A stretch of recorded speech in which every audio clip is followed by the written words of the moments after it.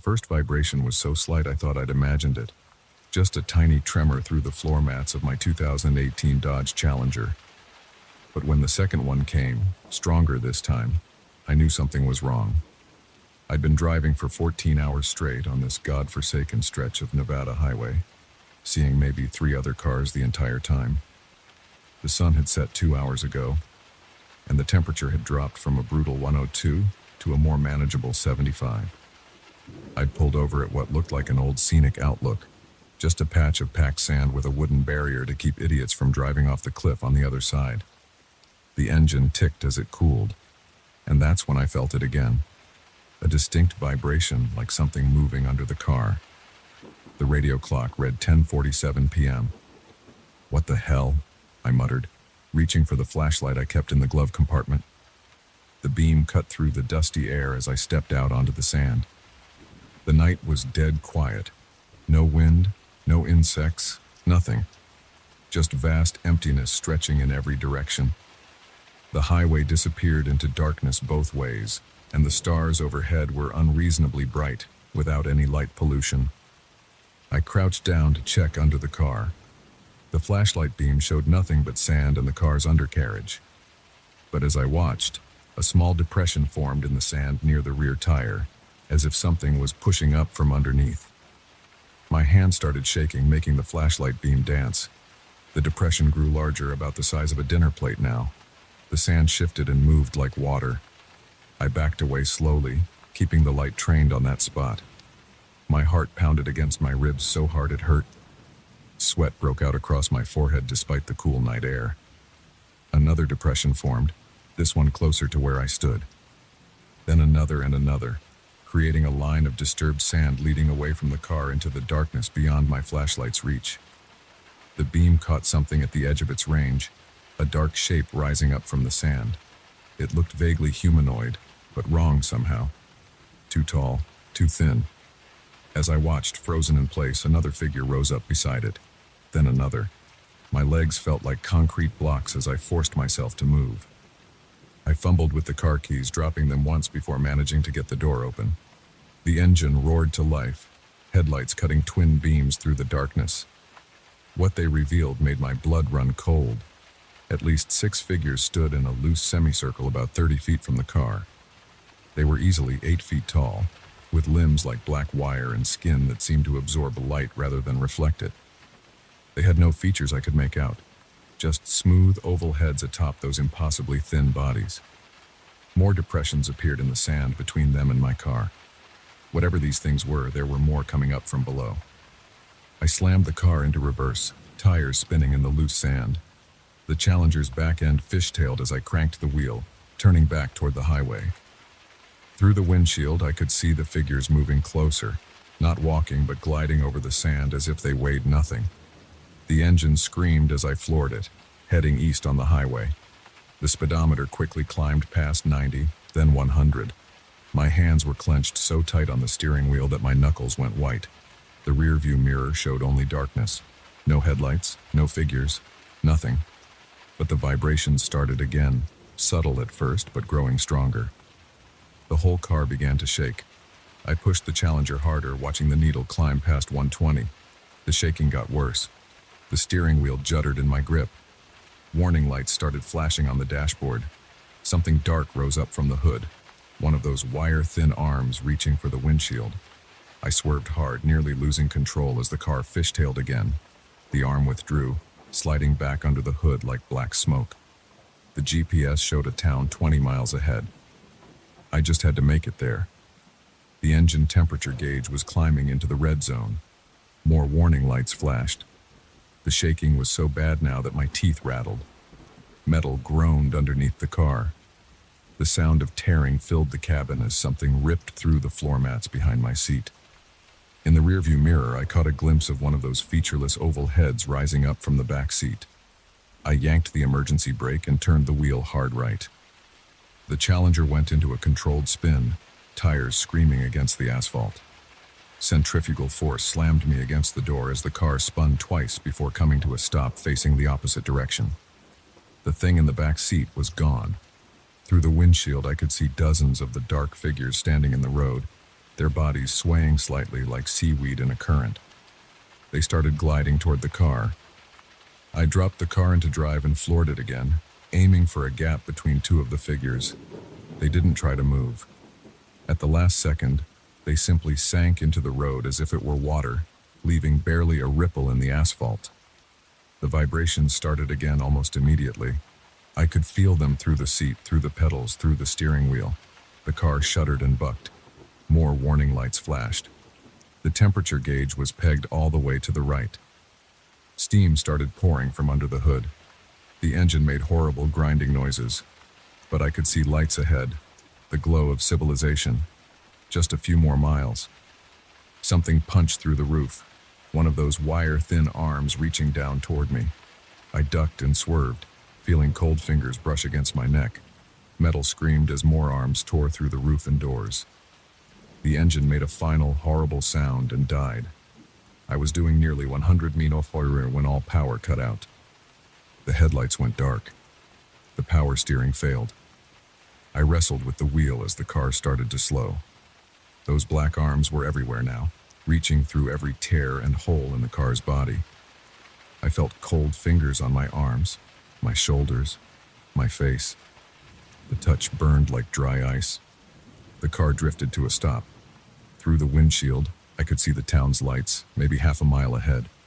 So close. I threw open the door and ran. My legs felt like rubber, but terror gave me speed. I could hear something moving behind me, a sound like sand shifting in an hourglass but amplified 1,000 times. The highway's shoulder was loose sand. Each step was a struggle. My lungs burned. Sweat ran into my eyes. But I didn't dare slow down or look back. The sound grew louder. The ground under my feet began to vibrate. Small depressions appeared in the sand ahead of me, moving faster than I could run. I veered onto the actual road surface. My feet found better purchase on the asphalt. The town's lights grew larger. I could make out individual buildings now. Something cold brushed against my ankle. I stumbled but kept running. More touches on my legs, my back, my neck. Each one left a burning sensation like frostbite. The first building was an old gas station. Its lights were on, but I couldn't see anyone inside. Beyond it was a diner, then what looked like a motel. Signs of life, safety. I reached the gas station's parking lot just as my legs gave out. I collapsed onto the concrete, scraping my palms and knees. The shifting sand sound was all around me now. Those dark figures rose up from the ground in a circle, their featureless heads tilted down to watch me. A truck's horn blared, headlights suddenly illuminating the scene. The figures vanished like smoke in a strong wind, sinking back into the ground without a trace. The truck screeched to a halt beside me. The driver's door opened and a man jumped out. "Holy shit, are you okay?" He helped me to my feet. "What happened? Where's your car?" I tried to speak but couldn't catch my breath. My whole body shook with adrenaline and exhaustion. "Come on," he said, leading me toward the truck. "Let's get you inside. You look like you've seen a ghost." The diner was open 24 hours. The waitress brought coffee without being asked. The truck driver, Bob, sat across from me while I told him what happened. He didn't interrupt, just listened with a deepening frown. "Been driving this route 15 years, he said when I finished. "Heard stories like yours before. Most folks don't make it to town, though." "What are they?" My hand still shook as I lifted the coffee cup. Bob shook his head. "Nobody knows. Government says it's mass hallucinations caused by heat and exhaustion. Local tribes have other ideas. All I know is I don't drive that stretch of road at night anymore. My car. I'll call Sheriff Martinez in the morning. He can send someone out to look for it, though I doubt they'll find anything." I ended up staying at the motel, couldn't sleep. Every time I started to drift off, I felt phantom vibrations through the bed, cold touches on my skin. The sheriff found my Challenger the next day, parked neatly at the scenic outlook where I'd first stopped. The body was pristine, no tears, no holes, no damage at all. But the engine was completely gone, not damaged or removed, just gone, along with every other mechanical part under the hood. The sand underneath was undisturbed. I took a bus home, sold the Challenger for parts. These days I stick to interstate highways with heavy traffic. I don't drive at night anymore, and I never, ever stop in the desert. Sometimes when I'm lying in bed late at night, I feel vibrations through the mattress. Tiny tremors like something moving underneath. I tell myself it's just passing trucks, or the neighbor's air conditioning, or the building settling. But I keep a packed bag by the door just in case, and I never look too hard at the shadows in the corners of my room, afraid I might see one of those smooth, oval heads rising up from the darkness. The physical marks from their cold touches faded after a few weeks, but I still feel them sometimes, phantom burns on my skin that ache like old wounds before a storm. Reminders that what happened out there in the desert was real. I've tried researching similar incidents, found a few scattered reports on obscure websites and forums. Most are second-hand accounts, friend of a friend stories, but the details match. The vibrations, the figures rising from the sand, the missing engines. The official explanations don't add up. Mass hallucinations don't leave physical marks. Heat exhaustion doesn't make engines disappear. Whatever those things were, they're still out there, waiting under the sand, watching through the darkness, ready to rise up when another lone car stops on that empty stretch of highway. I wonder how many other drivers haven't made it to town, how many cars have been found empty, engineless, with no signs of their passengers. How many missing persons reports have been filed only to be dismissed as people wandering off into the desert. The government keeps that section of highway open. No warnings, no signs, nothing to indicate danger. Maybe they don't believe the stories, maybe they don't care. Or maybe they know exactly what's out there and have their reasons for keeping quiet. All I know is, something impossible happened to me that night. Something that challenged everything I thought I knew about reality. And while I survived, I'm not sure I escaped entirely. Because sometimes in my darkest moments, I catch myself staring at the ground beneath my feet, watching for depressions in the carpet, listening for that sound of shifting sand. And sometimes, just sometimes, I think I hear it.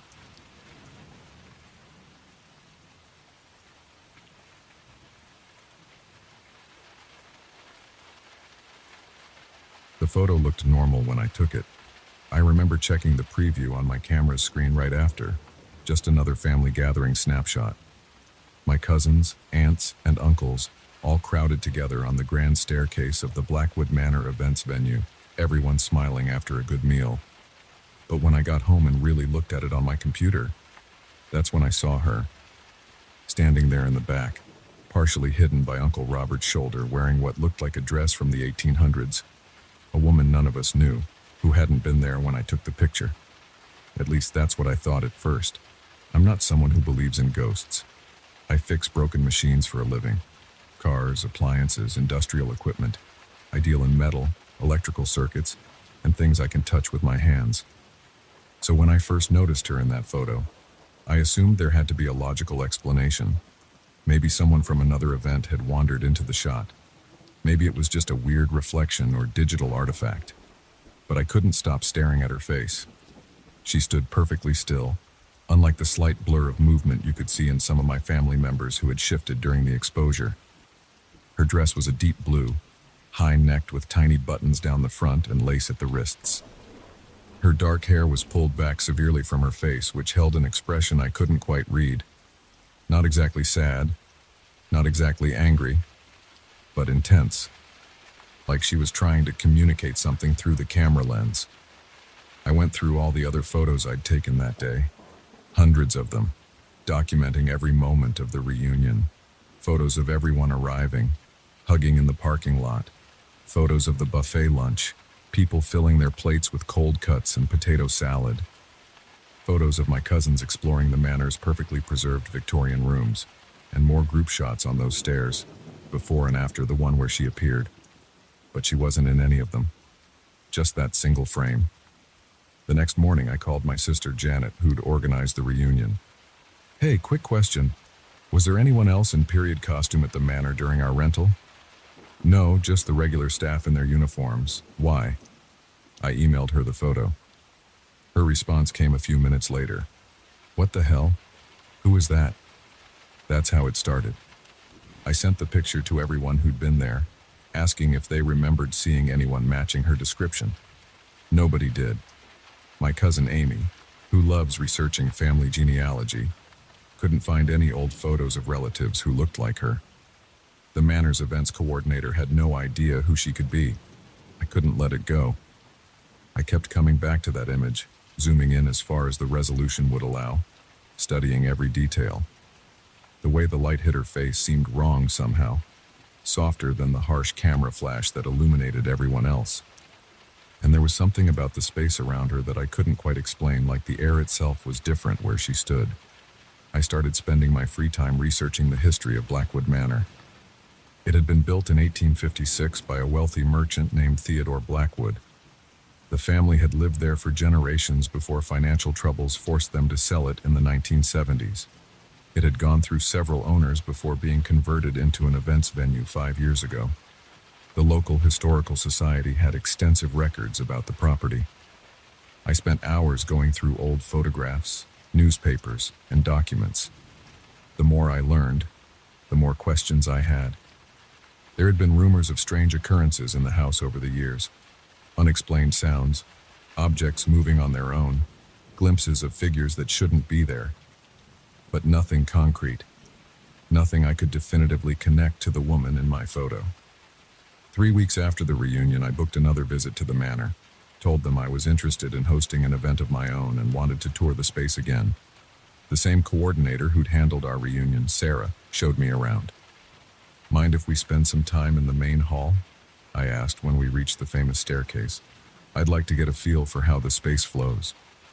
Sarah left me alone to take measurements and photos. I positioned myself exactly where I'd stood when taking the group shot, comparing the view through my camera to the mysterious image saved on my phone.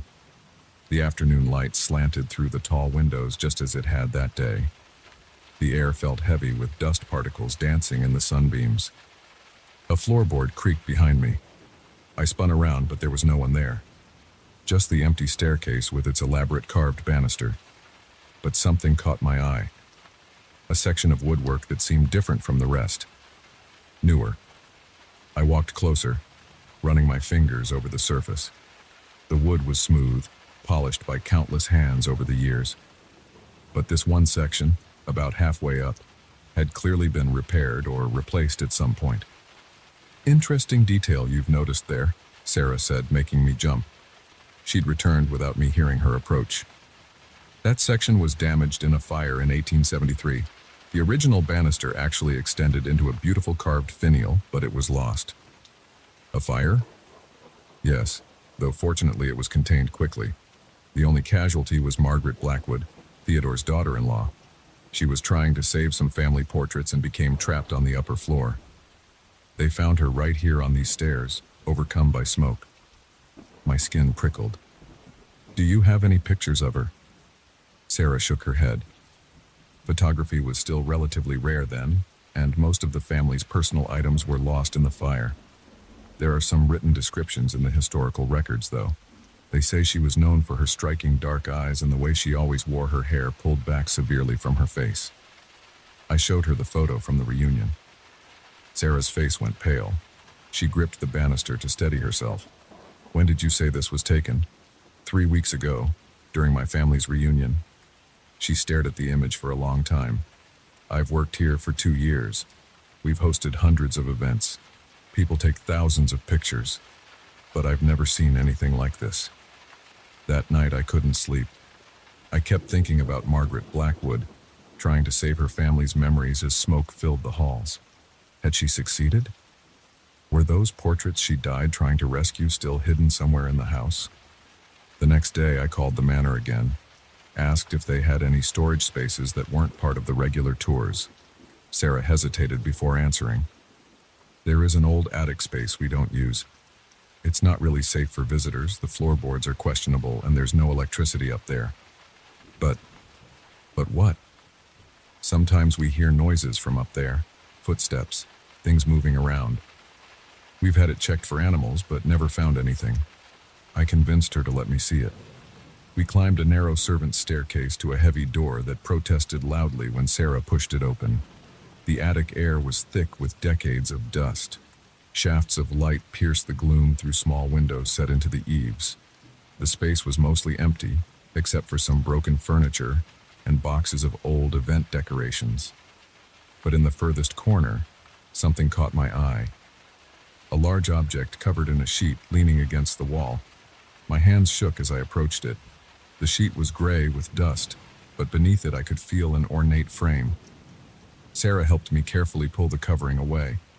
It was a mirror, massive, with an elaborately carved wooden frame that matched the style of the staircase banister. The glass was clouded with age, giving it a murky, underwater quality. But as we stood there looking at it, something seemed to shift in its depths. "This must be original to the house," Sarah whispered. "Look at the craftsmanship on the frame." I lifted my camera and took a photo of our reflections in the ancient glass. When I checked the preview screen, my breath caught in my throat. There she was again. The woman from the family photo. Margaret Blackwood. Standing between Sarah and me, her face clearer than before. She wasn't looking at the camera this time, but at the mirror itself. Her expression was one of profound relief. I took several more photos. She appeared in each one, but fainter each time, like she was slowly fading away. In the last shot, she was barely visible, just a suggestion of a shape in the dimness. We carefully covered the mirror again. Neither of us spoke as we made our way back downstairs. What was there to say? We had witnessed something that defied rational explanation. Over the next few days, I developed an odd sense of peace about the whole thing. The mystery hadn't exactly been solved, but somehow knowing more about Margaret, seeing her in that mirror, understanding what she had been trying to save, made it feel less unsettling. I had one last question, though. I went back through the Historical Society's records, focusing on the period after the fire, and I found something interesting. In 1874, Theodore Blackwood commissioned a series of paintings of his family members, including a posthumous portrait of Margaret.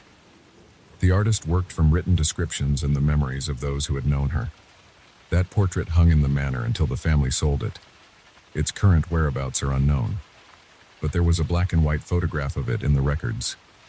The woman in the painting wore a high-necked dress with tiny buttons down the front. Her dark hair was pulled back severely from her face, and her expression held that same intensity I'd seen in my photos, like she was trying to communicate something important across time itself. I made copies of all my photos and research, and gave them to Sarah to add to the manor's historical archives. The originals I kept for myself, though I don't look at them often. Sometimes late at night I think about Margaret Blackwood and her desperate attempt to preserve her family's memories. In a way, she succeeded. Not through the portraits she tried to save that day, but through her own image, captured by my camera more than a century after her death. I still don't know if I believe in ghosts, but I believe something extraordinary happened in that house. Something that challenges my understanding of reality and what's possible. The photos are there on my computer, untouched and unaltered. I can zoom in on her face, study the intricate details of her dress, trace the outline of her figure standing among my living relatives. Sometimes I wonder if she appears in other people's photos taken at the manor, if she's still trying to communicate something. But I haven't gone looking for more evidence. Some mysteries, I've learned, don't need to be fully solved to have meaning. A few months after my last visit to the manor, I received an email from Sarah. The Historical Society had decided to restore the mirror we found in the attic. They cleaned the glass and repaired the frame, and now it hangs in its original spot at the top of the main staircase. Sarah attached a photo of it to her email. I zoomed in on the mirror's reflection. At first, I saw nothing unusual, just the empty hallway and a slice of window. But then I noticed something in the corner of the frame, a faint smile, captured in the ancient glass. Margaret Blackwood, finally at rest, her memories and her story preserved at last. I never took another photo in Blackwood Manor. Some things are better left uncaptured, existing only in the space between what we can prove and what we know in our hearts to be true. But I keep that first photo, the one from the family reunion, saved on my computer. Every now and then I open it and look at her standing there among my relatives. a quiet witness to our gathering, a reminder that the past is never as far away as we think. The manor still hosts events, weddings, parties, reunions like ours. People still take countless photos on that grand staircase. And sometimes, if you look very carefully at their pictures, you might see something in the background. A figure in a high-necked dress, a severe hairstyle, an intense expression. But you won't find her in every shot, just the ones where memories are being made, where families are coming together, creating the kinds of moments she once tried so desperately to save. I drive past the manor occasionally. It looks different to me now. Not just an old house converted into an events venue, but a place where the past and present intersect in ways we can't fully understand. The windows still catch the late afternoon light just as they did that day. And sometimes, just for a moment, I think I see movement behind the glass. A shadow, a suggestion of a figure. But I don't stop to take pictures anymore. Some memories are meant to stay just as they are, preserved not in photographs or portraits, but in the quiet spaces between what we can explain and what we simply have to accept.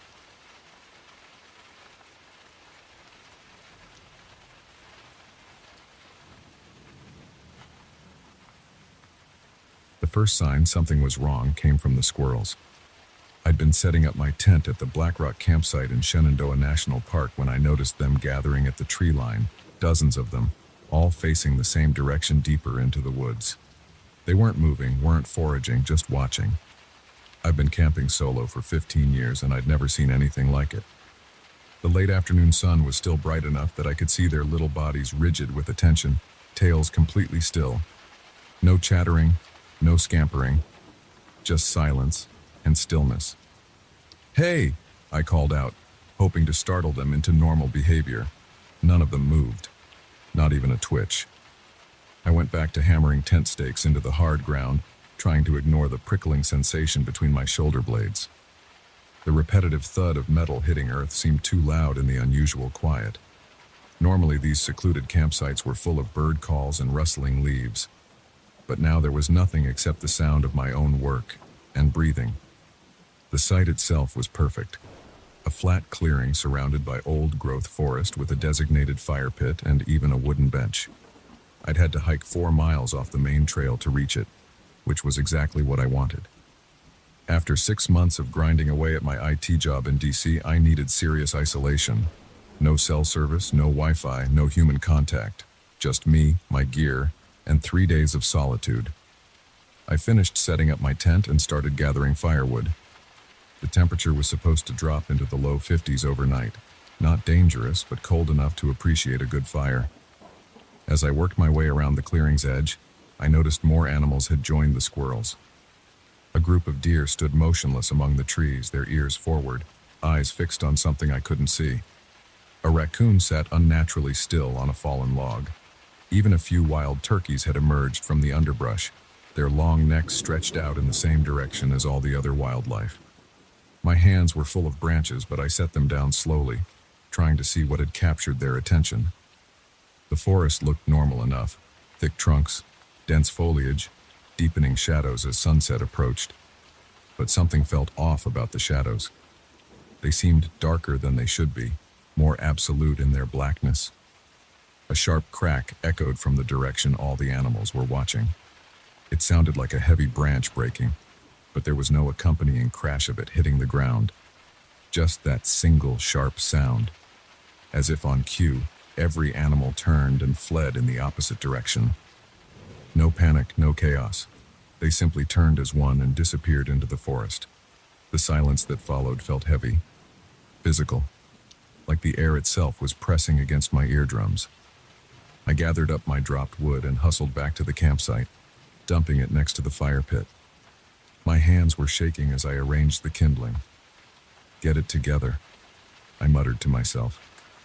"You're letting your imagination run wild." I focused on building the fire, letting the familiar routine calm my nerves. Paper tinder, small twigs arranged in a pyramid, larger sticks leaning against them. The matches caught easily, and soon I had a decent blaze going. The popping and crackling of the flames helped normalize things. I set up my camp chair and started heating water for dinner, one of those freeze-dried backpacking meals that always taste amazing after a day of hiking. The sun was setting now, painting the sky in deep oranges and purples visible through gaps in the canopy. I switched on my headlamp and ate my rehydrated beef stroganoff, trying to appreciate the solitude I'd been craving. But I couldn't shake the feeling that I wasn't really alone. The sensation got stronger as true darkness fell. Every few minutes I caught movement in my peripheral vision, but when I turned to look, there was nothing there. Just that unnaturally deep darkness between the trees. My headlamp seemed dimmer than usual, the beam swallowed up too quickly by the night. I heard it first, a soft sound like fingers dragging across tree bark. It came from behind me, then stopped. I spun around, heart pounding, but saw nothing in my light's beam. The sound started again, this time to my left, then my right. It was circling the clearing. "Hello?" I called out, my voice embarrassingly shaky. "Someone there?" A whisper answered, too quiet to make out words, but definitely a whisper. Human-like, but wrong somehow. Like someone trying to imitate speech without understanding it. It came from the same direction as the dragging sound, which had stopped. I grabbed my bear spray from my pack. Whatever was out there probably wasn't a bear. They make way more noise. But the solid weight of the canister in my hand helped steady me. "I'm armed," I announced, trying to sound confident. "I don't want any trouble." More whispers responded, from multiple directions now. They were getting closer. I could make out fragments of sounds that might have been words. Here, alone, watching. My fire was burning low. I needed to add more wood, but the pile was 10 feet away and I didn't want to move. Sweat ran down my back despite the cold night air. The whispers continued, a susurration of almost speech that made my skin crawl. Something moved at the edge of my light's reach. A shadow darker than the surrounding darkness. Roughly human-shaped but wrong in subtle ways I couldn't quite process. It stayed just beyond where I could see it clearly, swaying slightly. Another one appeared beside it, then another. I counted 6 distinct shapes. They formed a loose semicircle around my campsite, always staying just out of clear view. The whispers grew louder, more excited. My breath came in short gasps. The shadow figures began slowly advancing into the clearing. They moved wrong, jerky and fluid at the same time, like bad stop-motion animation. I could see them better now, though my brain struggled to make sense of what I was seeing. They were roughly humanoid but proportioned incorrectly, with 2 long limbs and torsos that seemed to bend at impossible angles. Their surfaces seemed to absorb light rather than reflect it. I fumbled with the bear spray's safety clip, nearly dropping it. The figures stopped their advance about 15 feet from my chair. The whispers had risen to an eager chattering. I could smell something now, a musty organic odor like rotting leaves and stagnant water. My options were limited. The tent was behind me, but that was no real protection. My car was 4 miles away on the main road. I had no cell service. Running blindly through the forest at night would be suicide. I was essentially trapped. The shadow figures swayed in place, whispering to each other in their mock language. They seemed to be waiting for something. The one in the center took another step forward, extending what might have been an arm toward me. Its fingers were too numerous and too long, flexing like underwater plants in a current. The fire popped loudly, sending up a shower of sparks. The shadow figures recoiled slightly at the sudden light and sound. An idea formed. Moving as smoothly as I could, I reached down and grabbed my water bottle. The shadow figures tracked my movement but didn't advance. In one motion, I unscrewed the cap and dumped the entire liter of water onto the fire. Steam hissed up as the flames died, plunging the clearing into darkness except for my headlamp. In that moment of confusion, I grabbed my pack with one hand, keeping the bear spray raised with the other, and ran straight at the gap between 2 of the figures.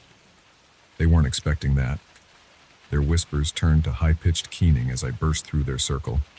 I charged into the forest, not caring about the trail, just trying to put distance between myself and those things. Branches whipped at my face. I tripped repeatedly, but somehow kept my feet. The keening followed me, along with the sound of movement through the underbrush. My headlamp bounced wildly, creating a strobing effect that made it hard to see where I was going. Something brushed against my back and I screamed, spraying a burst of bear spray behind me blindly. The keening turned to shrieks of what seemed like pain. I ran harder, my lungs burning. The shrieking grew more distant, after what felt like hours but was probably only minutes. I broke through the trees onto the main park road. I turned toward where I thought I'd parked, running full out on the asphalt. I reached my car without seeing any sign of pursuit. My hands shook so badly I could barely work the key fob. Once inside, I locked the doors and started the engine, flooding the area with headlights. Nothing emerged from the forest. The whispers and shrieks had stopped. I drove straight home, leaving most of my gear behind. The sun was rising as I pulled into my driveway. In the light of day, it was tempting to dismiss the whole experience as some kind of waking nightmare. But my missing equipment, the scratches on my face and arms, and the lingering smell of bear spray made that impossible. I filed a report with the Park Service, but I could tell the ranger didn't believe me. I didn't blame him. I wouldn't have believed it either if I hadn't lived it. He said they'd send someone to check out the campsite. That was 2 weeks ago. I called yesterday to follow up. They said they found my tent and other gear, apparently untouched. No signs of any disturbance. No unusual animal behavior reported. The ranger suggested I might have spooked myself and run from normal nighttime forest sounds. But I know what I saw. More importantly, I know what I felt. That bone-deep wrongness that told me I was in the presence of something that did not belong in our world. Something that had been watching, waiting, hoping to catch someone alone in the darkness. I still go camping, but never alone, and never in that part of Shenandoah. Sometimes at night, I think I hear whispers outside my bedroom window. When that happens, I turn on every light in the house and wait for dawn. Because now I know there are things in this world that hide in the deepest shadows, things that hunger for solitude, not to experience it, but to find those who seek it.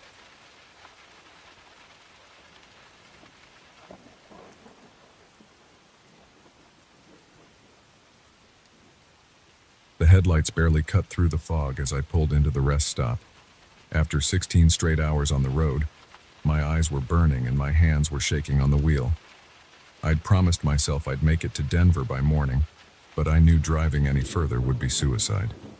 The illuminated sign announced, Pine Valley Rest Area, open 24 hours, though I could hardly see the actual buildings through the thick mist. I parked my Honda Civic under one of the few working lights in the nearly empty lot. Only 2 other vehicles were there, a beat-up RV and an ancient pickup truck. The dashboard clock read 2:17 a.m. The area was silent except for the occasional rumble of distant trucks on the highway. As I stepped out to stretch my legs, the cold mountain air hit me like a slap. I hadn't realized how stuffy it had gotten inside the car. My joints cracked as I reached toward the sky, trying to work out the kinks from too many hours in the driver's seat. That's when I noticed the campfire. About 50 yards away, past the main rest stop building, an orange glow flickered in the darkness. A figure sat beside it, barely visible in the fog. As I watched, they raised an arm and waved. I hesitated. Every horror movie I'd ever seen screamed at me to get back in the car, but my rational mind argued back. This was a public rest stop, after all, and I could use some company to help me stay awake for a few minutes before trying to sleep. "Come on over," a male voice called out. "Coffee's hot." My feet crunched on gravel as I walked toward the fire. As I got closer, I could make out more details. The man appeared to be in his 50s, wearing a flannel shirt and a worn baseball cap. He had a scruffy gray beard and smiled warmly as I approached. A large tent was set up behind him and camping gear was scattered around the site. "Name's Earl," he said, extending a weathered hand. "Just passing through?" "Yeah, heading to Denver," I replied, shaking his hand. "I'm Mike. Thanks for the invitation. I probably shouldn't be driving anymore tonight." "Smart man." Earl gestured to a camp chair across the fire. "Have a seat. Plenty of coffee left in the pot." I settled into the chair, accepting a tin cup of surprisingly good coffee. The warmth felt good in my hands. "You camp here often?" I asked. Earl chuckled. Oh, I know these mountains like the back of my hand. Been living on the road for going on 5 years now. You see all sorts of interesting things out here at night. Something in his tone made me glance up sharply, but his expression was friendly enough. A lot of folks pass through here, he continued, poking at the fire with a stick. Some just stopping for a quick rest, others, well, some folks just seem to disappear into these mountains. Funny how that happens. My hand tightened on the coffee cup. What do you mean, disappear? Oh, you know how it is, Earl said casually. People get turned around in the fog, take a wrong turn. Sometimes they're never heard from again. He smiled. But I'm sure you'll be fine, long as you stick to the main road. We sat in silence for a few minutes. The fog seemed to be getting thicker, and the fire's glow created weird shadows in the mist. Every instinct I had was telling me to leave, but I didn't want to appear rude or paranoid. Well, I said finally, standing up, I should probably try to get some sleep. Thanks for the coffee. Any time, Earl replied. Sleep tight. Hope nothing wakes you up. I walked back to my car as normally as I could, fighting the urge to run. Once inside, I locked all the doors and reclined the seat back slightly. The fog had gotten so thick I could barely see Earl's campfire anymore. I closed my eyes, but sleep wouldn't come. Earl's words kept repeating in my head. After about 20 minutes, I heard footsteps on the gravel. They seemed to circle my car once, slowly, then fade away. My heart was pounding. I kept my eyes shut, telling myself I was being ridiculous. Then came the first tap on the window. It was soft, almost tentative. Tap, tap, tap. I lay perfectly still, barely breathing. The tapping stopped. Then, from somewhere in the darkness, I heard branches breaking. Something was moving in the forest beyond the rest stop. I sat up slowly, trying to peer through the fog. The campfire was out now. I couldn't see Earl's tent anymore either. Had it even been there? More breaking branches, closer now. And voices, multiple voices, whispering just too quietly to make out the words. My hands were shaking as I put the key in the ignition. The engine roared to life, and I flipped on the high beams. Through the fog, I caught a glimpse of movement. Several dark shapes ducking behind trees at the forest's edge. I threw the car into reverse, tires spraying gravel as I backed up. As I shifted into drive, I saw Earl standing at the edge of the parking lot. He wasn't smiling anymore. There were other figures behind him, half hidden in the mist. I floored it. The Honda's engine screamed as I accelerated toward the exit. In my rearview mirror, I saw the figures emerge from the fog, running after my car. They weren't human. Their movements were all wrong, too fluid, too fast. I hit the highway doing 80, and I didn't slow down for 200 miles. The sun was rising by the time I pulled into a crowded truck stop in Colorado. My hands were still shaking as I walked into the diner. "Coffee, hun?" the waitress asked. "Yes, please," I replied. "And could you tell me where the nearest police station is?" She brought my coffee and directions, but when I told her my story, she just shook her head. "Pine Valley Rest Area? That place has been closed for 20 years. There was a big forest fire, burned everything to the ground. There's nothing there now but charred trees." I argued with her, told her I'd just been there, but she insisted. Finally, I pulled out my phone and looked it up. She was right. The rest stop had burned down in 2003. The site had never been rebuilt. I drove back the next day, in broad daylight. I found the turnoff easily enough. But where I remembered the rest stop being, there was nothing but a crumbling parking lot overtaken by weeds, surrounded by the black skeletons of burned trees. The only sign that anyone had been there recently was a single tin coffee cup, sitting in the middle of the empty lot. I left the cup where it was. I got back in my car, and I drove away. I don't take rest stops anymore. When I'm tired, I find a busy truck stop or a motel with lots of lights and lots of people. And I never ever drive in the fog. Sometimes when I'm driving late at night, I think I see campfires through the trees. Sometimes I think I hear voices calling me to stop and rest. But I keep driving. I always keep driving, because I know what's out there in the darkness, waiting at the last rest stop. Earl is still there, with his coffee and his campfire and his friends in the forest. He's waiting for travelers who are just tired enough, just lonely enough to stop. And I know that somewhere in those mountains, there are people who disappeared, people who stopped for coffee with a friendly stranger, people who heard the tapping on their windows, people who weren't quite fast enough to drive away. I made it out, but I'll never forget what I saw in my rearview mirror that night, and I'll never stop wondering what would have happened if I'd stayed just a little bit longer, if I'd taken just one more cup of coffee, if I'd waited just a few more minutes before trying to escape. Because whatever Earl and his friends are, they're still out there, still waiting, still watching through the fog, and they're patient. They have all the time in the world.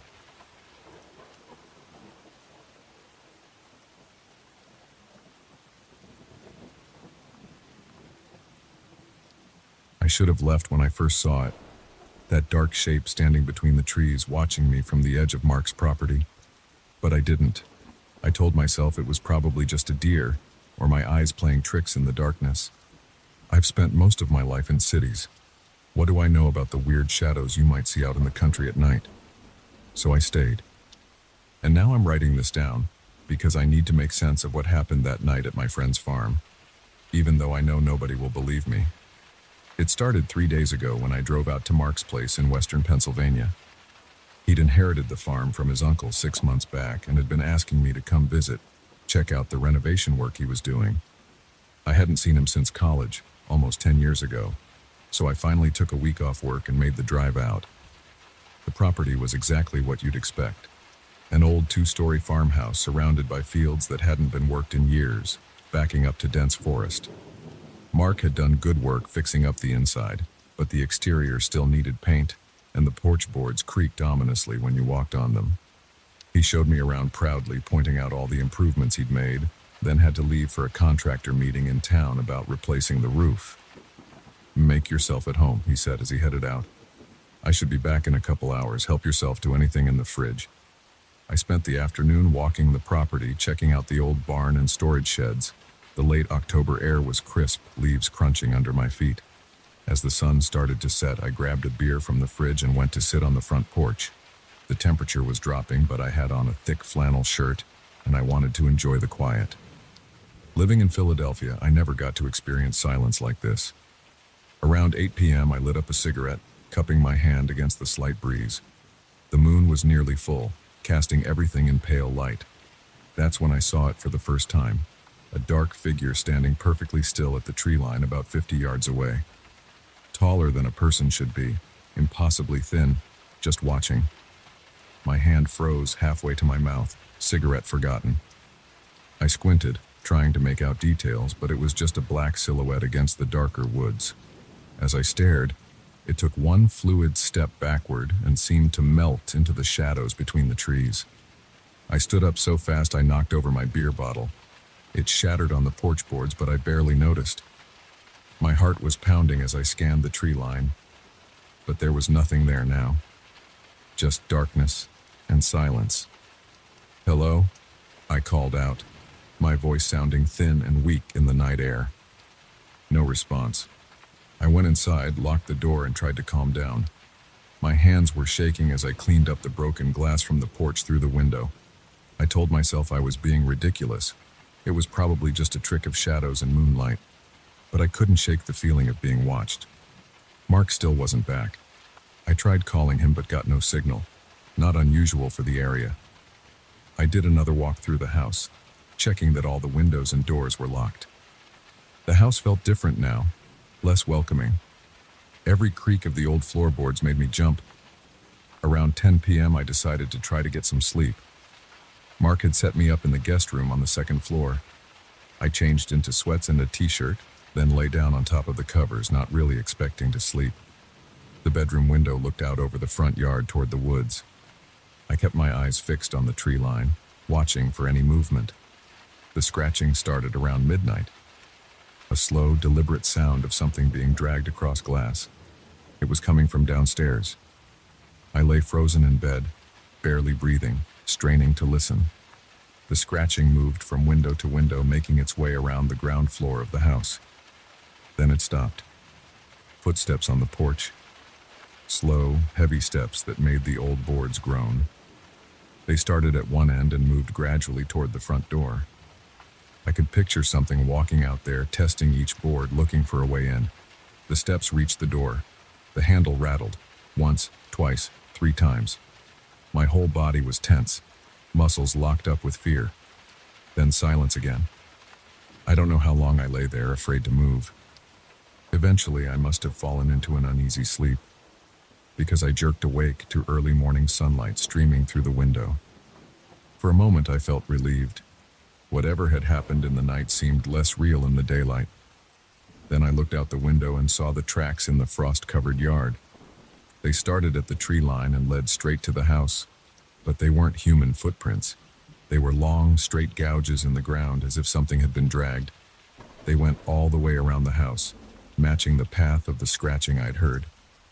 I packed my bag with shaking hands and was in my car within 10 minutes. I called Mark once I got into cell range and made up an excuse about a work emergency. He was disappointed but understood. I haven't told him what really happened. I've been back home for 2 days now, trying to convince myself it was all in my head. But last night I woke up to a familiar sound. Slow, deliberate scratching at my bedroom window. I live on the 5th floor.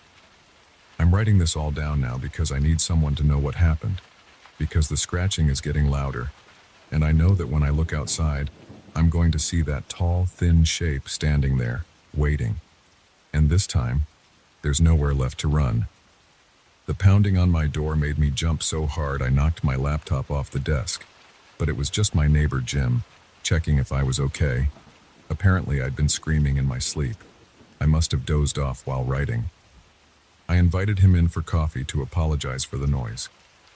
As we sat in my kitchen, sunshine streaming through the windows, the events at Mark's farm started to feel distant, almost silly. I found myself laughing as I told Jim about it, playing it off as just my overactive imagination and too much alcohol. But I noticed he kept glancing nervously at my window. When I asked why, he said he'd seen something strange out there when he was walking his dog last night. A tall, dark shape standing in the alley, looking up at my building. He'd assumed it was just a shadow. I'm moving next week. I don't know if it will help, but I have to try.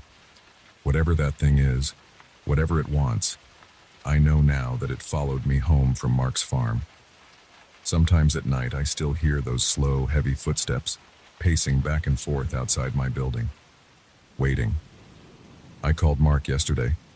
He said he's been having trouble sleeping lately. Keeps hearing strange noises outside at night, scratching at the windows. But he's sure it's just raccoons or something. I wanted to warn him, tell him to get out of that house. But what could I say that wouldn't sound crazy? So I'm writing this down as a record, in case something happens. If you're reading this and you ever find yourself alone at night in an isolated place and you see a tall, thin shadow watching you from the trees, don't tell yourself it's nothing. Don't try to rationalize it away. Just run. Run as far and as fast as you can.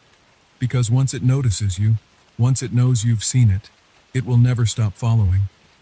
And sooner or later, one of those times you hear the scratching at your window, you're going to look outside. And it will be there, waiting. And then, I don't know what happens then. I don't want to know. All I know is that the scratching at my window gets a little louder each night, the footsteps a little closer, and sometimes when I wake up in the dark hours before dawn, I catch a glimpse of something impossibly tall and thin standing in the corner of my room, watching me with eyes I can't quite see. But that's impossible, right? I keep all my windows locked, my doors secure. There's no way it could get in. The scratching has stopped now, but I can hear footsteps in the hallway outside my apartment. Slow, heavy steps that make the floorboards creak. They're getting closer. I should run. I know I should run. But where can I go that it won't eventually find me? The footsteps have stopped outside my door. The handle is starting to turn, slow and deliberate. I know I locked it, but no. This ends now. I'm done running, done hiding. Whatever this thing is, whatever it wants, I'm going to face it. I'm going to open that door myself and finally see.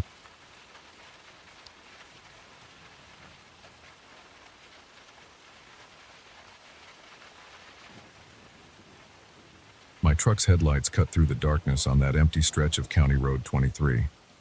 The digital clock on my dashboard read 11:47 p.m. I'd been driving for nearly 4 hours, taking the back roads home from a business conference in Springfield. My GPS had died 2 hours ago and my phone showed no signal. The roads stretched endlessly ahead, bordered by cornfields on both sides. I hadn't seen another car for at least an hour when I spotted him. A figure in overalls standing by the side of the road, arm raised in what looked like distress. Next to him sat an old pickup truck, its hood up. The scene triggered that internal debate. Stop to help or keep driving? But out here, so far from anything, it felt wrong to just pass by. I slowed down, gravel crunching under my tires. The temperature display showed 42 degrees, too cold to leave someone stranded. I pulled over about 20 feet ahead of his truck and put my hazards on. The clicking sound of the blinkers filled the cabin. My hand reached for the door handle, but something made me pause. Through my side mirror, I watched the man's movements. He had lowered his arm and taken a step forward, but his gait seemed wrong. His legs moved stiffly, like he was trying to remember how to walk. I squinted through the mirror, trying to get a better look at his face and my brake lights. My stomach clenched. Where his face should have been, there was just nothing. Not darkness, not shadow, but an absence. Like someone had taken an eraser to that part of his head.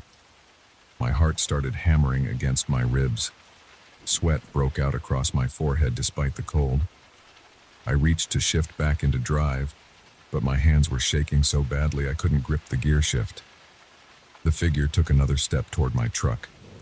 Its movements were more confident now, less like someone in need of help, and more like a predator approaching prey. I could see it clearly in my mirror. The worn overalls, work boots caked with mud, and that horrible blank space where a face should be. My fingers finally cooperated enough to grab the gear shift. I jammed it into drive just as something hit the back of my truck. The whole vehicle rocked with the impact. I slammed my foot on the gas pedal, tires spinning in the gravel before finding purchase. In my rearview mirror, I saw the figure running, actually running, after my truck. Its movements were smooth now, unnaturally fast. The blank void where its face should be seemed to ripple like heat waves rising from hot pavement. The speedometer climbed, 40, 50, 60. The thing kept pace, its legs pumping with impossible speed. My hands gripped the steering wheel so tight my knuckles went white. The engine roared as I pushed it harder. At 70 mph, I finally started to pull away. The figure grew smaller in my mirror, but it didn't stop running. Even when it was just a distant shape on the dark road, I could see it still pursuing, still moving with that terrible fluid grace. I drove for 2 hours straight without slowing down. My heart didn't stop racing until I crossed the state line. When I finally pulled into a gas station, my shirt was soaked with sweat and my legs were shaking so badly I could barely walk. The fluorescent lights of the gas station felt like the safest thing I'd ever seen. I filled my tank and went inside, needing to be around normal people and normal things. The cashier looked up from his phone as I entered. "Rough night?" he asked, noting my appearance. I grabbed a coffee with trembling hands. "You could say that. Hey, what's down that stretch of County Road 23? Past the Thompson farm?" He frowned. County Road 23 ends at the Thompson place. Has for years. There's nothing past it but old access roads to abandoned farms. My coffee cup slipped from my fingers, hot liquid splashing across the floor. The cashier said something, but I couldn't hear him over the rushing in my ears. Because I absolutely knew, I'd driven at least 20 miles past the Thompson farm before I encountered that thing on the road. I slept in my truck that night, parked under the bright lights of the gas station. The next morning I took the interstate home, adding 2 hours to my trip. I've never driven those back roads again. Sometimes when I'm falling asleep, I remember the smooth, impossible way that figure ran after my truck. And sometimes in my dreams, I see that blank space where its face should have been, rippling like heat waves, growing larger as it gets closer and closer. I've tried researching similar encounters in that area. Most people think I'm crazy or making things up. But last week, I got an email from someone who'd read my story on a forum. They included a photo taken in 1963, showing a group of farmers standing in front of an old barn. In the background, partially hidden in shadow, stands a figure in overalls. The image is blurry, but I can make out its posture, the way it holds itself. And where its face should be, there's just empty space. I haven't replied to the email. I deleted it immediately and ran a virus scan on my computer, hoping it was just a cleverly doctored image. But I know what I saw that night on County Road 23, and I know that somewhere out there, on those dark back roads, something that looks almost human is still flagging down passing cars, waiting for someone else to stop and offer help. These days, I stick to well-lit highways. I keep my gas tank full and my phone charged, and if I ever see someone broken down on a dark rural road, I call the police to help them. Because some things that look like people in need of assistance are nothing of the sort. Some things just wear the shape of humanity like an ill-fitting suit, waiting for their chance to get closer. The local police never found any evidence of what I encountered. The few times I've tried to talk about it, people assume I was tired or hallucinating from too many hours on the road. Maybe they're right. Maybe my mind played tricks on me that night. But I know what I saw in my mirror. I know how that thing moved. And sometimes when I'm driving at night and pass someone broken down on the side of the road, I check my mirror carefully before deciding whether to stop. I look for a face, and I keep my foot hovering over the gas pedal, ready to speed away at the first sign that something isn't quite right. I've developed new habits since that night. I installed a dash cam in my truck. I bought a satellite phone for emergencies. I mapped out every 24-hour gas station and police station along my regular routes. Some might call it paranoid. I call it survival. The encounter changed how I see the world. It's not just about that faceless thing anymore. It's about all the empty spaces in our world, all the dark roads where strange things might be waiting. It's about knowing that reality isn't as solid as we pretend it is. I still travel for work, but I'm more careful now. I plan my routes meticulously.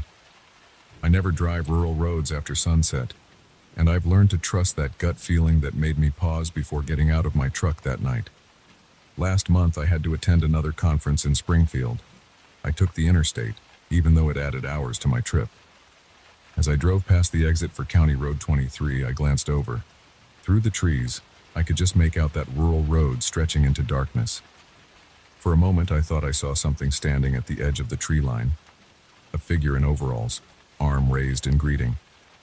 I pressed down on the accelerator and didn't look back. Some roads are better left untraveled. Some helps better left unrendered. And some mysteries are better left unsolved. The world feels different now. Bigger, stranger, more dangerous. I know there are things out there that defy explanation. Things that wear human shapes, but aren't human at all. Things that wait on dark roads hoping someone will stop to help. I still drive for work. I still travel. But I do it differently now. Cautiously, aware, and always with one eye on my mirrors, watching for movement in the darkness behind me. Sometimes I wonder about that thing I encountered. Was it always there on that road, or did it find its way there from somewhere else? Are there others like it? What would have happened if I'd gotten out of my truck that night? These questions keep me awake sometimes, but I've learned to live with them, just like I've learned to live with the knowledge that our world holds mysteries better left unexplored. Some nights, when I'm driving home late and see someone pulled over on the shoulder, I think about stopping to help. Then I remember that blank space where a face should have been, and I drive on. I've never gone back to County Road 23. I never will. But sometimes when I'm falling asleep, I remember the sound of gravel crunching under tires, the sight of a raised arm in my headlights, and the terrible moment when I realized that the figure by the road had no face at all. Life goes on. I still have my job, my home, my normal routines. But that encounter left its mark on me. Not in any visible way, but in how I move through the world, in the precautions I take, in the way I watch the shadows at the edge of my headlights. I know there are things out there that we can't explain. things that don't fit into our neat, rational world. I encountered one of them on a dark road in the middle of nowhere, and while I escaped, I carry the memory of that night with me always. So if you're driving late at night and see someone pulled over on a dark rural road, think carefully before you stop to help. Look closely in your mirrors. And if something doesn't feel right, if the person's movements seem wrong, or if you can't quite make out their face, don't stop. Don't look back. Just drive.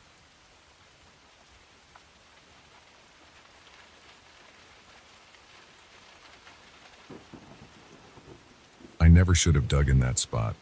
The rotting shed had been an eyesore for years, but some things are better left buried. What I found there changed everything, and now I can't shake the feeling that I'm no longer alone on my own property. It started 3 weeks ago when I finally decided to tear down that old shed. The previous owner had let it decay for decades before I bought the place, and I'd spent 5 years looking at its sagging roof and warped walls while promising myself I'd deal with it someday. My plan was simple: clear out the mess, demolish the shed, and turn the whole back area into a proper garden. Maybe grow some vegetables, plant some flowers, normal stuff. The kind of project that's supposed to make your property value go up, not make you afraid to go outside after dark. The demolition went quickly. The shed was so rotten that most of it came apart with just a pry bar and some effort. By sunset on that first Saturday, I had a pile of splintered wood ready for the dumpster, and a cleared patch of dirt where the shed had stood. That's when I noticed something odd about the ground. The soil under the shed didn't look right. While the rest of my yard had the typical rocky New England dirt, this patch was darker, looser. It looked recently disturbed, even though that shed had been there for at least 30 years. I grabbed my shovel and poked at it. The blade sank in easily, too easily. I should have stopped there, should have called it a day, gone inside, ordered a pizza, and watched the game. Instead, I started digging. The soil was different all the way down. No rocks, no roots, just dark earth that felt wrong under my shovel. I'd gone down about 3 feet when I hit something solid. Metal scraped against metal. The sun was getting low, painting long shadows across my yard. The woods at the edge of my property had grown darker, denser somehow. I felt exposed standing in that hole, but I couldn't stop. I had to know what was down there. I cleared more dirt away with my hands. My fingers brushed against something smooth and cold, a metal surface, curved and larger than I expected.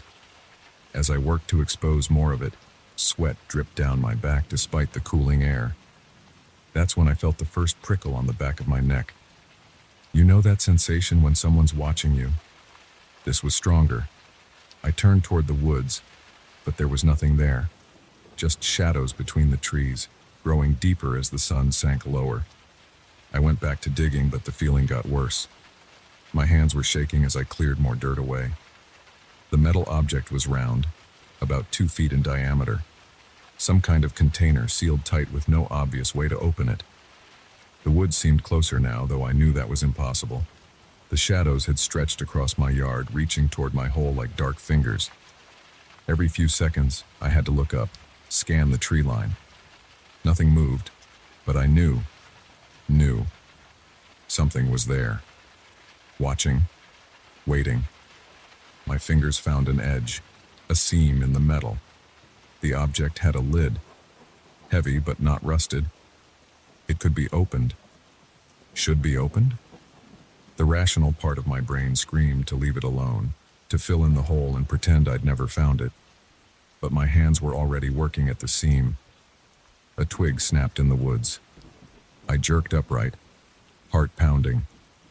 The sun had nearly set now, painting the sky in deep reds that made the shadows seem darker by contrast. Another crack, closer this time.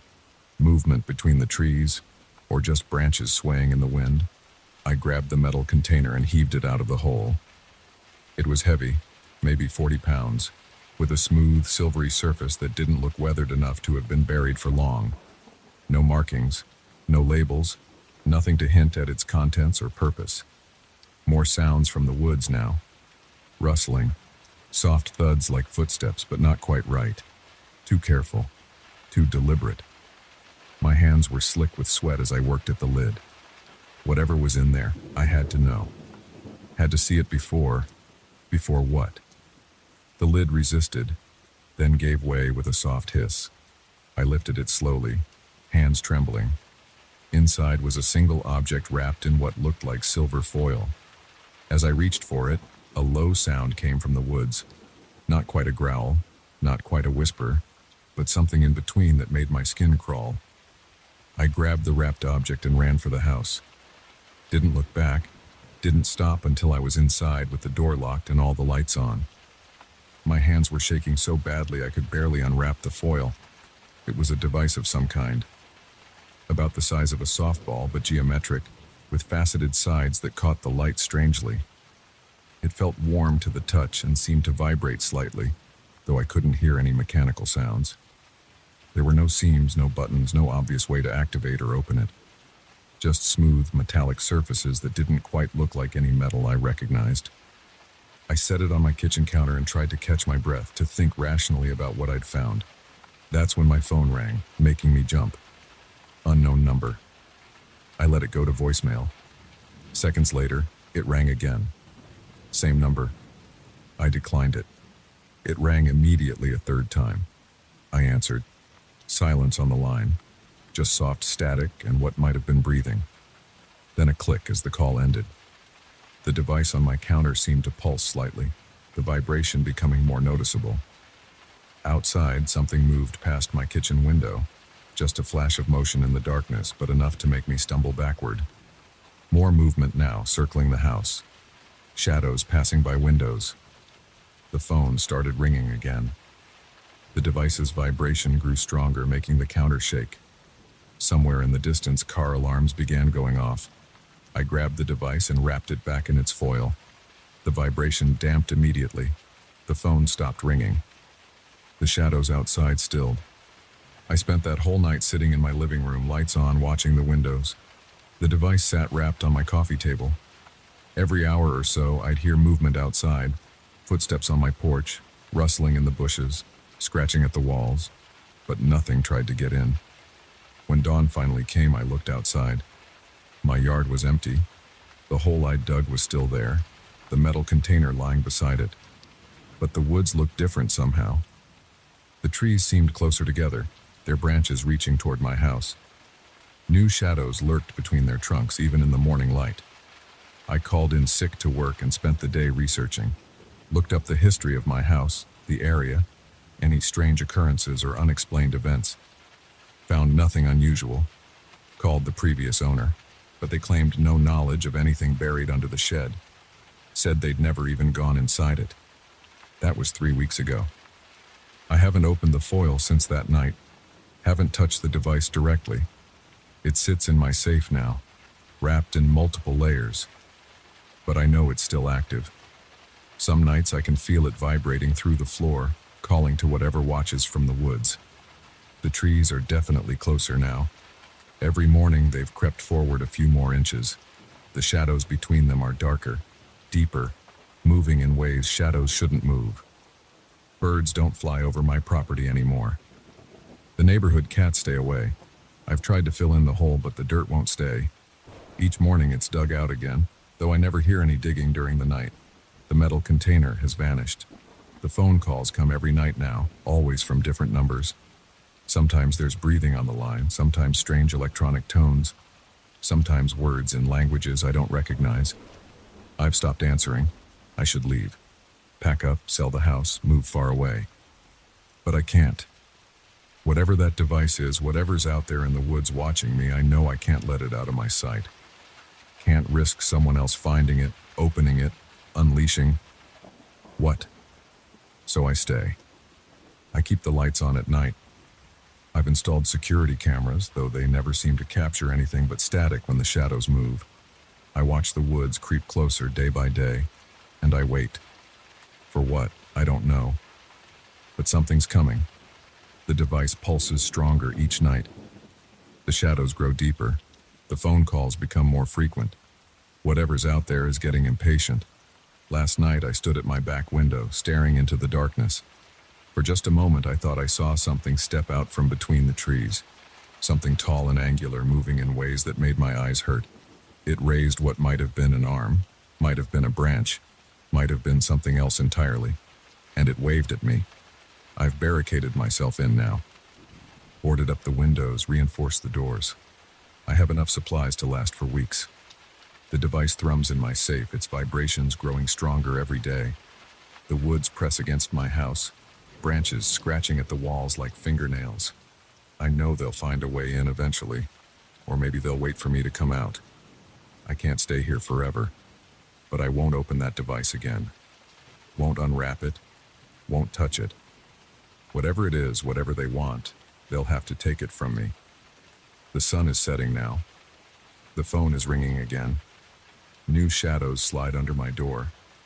And somewhere in my safe, wrapped in layers of foil, something pulses like a beacon, calling them home. I never should have dug in that spot, but it's too late now. Far too late.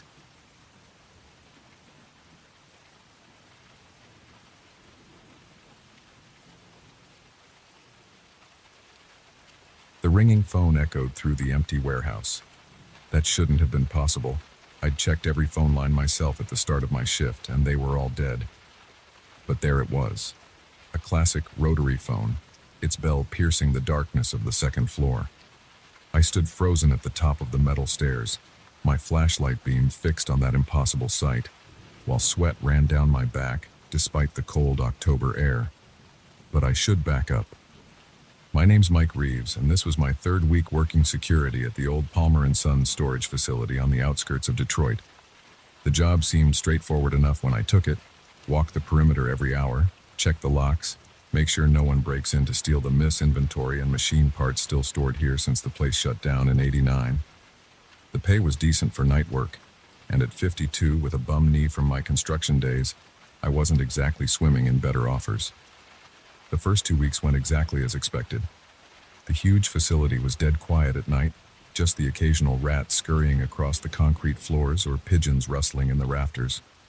I'd do my rounds, read my paperback novels, drink coffee from my thermos, and count the hours until dawn. The building itself was your typical industrial warehouse. 2 stories of concrete and corrugated metal, with rows of steel shelving units holding dusty boxes and equipment. The ground floor had the loading docks and main storage areas, while the second floor housed some old offices and additional storage space. Tonight started like any other. I arrived at 11 p.m., relieved the day guard, and settled into my usual routine. The first few hours passed uneventfully as I made my rounds. Around 2 a.m., I was sitting in the small security office by the main entrance, working on a crossword puzzle, when I heard it. Voices coming from upstairs. At first, I thought I was imagining things. The building had its usual nighttime creaks and groans, but these were definitely human voices, muffled and indistinct, but unmistakable. They seemed to be having a conversation, though I couldn't make out any words. I grabbed my flashlight and radio, hand instinctively checking that my taser was still on my belt. "Security office to dispatch, over," I said into the radio, following protocol. Only static answered, another thing that hadn't happened before. The signal was usually crystal clear. The voices continued above me. I had to check it out. It was literally my job. But something felt wrong. Every instinct told me to stay put, call the police, wait for backup. But what would I tell them? That I heard some voices? They'd take forever to arrive if they came at all. No, I had to handle this myself. I moved through the ground floor, flashlight beam sweeping methodically across the rows of shelving. Everything was exactly as it should be. No signs of break-in, all doors still locked. The voices grew slightly clearer as I approached the metal stairs leading to the second floor. My footsteps echoed on the steel steps despite my attempts to move quietly. Each step up made my knee throb, a reminder of why I'd taken this supposedly easy job in the first place. The voices suddenly stopped. I froze, listening intently but heard only silence. The second floor was darker than the first, with fewer emergency lights casting their dim glow. My flashlight beam cut through the gloom, illuminating rows of file cabinets and more storage shelves.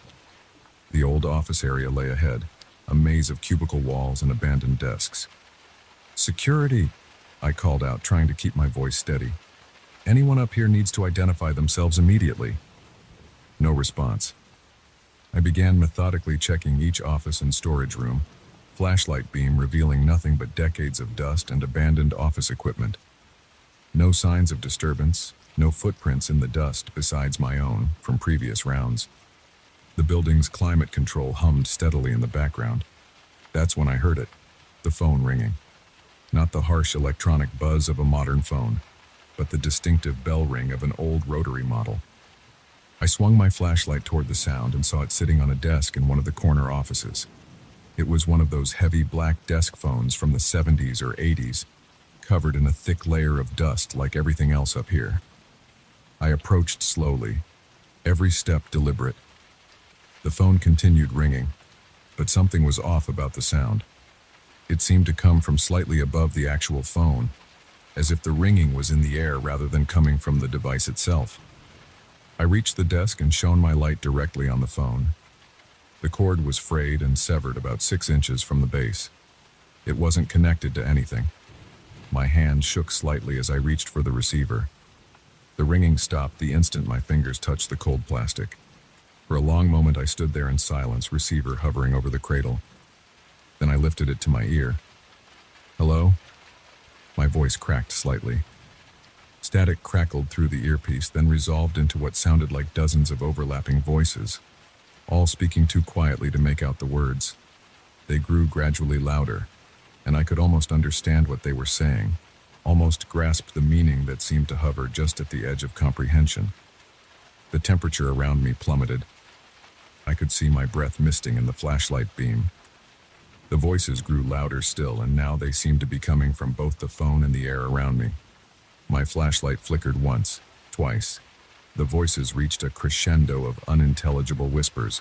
I slammed the receiver down and stumbled backward, nearly tripping over an office chair. The temperature returned to normal instantly. My flashlight beam steadied. The voices were gone, leaving only the usual hum of the building's systems.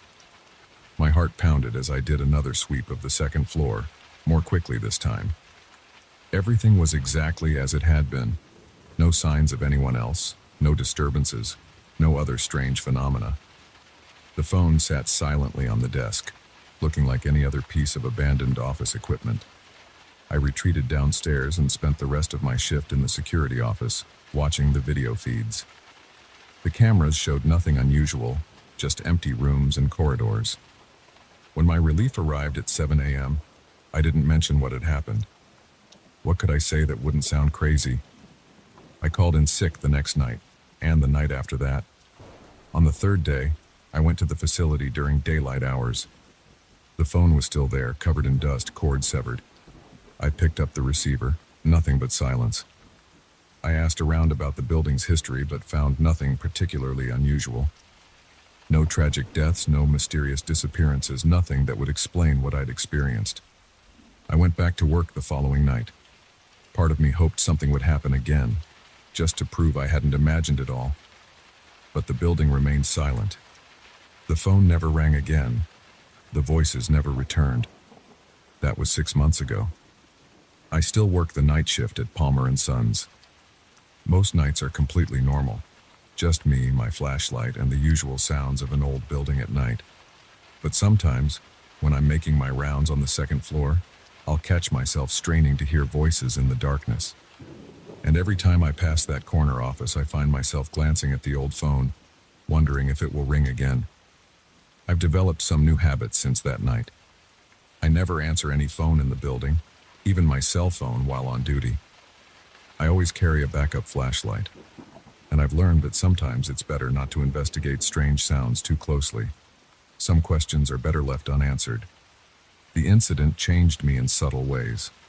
I'm more alert during my shifts now, more aware of my surroundings. Every unexpected sound makes me tense up. I've learned to trust my instincts.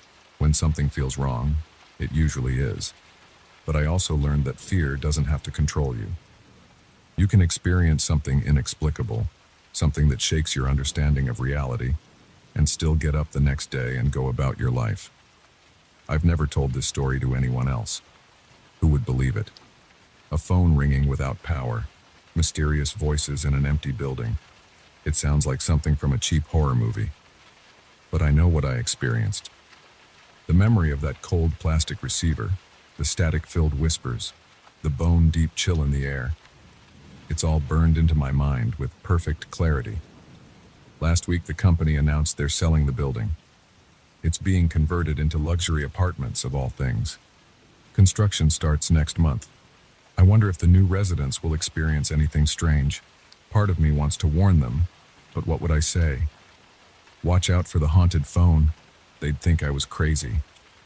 I've got 2 weeks left on this job. The company offered to transfer me to another facility, but I turned them down. Found a day job as a security guard at a shopping mall instead. The pay's about the same, and I won't have to worry about answering any mysterious phone calls in the middle of the night. Sometimes I drive past the old warehouse during the day. It looks completely ordinary in the sunlight. Just another abandoned industrial building waiting for its next chapter. But I know its secrets. I know what happens in those quiet hours between midnight and dawn when the rest of the world is sleeping. And sometimes, late at night in my own home, I'll hear a phone ringing in the distance and feel that same cold shiver run down my spine. I don't know what was trying to communicate with me that night. I don't know if it was something supernatural, or if there's some rational explanation I haven't figured out yet. But I do know this. There are things in this world we don't understand. Things that defy our neat explanations and comfortable assumptions. I've made my peace with that uncertainty. Some questions don't have answers, and some mysteries are better left unsolved. The old warehouse will be gone soon, transformed into overpriced apartments for young professionals who have no idea what happened within those walls. The phone will probably end up in a dumpster, just another piece of obsolete equipment cleared out to make way for the new. But somewhere in the darkness, those voices are still whispering their unintelligible messages. And sometimes, in the quietest hours of the night, I wonder if they're still trying to tell me something. But I won't be around to find out. My last night shift is coming up, and when it's over, I'm walking away for good. Let someone else deal with whatever secrets the old Palmer & Sons building is hiding. I've had my brush with the unexplainable, and once is enough for me. These days, I prefer my phone calls to come through working lines, and my nights to be filled with nothing more mysterious than the sound of my own footsteps.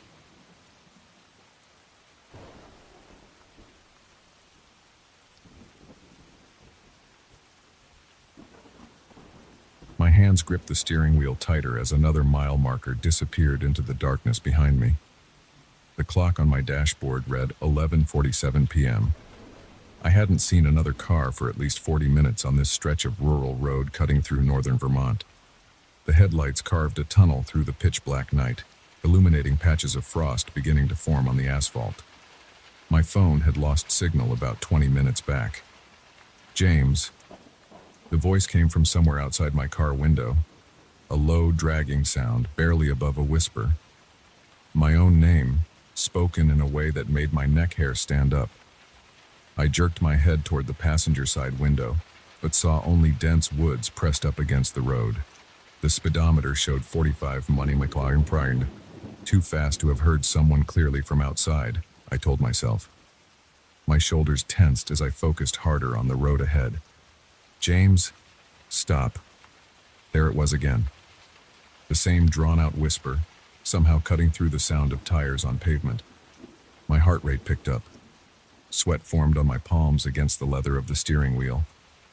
Something dark moved in my peripheral vision, just at the edge of the tree line. When I snapped my head to look, nothing was there. I pressed the accelerator, pushing the car to 60 miles an hour. The engine's hum filled the cabin. My breathing came faster now. The radio had stopped picking up any stations miles ago, leaving me in silence except for the car's mechanical sounds. A shadow darted across my peripheral vision again, keeping pace with my car. My chest tightened. The logical part of my brain said nothing could run this fast. But my eyes kept catching fragments of movement just outside my direct line of sight. I jabbed at the power window controls, making sure all 4 windows were completely closed. The air conditioning was already running, but I felt cold sweat on my forehead. My eyes darted between the road ahead and the side mirrors. James, I need help. The voice was closer now, as if someone was leaning in through a non-existent open window. I could hear the ragged edge in it, like sandpaper on wood. My hands trembled on the wheel. The dark shape flickered at the edge of my vision again, and this time I caught a glimpse of something pale within it. I jammed the accelerator down, pushing the car to 75 mph. The engine roared. Trees whipped past in a dark blur. My heart pounded so hard I could feel it in my throat. "James, please." A white face flashed in my peripheral vision, gone before I could turn to look. My stomach lurched. I swerved slightly, overcompensated, and fought to straighten out. The tires hummed against the center line warnings. I fumbled for the interior lights, slapping at switches until the cabin lit up. The harsh overhead light created reflections in the windows, but I felt marginally better being able to see inside the car clearly. My knuckles were white on the steering wheel. The next mile marker showed I was still 15 miles from the next town. 15 miles of dark rural roads stretching through dense forest. My foot pressed the accelerator harder. A sound like fingernails scraping against glass came from the rear passenger window. I jerked my head around, almost losing control of the car again. Nothing was there, but the scratching continued. My breath came in short gasps now. "James, so cold." The voice was inside the car now, right behind my seat. I felt something brush against my shoulder. The touch was like ice water through my shirt. I shouted and swerved hard, nearly running off the road. The car fishtailed before I wrestled it straight again. My eyes locked on the rearview mirror. The back seat was empty, but as I watched, frost began spreading across the rear window in delicate patterns. The temperature in the car plummeted. I could see my breath coming in sharp bursts. I jabbed at the heater controls, turning them to maximum. My hands shook so badly I could barely keep the wheel steady. The car's speed fluctuated as my foot trembled on the accelerator. Something moved in the back seat. Just a flutter of shadow, but I saw it clearly in the mirror this time. My chest constricted. It was getting harder to breathe. The cold had become intense, burning my lungs with each gasping breath. "James, look at me." I kept my eyes rigidly forward, focusing on the road with every ounce of willpower I had. More movement in my peripheral vision. The shadow was taking shape, becoming more solid. Pale fingers appeared at the edge of my seat. I started talking out loud, my voice shaking. "This isn't real. This isn't happening. Just keep driving. Just get to town." The fingers crept higher on my seat. They were long, too long, with too many joints. The nails were black and curved. I could feel the cold radiating from them, even through the seat. "James." The scream filled the car, impossibly loud. I slammed on the brakes instinctively. The car went into a slide. I fought the wheel, trying to remember everything I knew about controlling a skid. The world spun in a blur of headlights and trees. The car slid to a stop sideways across the road. The engine stalled. In the sudden silence, my ragged breathing sounded impossibly loud. I sat frozen, hands clenched on the wheel, afraid to move. Nothing happened. No voice, no movement. Just the tick of the cooling engine and my own thundering heartbeat. After what felt like hours but was probably only minutes, I reached for the key with a trembling hand. The engine turned over on the first try.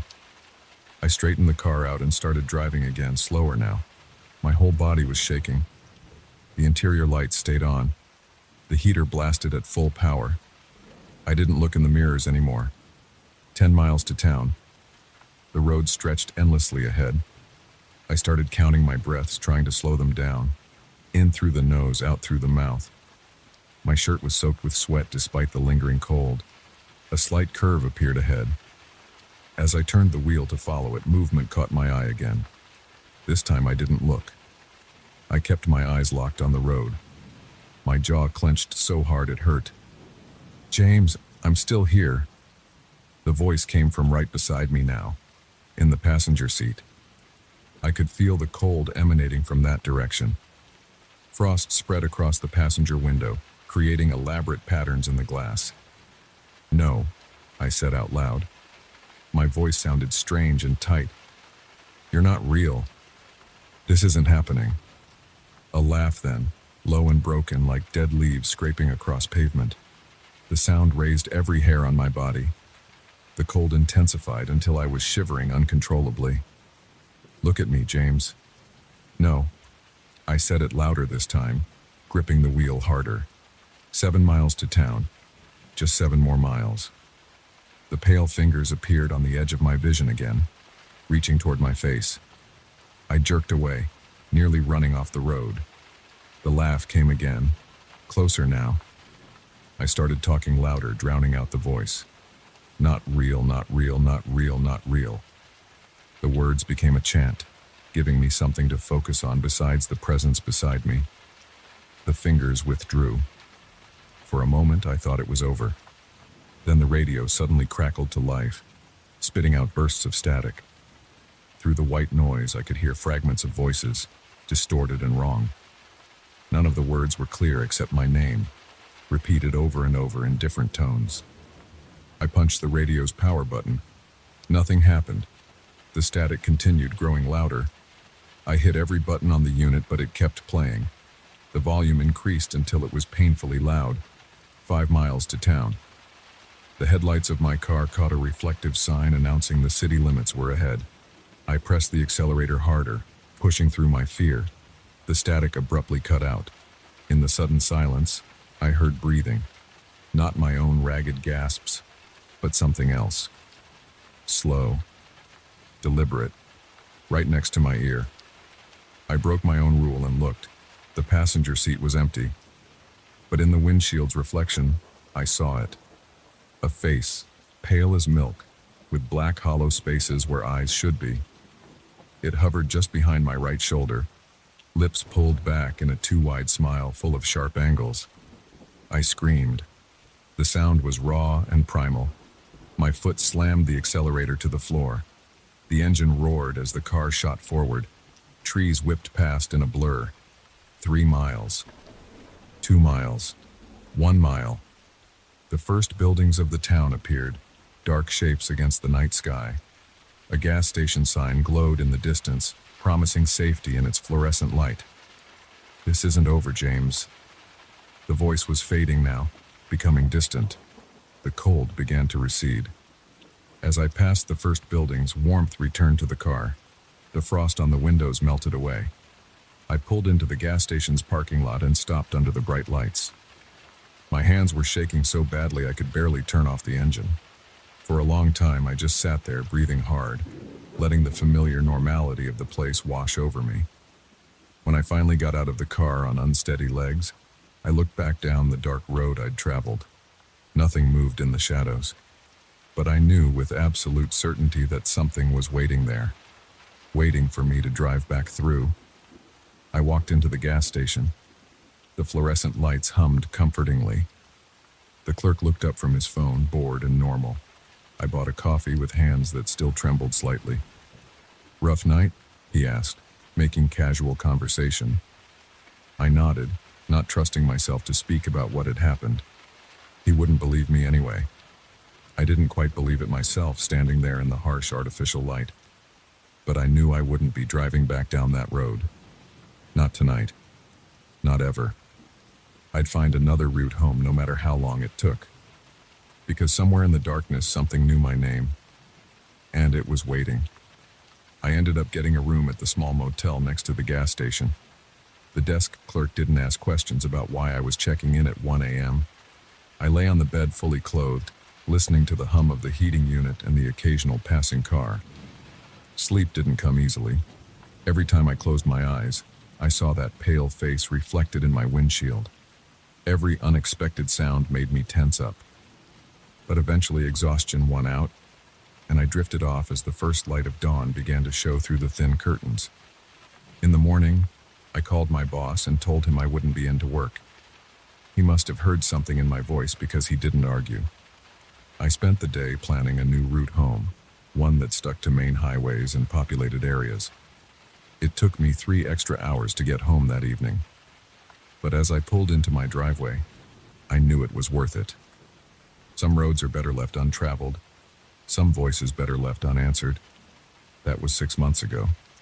I haven't driven on a rural road at night since then. My friends think I'm being ridiculous, taking long detours to avoid certain routes after dark. They joke about my new phobia. Let them laugh.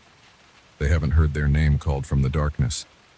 They haven't seen what moves just at the edge of vision, keeping pace with a speeding car. They haven't felt those ice-cold fingers reaching for them through the night. Sometimes when I'm lying in bed at night, I think I hear a whisper, a voice calling my name, low and dragging, but I keep my eyes closed and wait for it to pass, because I know now, some calls should go unanswered. Some help should remain ungiven. Some questions are better left unasked. But I wonder, in my darker moments, what would have happened if I had stopped that night? If I had looked directly at the thing that knew my name, if I had asked it what it wanted. Then I remember that pale face, that wrong smile, those empty black spaces where eyes should be, and I know I made the right choice. Still, on nights when the wind blows cold and darkness presses against my windows, I hear it. That whisper, that voice, my name, spoken in that awful, dragging tone.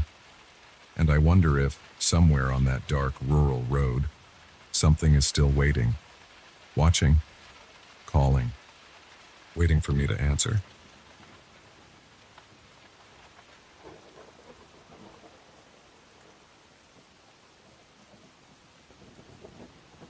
I heard them while I was checking the electrical panel on the first floor. Clear footsteps moving across the ceiling right above my head.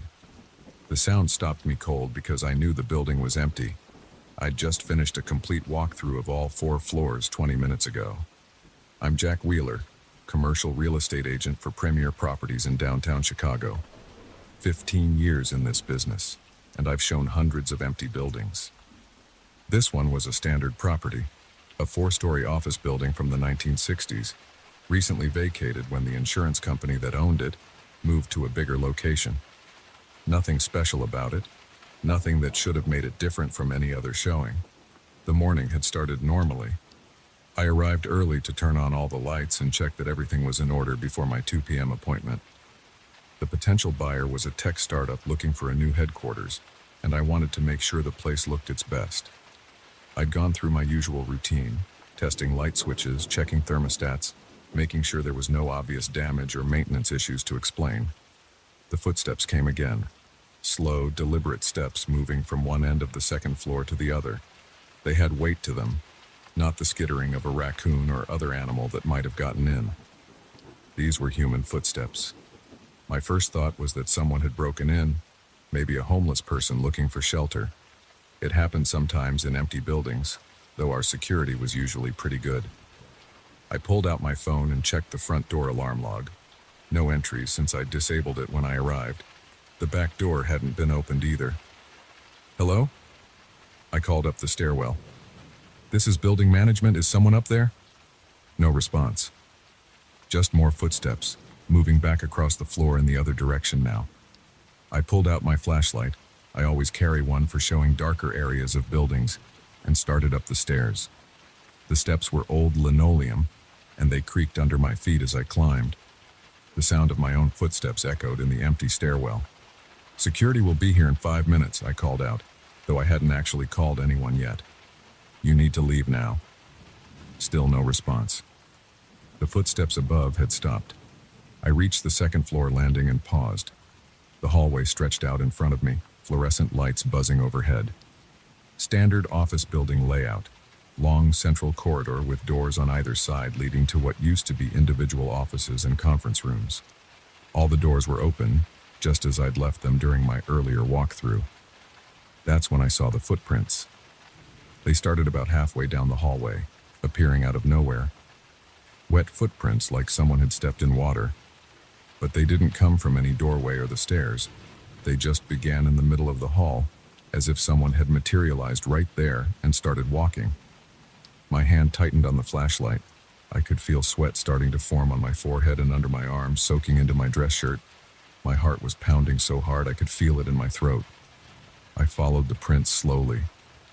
They led down the hall, turned right into one of the empty offices, then came back out and continued toward the far end of the building. Normal shoe prints. Looked like men's dress shoes, about size 11.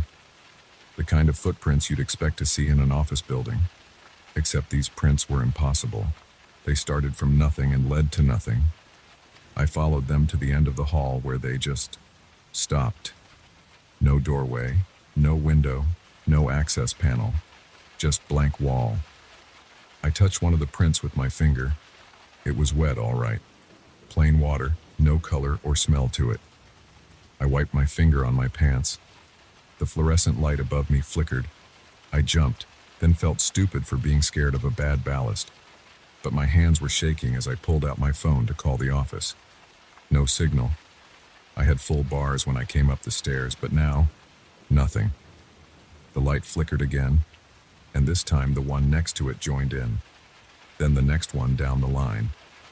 One by one the lights were flashing, creating a strobe effect that made the hallway seem to jump and twitch. I backed toward the stairs. The temperature had dropped. I could see my breath now, little puffs of vapor in the flickering light. My shoes squeaked on the linoleum. That's when I heard it. Not footsteps this time. Breathing. Heavy breathing like someone who'd been running. It was coming from the office doorway right next to me. I swung around, shining my flashlight into the room. Empty. Just like it had been during my walkthrough. Desk brackets still bolted to the walls where furniture used to be. Blank white walls, stained carpet. But the breathing continued, moving now, circling around behind me. I spun again. Nothing. Just empty hallway and flickering lights. The breathing was closer, right next to my ear. I could feel the cold air of each exhale on my neck. I ran, dropped my flashlight and ran for the stairs, taking them two at a time. My feet slipped on the linoleum and I barely caught myself on the railing. Behind me, the breathing had turned into a low laugh. I burst out of the stairwell onto the first floor, sprinted for the front door. My hands were shaking so bad I could barely work the key in the lock. Finally got it open and threw myself outside into the afternoon sun. I stood there on the sidewalk, gasping for air, my suit soaked with sweat. People walked past, giving me strange looks. Cars drove by, everything normal, like nothing had happened. I almost convinced myself I'd imagined it all. Some kind of weird panic attack, maybe. Too much coffee and not enough sleep. Then I looked down at my shoes. They were wet. Wet with clear water, like I'd been walking through puddles. I called the office and told them I wasn't feeling well, had to reschedule the showing, made up some excuse about food poisoning. They weren't happy, but I didn't care. No way I was going back in that building today. I went home, took a long hot shower, tried to forget about it, but I kept thinking about those footprints, appearing from nowhere and vanishing into nothing. Kept hearing that breathing, that laugh. The next morning my boss called. The clients had shown up for the rescheduled showing, but the building was locked. The maintenance guy went to check it out. He found wet footprints all over the second floor. Not just in the hallway this time. In every room, across every wall and ceiling. Hundreds of footprints, all size 11 men's dress shoes walking in impossible directions. They brought in cleaning crews to mop it all up, changed the locks, installed new security cameras. But the footprints kept coming back. Every morning, new wet prints appearing from nowhere, walking across walls and ceilings before vanishing into nothing. The building's still empty. We can't sell it. As soon as potential buyers tour the second floor, they leave and never come back. No one will say exactly why. But I know why. I've seen the security footage. Every night the cameras catch it. Footprints appearing one by one, walking through the air. And sometimes, if you listen carefully, you can hear breathing and laughter. I don't show empty buildings anymore. Took a job with a residential firm dealing only with occupied homes. My boss thinks I'm crazy, but I don't care, because I know what's in that building. I don't know what it is or what it wants, but I know it's there. Walking endlessly through the empty halls, leaving impossible footprints, waiting for someone else to come investigate those sounds from upstairs.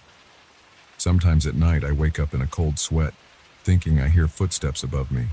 Heavy steps moving back and forth, and breathing right next to my ear. But I live in a single-story house now. There is no upstairs. I keep telling myself that over and over. There is no upstairs, but the footsteps keep walking.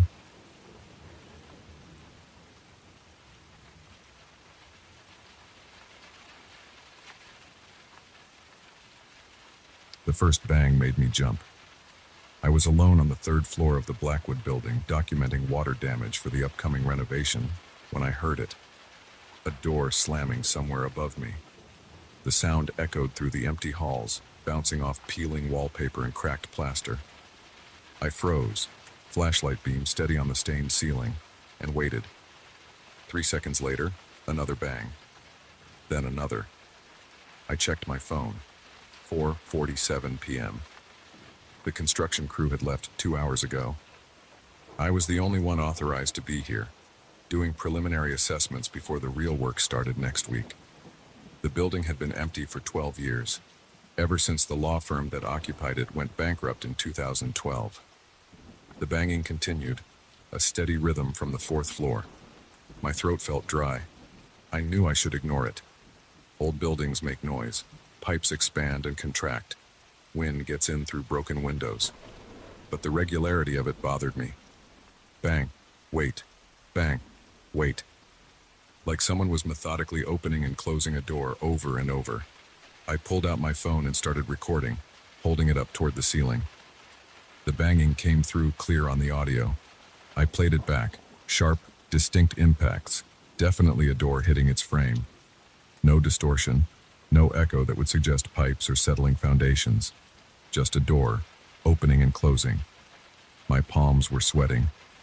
I wiped them on my jeans and gripped the flashlight tighter. The beam caught dust motes swirling in the air, stirred up by my movement through the musty halls. The banging hadn't stopped. "Hello?" I called out. My voice sounded thin and reedy in the empty space. No response except the continued rhythm of the door. I walked to the stairwell, shoes crunching on debris. The emergency lights cast a sickly glow that barely penetrated the shadows. Looking up the stairs, I could see nothing but darkness beyond the fourth floor landing. The banging seemed louder here, more insistent. My hand shook slightly as I grabbed the railing. The metal was cold under my palm, covered in a fine layer of grime. I started climbing, testing each step before putting my full weight on it. The stairs were solid concrete. They'd outlast us all. But 12 years of neglect made me cautious. The temperature dropped as I ascended. By the time I reached the fourth floor, I could see my breath misting in the beam of the flashlight. The banging was definitely coming from somewhere down the hall to my right. I swept the flashlight beam across the hallway. Empty offices lined both sides, their doors standing open at identical angles, except one, about halfway down on the left. It was closed. Bang. The door shuddered in its frame. Wait. Bang. I walked toward it slowly, keeping close to the wall. My shoulder brushed against the textured wallpaper, leaving dark streaks in the dust. The carpet was thick with 12 years of dirt and debris, but I could see fresh marks in it, long sweeping arcs where something had disturbed the dust recently. The door was made of solid wood, dark with age, with a frosted glass panel in the top half. The glass was intact, which was unusual. Most of the windows in the building had been broken by vandals over the years. The nameplate was missing, leaving just slightly cleaner rectangular patch on the wood. Bang. The door shook hard enough to make the glass rattle. I jerked back, heart pounding. There was no wind in here, no draft strong enough to move a heavy wooden door like that. I raised the flashlight to shine through the frosted glass. The beam diffused into a soft glow that revealed nothing but shadows beyond. The banging stopped. My hand hovered over the doorknob. The brass was polished clean, gleaming dully in the flashlight beam. Someone had been touching it recently. I turned the knob slowly. It moved smoothly without the resistance I'd expect from years of disuse. The latch clicked, and the door swung inward with no sound. The room beyond was large, probably a partner's office back when this was a law firm.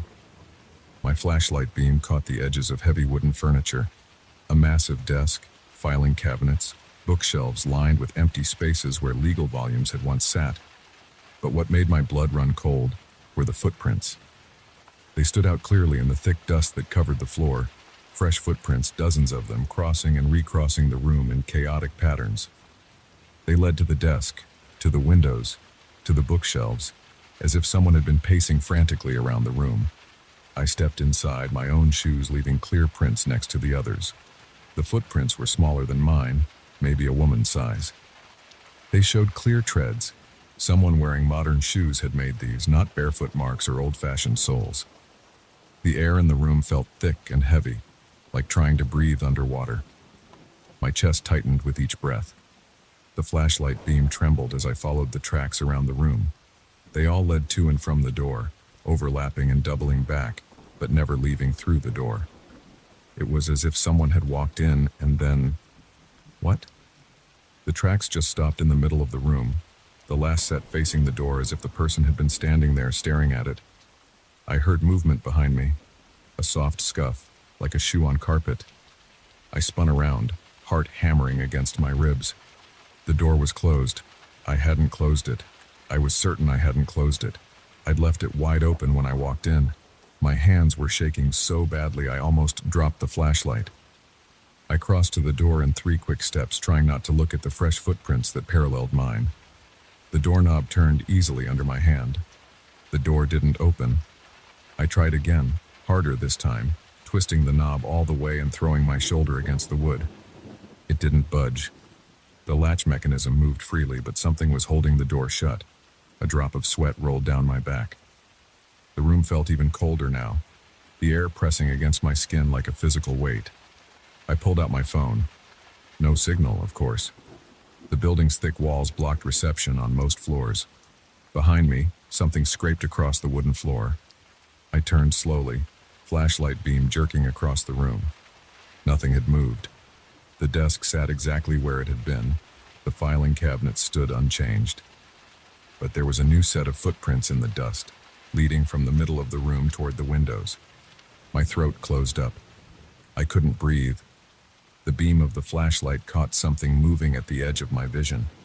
A shadow, perhaps, or just dust in the air. But when I snapped the light toward it, there was nothing there. I backed up against the door, keeping the flashlight pointed into the room. The footprints ended at the windows. They were the old steel-framed industrial type, divided into small panes.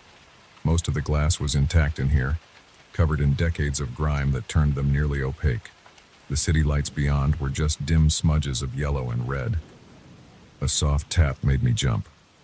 Something had touched one of the window panes. As I watched, frost began spreading across the glass, delicate patterns growing outward from a central point like ice crystals forming in time-lapse. The temperature plummeted. My breath came out in thick white clouds. The flashlight beam dimmed, the batteries failing in the intense cold. Another tap, louder this time, then another. The same rhythm as the door had been making earlier. The frost spread with each impact, covering pane after pane until all the windows were obscured by a thick layer of ice. The flashlight flickered and went out. I slammed my palm against the door, no longer caring about being quiet. "Hey, is anyone out there? Help!" My voice sounded muffled, as if the air itself was absorbing the sound. The tapping on the windows got louder, more insistent. In the darkness, I could see a faint glow coming from the frost, a pale, bluish light that seemed to pulse in time with the tapping. I fumbled with my phone, trying to turn on its flashlight. My fingers were numb with cold, clumsy on the screen. The phone slipped from my grip and clattered to the floor. The tapping stopped. In the sudden silence, I could hear something moving across the room. Soft footsteps in the dust coming closer. The blue glow from the windows cast just enough light to see new footprints appearing in the dust, one after another, leading toward me. I grabbed the doorknob with both hands and twisted hard, throwing my whole body against the door. This time it burst open with a crack of splintering wood. I stumbled into the hallway and ran. I didn't stop running until I reached my car in the parking lot. My hands shook so badly I dropped my keys twice before managing to unlock the door. Once inside, I sat there with the engine running and the heater on full blast, trying to stop shivering. When my breathing finally steadied, I looked up at the building. Light from the street lamps reflected off the windows, making it impossible to see inside. The 4th floor was a wall of darkness except for one window, the last in a row of steel-framed panes covered in a layer of frost that caught the streetlight and glowed with a faint blue tinge. I sat there for a long time, watching that window. Just before I finally put the car in gear to leave, I saw it. A handprint pressed against the inside of the glass, smaller than mine would have been, fingers splayed wide as if reaching for something just out of reach. The next morning, I called in sick. I couldn't face going back into that building. When my boss asked why the door to room 412 was broken, I told him it must have been vandals. I didn't tell him about the footprints, or the frost, or the handprint on the window. But I did look up the building's history. It took some digging through old newspapers and court records, but I finally found what I was looking for. In 2012, just before the law firm went bankrupt, a young paralegal named Sarah Chen disappeared. She was last seen working late one night on the 4th floor. Her car was found in the parking lot, but she never made it home. The police investigated but found nothing. The case went cold. The firm collapsed a few months later under the weight of financial scandal and fraud allegations. The building was abandoned. I've driven past it a few times since that night. The windows are always dark, but sometimes if I look carefully, I can see frost spreading across one particular pane on the 4th floor. And sometimes in the early evening when the light hits just right, I see footprints appearing in the dust of an empty room, walking endlessly in circles, never finding their way out. I submitted my resignation the next day. Let someone else handle the renovation assessment. Some doors are better left unopened, some rooms better left unexplored. But sometimes, late at night, I still hear it in my dreams.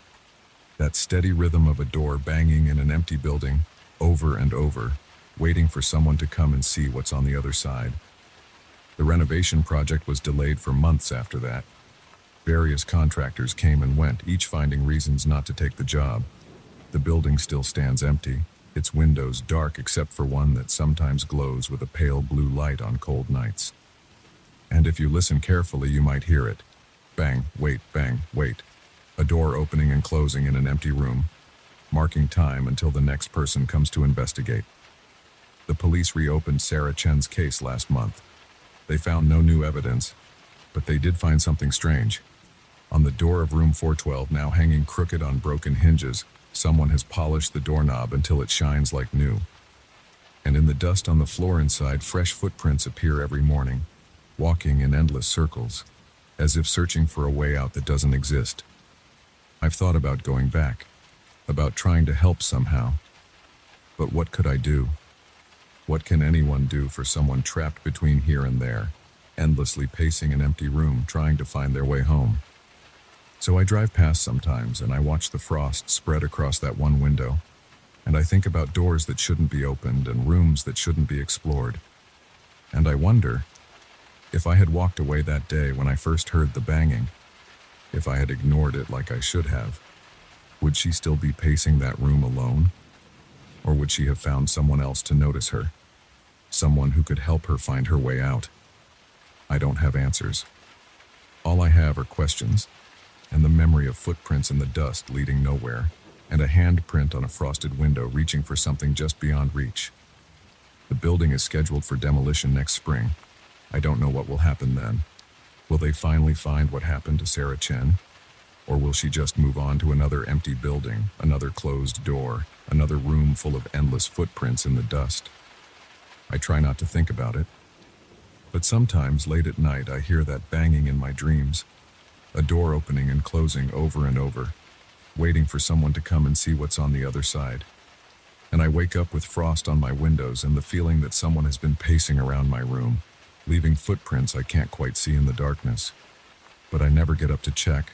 Some doors once opened can never really be closed again. And some rooms, once entered, never let you fully leave.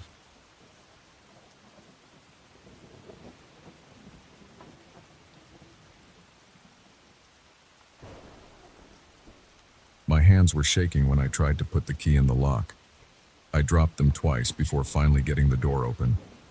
I rushed inside my house and slammed the door shut, pressing my back against it. My heart was pounding so hard I could hear it in my ears. The street outside was quiet, too quiet. I knew I shouldn't look. Every instinct told me not to look, but I had to know. I turned around slowly and peered through the small window next to my front door. There he was, standing under the streetlight, staring directly at me. just like at the bus stop, just like in my rearview mirror, the same man who had somehow followed me home. But let me start from the beginning. Let me tell you exactly what happened tonight. I work as a systems administrator at a data center downtown. The late shift usually ends at 11 p.m., but tonight we had server issues that kept me there until almost 1 a.m. I was exhausted after staring at screens for 14 hours straight. My eyes burned. My neck was stiff. All I wanted was to get home and collapse into bed. The parking garage was nearly empty when I finally left. My footsteps echoed off the concrete as I walked to my car. The fluorescent lights buzzed overhead. At night, everything looks different in there, all harsh shadows and weird angles. I always walk faster in parking garages after dark. Can't help it. I took my usual route home, down Madison to 7th Street, then onto Palmer Road.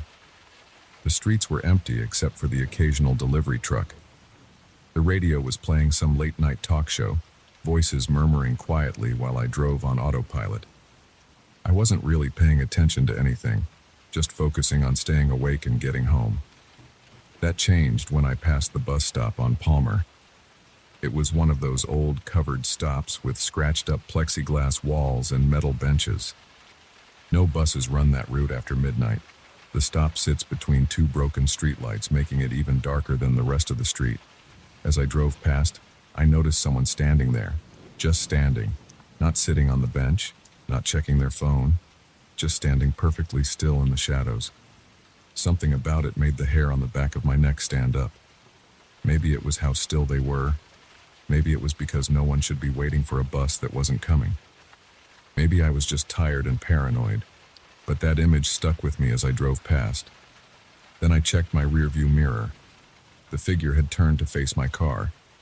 Even through the darkness and distance, I could tell they were staring directly at me. Their head was tilted slightly to one side.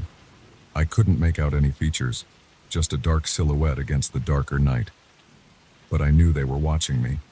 My hands tightened on the steering wheel. I pressed down harder on the gas pedal, eager to put distance between us. The bus stop disappeared from view as I turned the corner, and I let out a breath I hadn't realized I was holding. "You're being ridiculous," I said out loud to myself. Just some random person, probably waiting for a ride or something. But my heart was still racing. I kept glancing in my mirrors all the way home, half expecting to see headlights following me. There weren't any. The streets remained empty. I live in one of those older suburban neighborhoods where all the houses look similar. Ranch-style homes built in the 70s, most with attached garages and small front yards. My place is near the end of a quiet cul-de-sac. Usually I appreciate the peace and privacy. Tonight the darkness between the streetlights felt oppressive. I pulled into my driveway and shut off the engine. The sudden silence was jarring. I sat there for a moment, letting my eyes adjust to the dark. Everything looked normal. Mrs. Peterson's cat was sitting on her front porch across the street. A light breeze rustled through the maple trees lining the sidewalk. Nothing out of place. I grabbed my laptop bag from the passenger seat and got out of the car. The motion sensor light over my garage clicked on, bathing the driveway in harsh white light. I walked quickly to my front door, keys already in hand. That's when I heard it.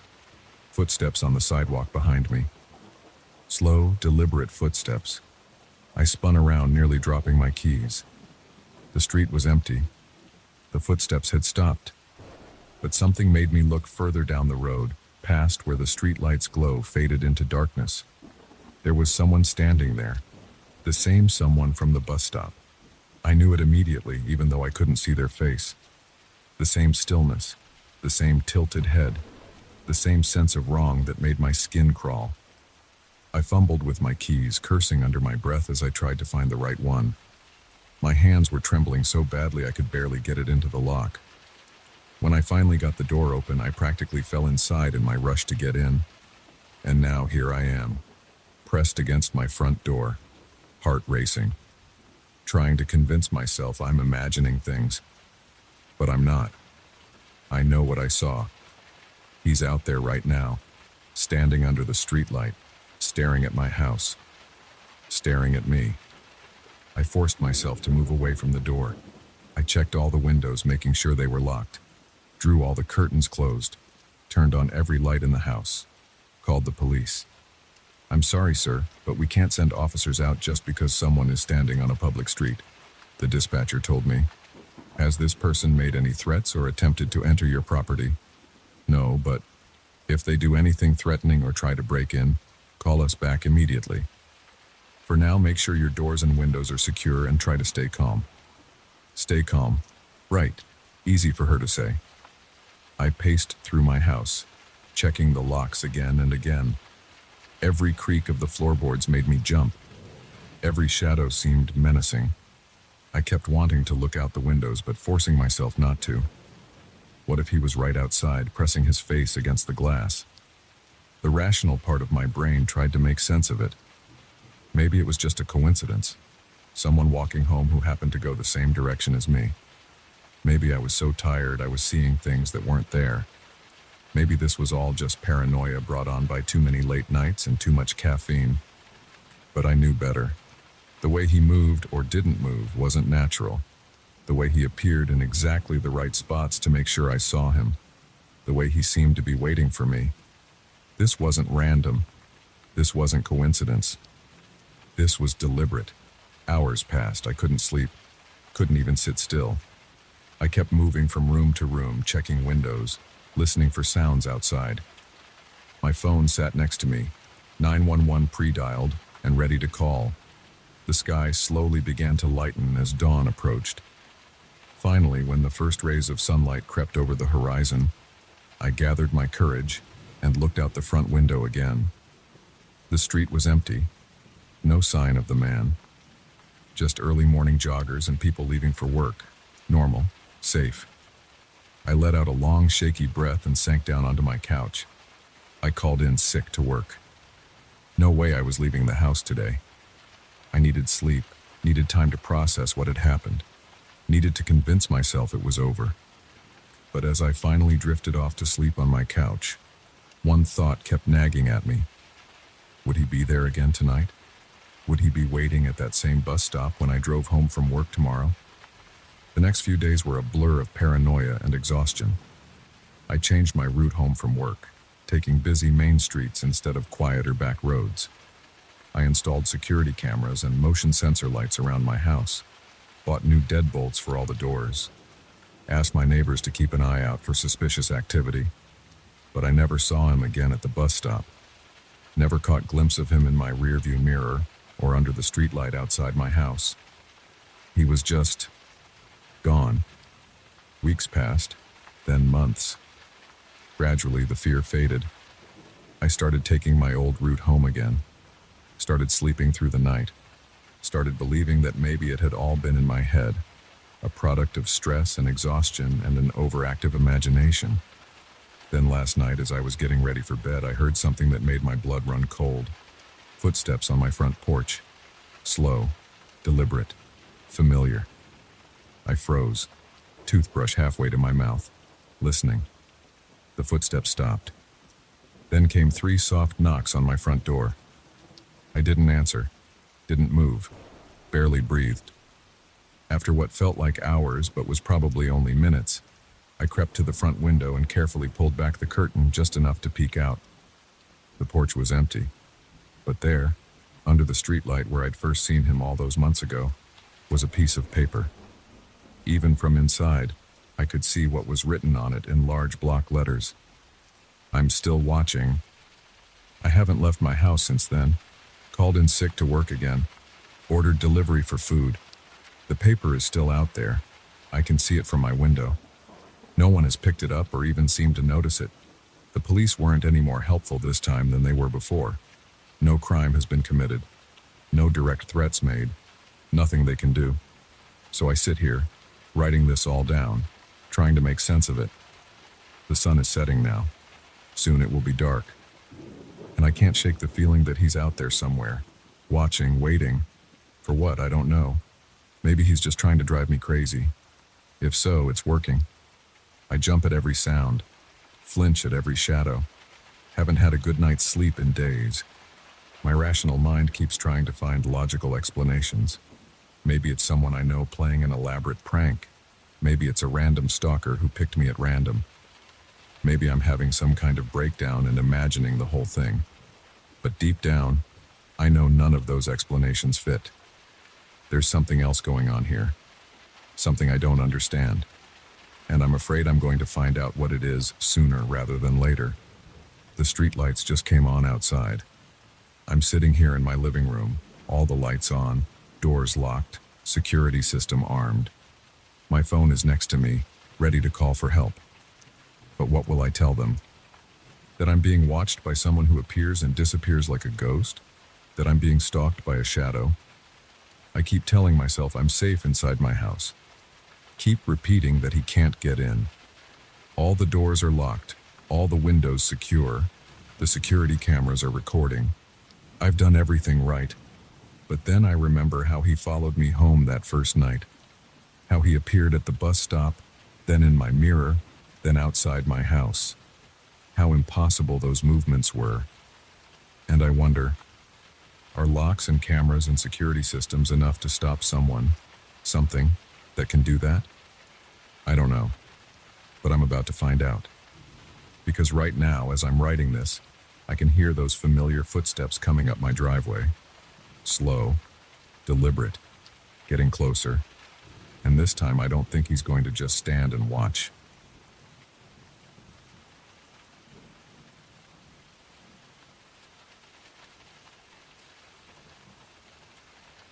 The dashboard clock reads 11:47 p.m. I've been sitting in my car for 20 minutes, engine off, watching the closed cafe across the street. Something isn't right. The closed sign hangs in the window, but I keep seeing movement inside. Shadows sliding across frosted glass, shapes that shouldn't be there at this hour. And now there's that smell. Fresh coffee, strong enough that I can catch it even through my closed car windows. I grip the steering wheel harder, my palms leaving sweaty prints on the leather. The cafe closed at 9 p.m. I know because I drove past earlier, saw the owner Rita flipping the sign and locking up. But now there are definitely shadows moving in there. And that smell, rich, dark roast coffee, keeps getting stronger. My phone shows no service. Of course, I'm in that dead zone near the industrial park where calls always drop. The streetlight above my car flickers, pushing shadows back and forth across my windshield. I should just drive away, go home to my empty apartment, take some sleeping pills, and forget about whatever's happening in there. But I can't. The coffee smell is impossible to ignore now, and those movements behind the glass are becoming more distinct. I reach into my glove compartment and pull out the small flashlight I keep for emergencies. The metal feels cold against my palm. My heart pounds against my ribs as I open the car door, the hinges creaking in the quiet night air. The parking lot is empty except for my car. Gravel crunches under my shoes as I approach the cafe's front window. The smell of coffee is overwhelming now. Fresh ground beans, hot water, that unmistakable aroma of a brew in progress. But the lights are off. The closed sign hasn't moved. I press my face against the cold glass, cupping my hands around my eyes to block the glare from the streetlight. The interior is dark, but I can make out the counter, the empty tables with their chairs neatly stacked on top. Nothing moves. But the shadows I saw from my car were real. I know they were. The door handle is ice cold when I grab it. I give it a gentle tug, expecting resistance. It opens. The bell above the door chimes softly as I step inside. The smell hits me like a wall. Fresh coffee, stronger than I've ever smelled it. But the cafe is empty. All the machines are off. The counter is clean, wiped down for the night. The register is closed. No cups out, no signs of activity. Hello? My voice sounds strange in the darkness. No response. I sweep my flashlight beam across the room. Everything looks normal. Too normal. The chairs are still stacked on the tables, exactly as they should be after closing. The floor is spotless, but the coffee smell is so strong it's making my head spin. A sound from the kitchen makes me freeze, metal against metal, like someone setting down a pot. Then footsteps, soft but unmistakable. Is someone back there? I call out louder this time. The cafe's closed. You shouldn't be in here. No answer, but the footsteps continue. They're moving toward the swinging door that separates the kitchen from the main cafe area. My chest tightens. Sweat runs down my back despite the cool air. The kitchen door swings slightly. Just an inch or two, then back. Like someone on the other side gave it a gentle push. I take a step backward, bumping into a table. A chair rocks precariously on top but doesn't fall. The footsteps in the kitchen have stopped. The door swings again, a little wider this time. My flashlight beam catches something moving in the kitchen, just a glimpse through the gap in the door. A shadow, person-shaped but wrong somehow. Too tall, too fluid in its movements. "I'm calling the police," I announce, even though I know my phone has no signal. My voice shakes. The kitchen door swings open fully. The smell of coffee becomes overwhelming, filling my lungs, making it hard to breathe. My flashlight beam cuts through the darkness into the kitchen, but there's nothing there. Just empty counters and silent machines. I back toward the entrance, keeping my light trained on the kitchen door. It's still swinging slightly, like someone just passed through it. The bell above the door chimes as I bump into it. I fumble for the handle behind me. A whisper comes from the kitchen. Not words exactly, but a sound like steam escaping a valve, forming shapes that almost make sense. The coffee smell is so strong now that my eyes water. I wrench the door open and stumble outside. The cool night air hits my face, clearing my head slightly. I don't stop moving until I reach my car, yanking the door open and throwing myself inside. My hands shake as I jam the key into the ignition. The engine roars to life. Through the windshield, I can see the cafe's front window. Shadows are moving again, more of them now, sliding across the glass like dark water. The door I just fled through stands open, the bell still swaying slightly. I throw the car into reverse and peel out of the parking lot, gravel spraying from my tires. In my rearview mirror, I watch the cafe shrink into the distance. Just before it disappears from view, I see the front door slowly swing closed. My hands don't stop shaking until I'm 5 miles away. I pull into a gas station, its fluorescent lights harsh but comforting. My phone shows full service now. It's 12:13 a.m. I sit there for a long time, trying to process what just happened. The smell of coffee lingers in my clothes, but it's different now. Stale and wrong, like beans left to burn on a hot plate. The next morning, I drive past the cafe on my way to work. It looks completely normal in the daylight. Rita is behind the counter, serving customers like always. The smell of coffee drifting from the open door is ordinary, unremarkable. I park and go inside, half expecting something, but it's just a cafe on a sunny morning. Rita greets me with her usual smile. "The usual?" she asks, already reaching for a cup. "Actually," I say, my mouth dry, "I was here last night." Rita pauses, coffee pot in hand. "That's impossible. We close at 9. "I know, but the door was unlocked. I came inside. There was this smell." She sets down the pot, frowning. "The door wasn't unlocked. I always double-check before I leave, and none of our machines were on. They're all on timers. They don't start up until 5 a.m. "But I was here," I insist. "I saw shadows moving inside. The kitchen door was swinging. Someone was walking around back there." Rita's face changes, just slightly. Something flickers behind her eyes. "You should leave," she says quietly. "What?" "You need to leave, now." She's not smiling anymore.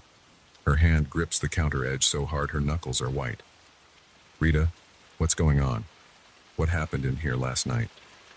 She leans forward, her voice barely a whisper. "Some things are better left alone. Don't come back here after dark. Ever." I open my mouth to argue, but the look in her eyes stops me. There's fear there, real fear, and something else. The kind of knowledge that weighs heavy, that changes how a person sees the world. I back away from the counter. Other customers are staring now. I hurry outside, the cheerful bell mocking me as I leave. I never go back to that cafe. I take a different route to work, even though it adds 20 minutes to my commute. Sometimes at night when I can't sleep, I think about what I saw in there. About the shadows that moved like water, the footsteps in an empty kitchen, the whispers that weren't quite words, But mostly I think about that smell. Fresh coffee in an empty cafe, growing stronger as the shadows drew closer. I've tried every coffee shop in town since then, searching for something that comes close to that aroma. Nothing does, and maybe that's for the best. Because sometimes late at night when my apartment is quiet, I catch a whiff of it, just for a second. Rich, dark coffee, impossibly fresh. When that happens, I turn on every light in the house and wait for morning. And I try not to think about what might be brewing in the darkness or what might be doing the brewing. I've started drinking tea instead.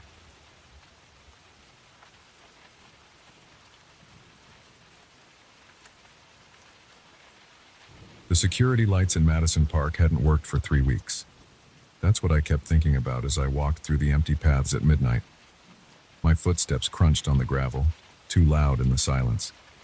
I shouldn't have taken the shortcut home from Mike's place, but I was tired after our Friday poker night, and this route would save me 15 minutes.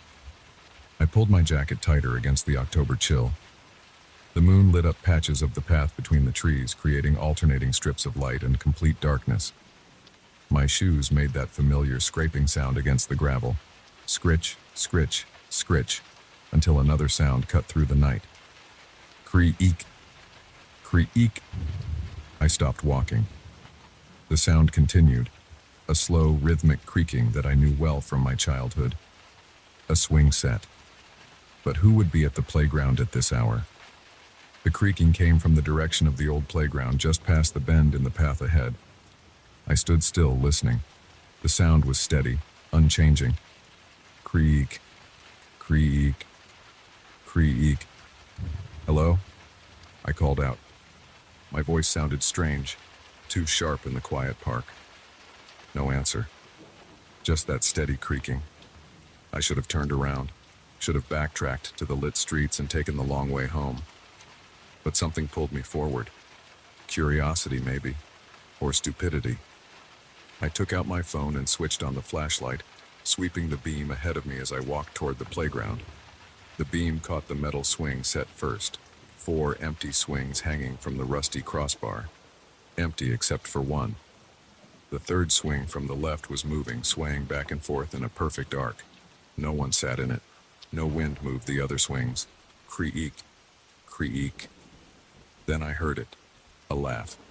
High and clear like bells tinkling. It came from somewhere behind the swing set near the tree line. I swung my phone's light in that direction but saw only shadows between the trees. "Who's there?" I called again, my voice cracking slightly. "The park's closed. You shouldn't be here." Another laugh, closer this time. My hand shook, making the flashlight beam dance erratically across the playground. The swing kept moving, its chains rattling softly with each arc. That's when I saw it. My light swept past something that didn't belong. A flash of pale gray against the darkness between 2 oak trees. I jerked the beam back, and my blood turned to ice. It was crouched there, perfectly still, watching me. The thing looked vaguely human-shaped, but wrong in ways my brain struggled to process. Its limbs were too long, joints bent at unnatural angles. The skin was a uniform gray, like wet clay, with no features I could make out clearly. But I knew it was looking at me. I felt its attention like a physical weight. My legs wouldn't move. My breath came in short, sharp gasps that burned my throat. The thing's head tilted slightly, like a curious dog, but there was nothing curious or dog-like about it. Nothing natural at all. The creaking of the swing suddenly stopped. The silence pressed against my ears like cotton wool. I watched, paralyzed, as the thing's arms began to unfold. They kept unfolding, stretching longer than any arms should be able to stretch. Its fingers, too many fingers, spread wide. My paralysis broke. I spun and ran, the phone's flashlight beam bouncing wildly as my arms pumped. My feet pounded against the gravel path. I could hear something moving through the trees parallel to my path. Fast, fluid movement punctuated by the crack of branches. I didn't look. I couldn't look. Every muscle and nerve screamed at me to run faster. My lungs burned. Sweat ran down my back despite the cold. The park entrance seemed impossibly far away. A root or stone caught my toe, and I stumbled, nearly falling. As I fought to regain my balance, I heard it. That bell-like laugh, right behind me now. Close enough to feel breath on my neck. I screamed. The sound tore from my throat without conscious thought.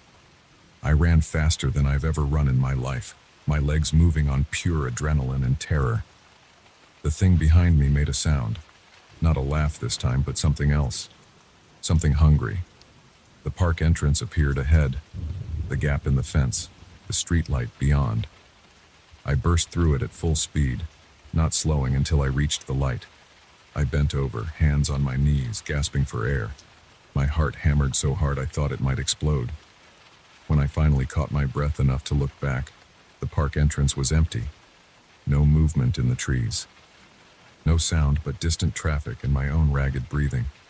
I walked home under the streetlights, jumping at every shadow. My hands shook so badly I dropped my keys twice before managing to unlock my apartment door.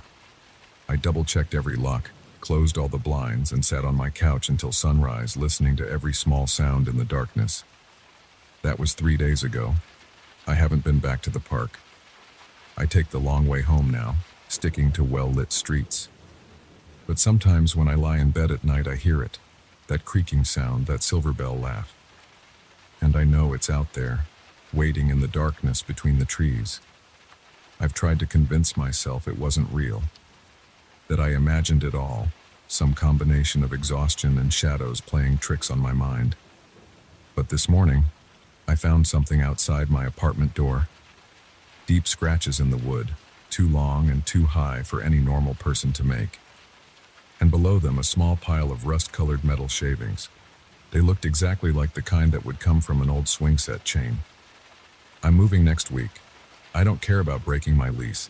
I don't care about losing my security deposit. I have to get away from here, away from that park.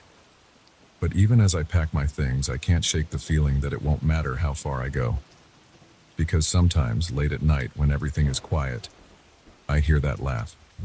And it's getting closer. I didn't tell anyone about what happened in the park that night. Who would believe me? But I couldn't stop thinking about it. Every shadow seemed to hide something watching me. Every unexpected sound made me jump. I started sleeping with the lights on, but that just created more shadows. A week after the incident, I was working late at my office downtown. The software project I was leading had a major deadline, and I needed to finish debugging some critical code. The office was empty except for me, rows of cubicles sitting silent in the fluorescent light. Around 10 p.m., I heard the elevator ding. Probably the cleaning crew, I thought. But no vacuum sounds followed, no squeaking wheels of cleaning carts, just soft footsteps moving between the cubicles. "Hello?" I called out. No response. I stood up to look over my cubicle wall. The office looked empty, but I could still hear those footsteps. They seemed to be circling, getting closer to my position. My hands started to shake as I remembered that night in the park. The footsteps stopped. Everything went quiet except for the soft hum of computers and fluorescent lights. Then I heard it, that familiar creaking sound. But it wasn't coming from a swing this time. It was coming from my office chair. I spun around. The chair was moving slightly, rocking back and forth on its springs. No one sat in it. But there were marks on the backrest. Long gray smudges like fingerprints, but too big, too long to be human. My phone started ringing, making me jump. It was Mike. "Hey, you still at the office?" he asked when I answered. "Yeah," I said, trying to keep my voice steady. "Just finishing up some work." "Man, you've been acting weird ever since that night you walked home through the park. Everything okay?" I wanted to tell him. The words were right there on my tongue. But what would I say? That I was being stalked by some impossible creature? That it had followed me to my office? "I'm fine," I lied. "Just stressed about this deadline." "Well, don't stay too late. Want me to come pick you up? I'm still out anyway." "No," I said too quickly. "No, it's fine. I'm leaving soon." We hung up and I started gathering my things. My hands shook as I stuffed my laptop into my bag. The office felt different now, threatening. The spaces between cubicles seemed darker, deeper than before. A soft thud made me freeze. Something had fallen over in a nearby cubicle. Then another thud, closer, and another. Like something was moving through the office, knocking things over as it went. Moving toward me. I grabbed my bag and ran for the elevator. The thuds followed, faster now. I jabbed the elevator button repeatedly, my heart pounding. A cubicle wall shuddered as something brushed against it. The elevator seemed to take forever. Finally, the doors opened. I jumped inside and pressed the lobby button. As the doors started to close, I saw it. The thing from the park stood at the end of the row of cubicles, its gray form distorted by the fluorescent lights. Those two long arms reached toward the elevator, fingers stretching impossibly. The doors closed. I pressed myself against the back wall, shaking. Numbers counted down. 14, 13, 12. That silver bell laugh echoed through the elevator shaft. I burst out of the elevator at ground level and ran through the lobby. The night security guard looked up in surprise. "Sir, are you okay?" I didn't stop to answer. I ran all the way to my car, fumbling with the keys before finally getting inside. The parking garage was dark except for a few security lights. As I started the engine, I glanced in the rearview mirror. The back seat was empty. But there were those marks again, long gray smudges on the headrest. I drove home well above the speed limit, taking random turns, running yellow lights. I had to get away, had to figure out what to do next. This couldn't go on. When I finally reached my apartment, I sat in the car for a long time, engine idling. The parking lot was empty. No movement in the shadows between the buildings. Maybe I was safe here. Then my phone buzzed. A text from an unknown number. I opened it with trembling fingers. It wasn't a message, just a photo. A playground swing at night, chains stretched at an impossible angle. And behind it, barely visible in the darkness, a long gray arm reaching for the camera. I threw the phone onto the passenger seat and drove away. I didn't know where I was going. Didn't care. I just had to get away from here. Away from that thing. But as I drove through the dark streets, I couldn't shake the feeling that it didn't matter how far I went. Because it wasn't just following me anymore. It was playing with me. And sooner or later, the game would end. The next few days became a blur of paranoia and exhaustion. I couldn't sleep for more than an hour at a time. Every noise made me jump. Every shadow held potential horrors. I started seeing gray smudges everywhere, on walls, on windows, on my clothes. Long finger-like marks that appeared when I wasn't looking. I took a leave of absence from work, claiming medical reasons. My boss sounded concerned on the phone, but I couldn't tell her the truth. I spent my days in my apartment, blinds drawn, lights on, jumping at every creak and groan of the building. The maintenance man came to fix my bathroom sink. While he worked, he mentioned something strange. "You hear about what's happening at Madison Park?" he asked, head under the sink. My heart started racing. "What do you mean?" "All the playground equipment's been getting messed up.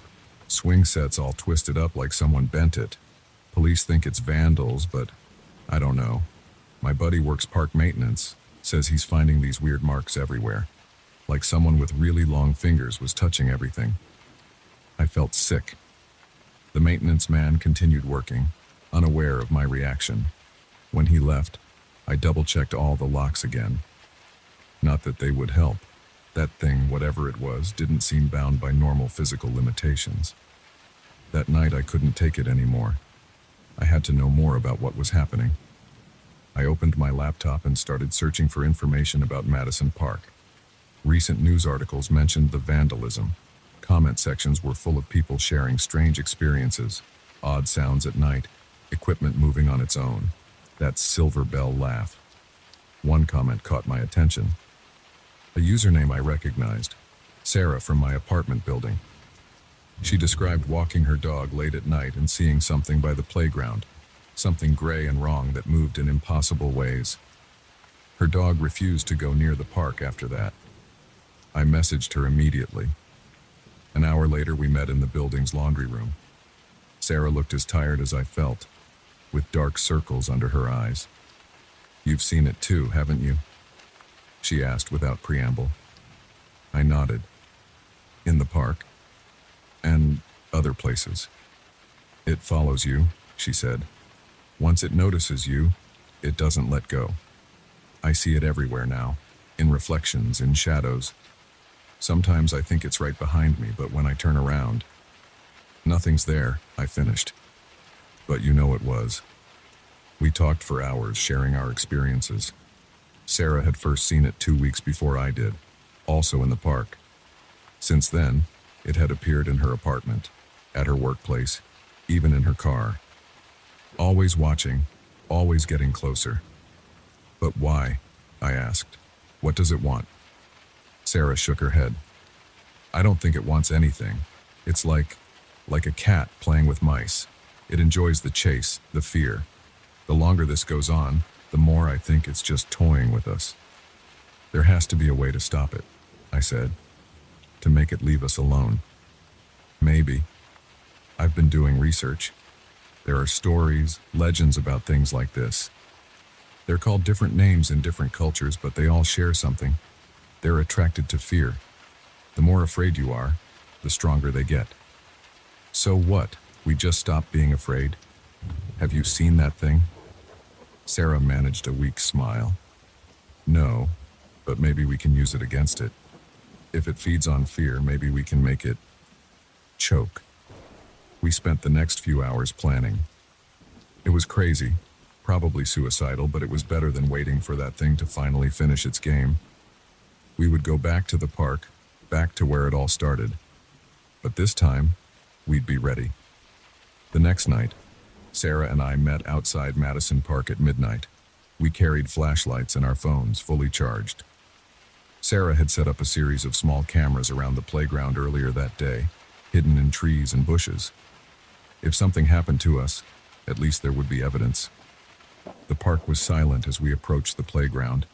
The swing set stood motionless in the moonlight, its chains gleaming dully. We positioned ourselves back to back in the center of the playground, flashlights sweeping the darkness. Remember the plan, Sarah whispered. Don't run. Don't show fear. That's what it wants. I nodded, though my heart was racing. We waited. The creak came first, that familiar sound of swing chains moving. But we didn't look. We kept our lights focused on the tree line, waiting. The laugh followed, silver bells in the darkness. I felt Sarah tense against my back. Come on, she called out, her voice steady. We know you're there. We're not running this time. Movement in the trees. Gray limbs unfolding, stretching. The thing emerged, its form more visible than I'd ever seen it. In the combined beams of our flashlights, I could see details I wished I couldn't. The too smooth skin, the joints that bent backward, the face that wasn't quite a face. It moved toward us, those impossible arms reaching. But we held our ground. That's right, Sarah said. Come closer. Show us what you really are. The thing paused. For the first time, it seemed uncertain. This wasn't how its game usually went. More movement in the trees, more gray forms emerging. Not one creature, but many. They surrounded us, their not quite faces watching, their too long fingers flexing. My legs shook with the effort of not running. Every instinct screamed at me to flee. But Sarah's presence at my back kept me steady. You're not as scary up close, I said, amazed that my voice didn't shake. Just wrong. Unnatural. But we're not afraid anymore. The creatures moved closer, their forms rippling in our flashlight beams. The air grew thick, heavy with their presence. That silver bell laugh came again, but it sounded different now. Frustrated, almost angry. Sarah reached back and squeezed my hand. Together, she whispered. We raised our lights higher, illuminating every detail of the creatures.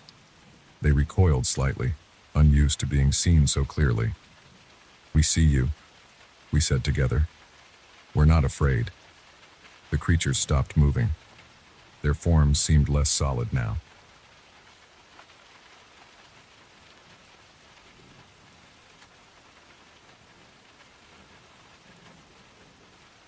The beam of light shouldn't have been there at all. That's what got to me first.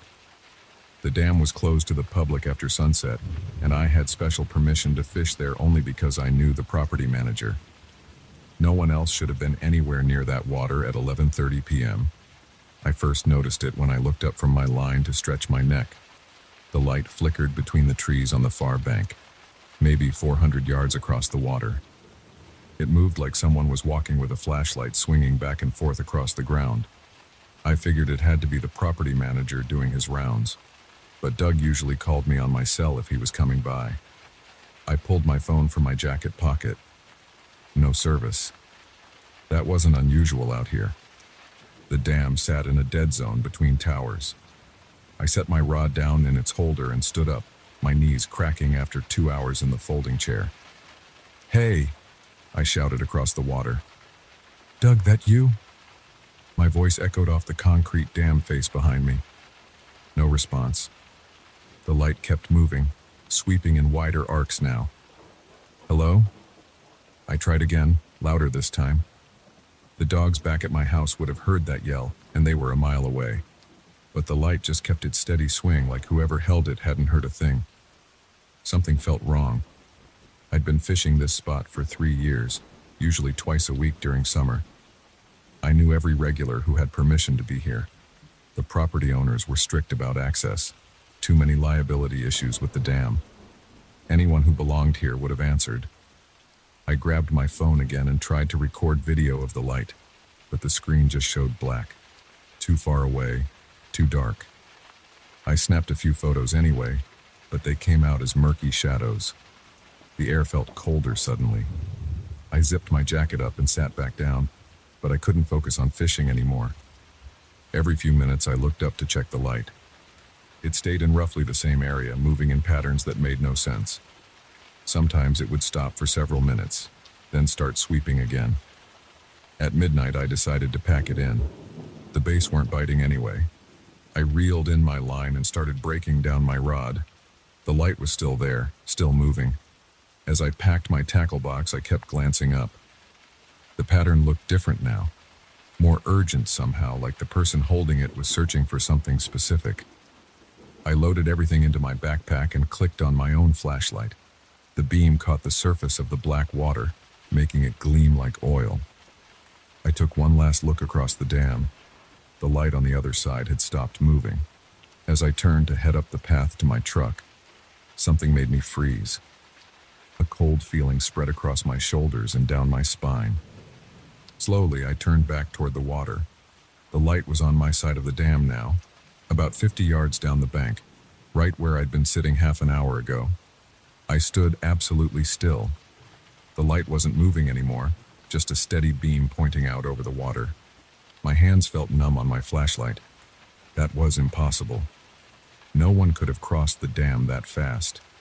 The only way across was the service road on top, and that was a 2-mile walk around. I'd have seen headlights if someone drove it. "Who's there?" My voice came out steady, but my heart was hammering against my ribs. No answer. I swept my flashlight along the bank. The beam showed empty shoreline, just rocks and patchy grass leading down to the water.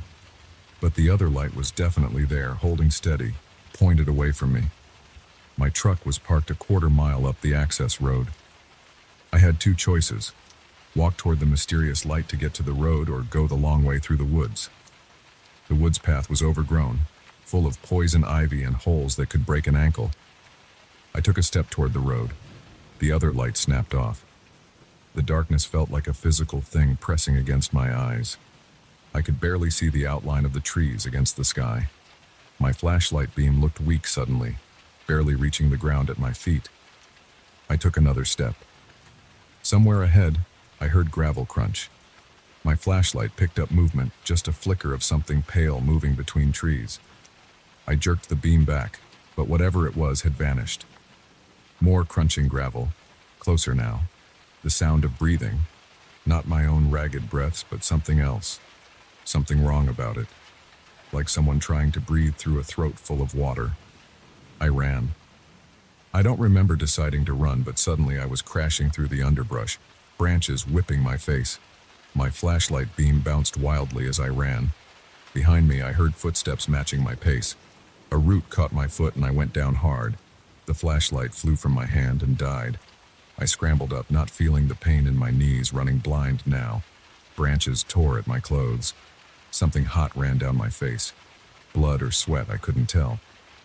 I broke through the trees onto the access road. My truck sat 30 yards ahead, a dark shape against the sky. The footsteps behind me had stopped, but I could still hear that wet breathing somewhere in the darkness. My hands shook so badly I dropped my keys twice before getting the door unlocked. I threw myself into the driver's seat and slammed the door, hitting the lock button repeatedly until I heard all 4 clicks. The engine roared to life. I threw the truck into reverse, tires spraying gravel. In my headlights, the access road was empty, just trees and shadows. I spun the truck around and gunned it down the dirt road. The speedometer hit 40 before I reached pavement, my tires drifting on the curves. I didn't slow down until I saw the lights of houses. When I got home, I sat in my driveway with the engine running for 10 minutes, staring at my dark house. Finally, I went inside and turned on every light. I took a shower, watching the water run red from the cuts on my face and arms. Changed clothes, poured a drink with shaking hands. My phone rang at 2 a.m. Doug's number. "Hey, just checking on you," he said when I answered. "Motion sensors at the dam went crazy about an hour ago. Someone running around down there. You see anything weird while you were fishing?" I started to tell him about the light, about running through the woods, but something stopped me. "No," I said. Left around 11. Everything was quiet. "Huh." He paused. "Well, someone was there. Got it all on the security cameras. Want to see something really strange? The footage shows someone running through the trees, but here's the weird part. They're running away from something, but there's nothing else on any of the cameras, just one person running scared as hell from thin air." My mouth went dry. "Send me the video?" "Can't," Doug said. "System glitched or something. Whole night's worth of footage corrupted this morning. Just static now." I hung up soon after. Sat in my bright living room until sunrise, jumping at every sound. I called in sick to work. Spent the day trying to convince myself I had imagined it all.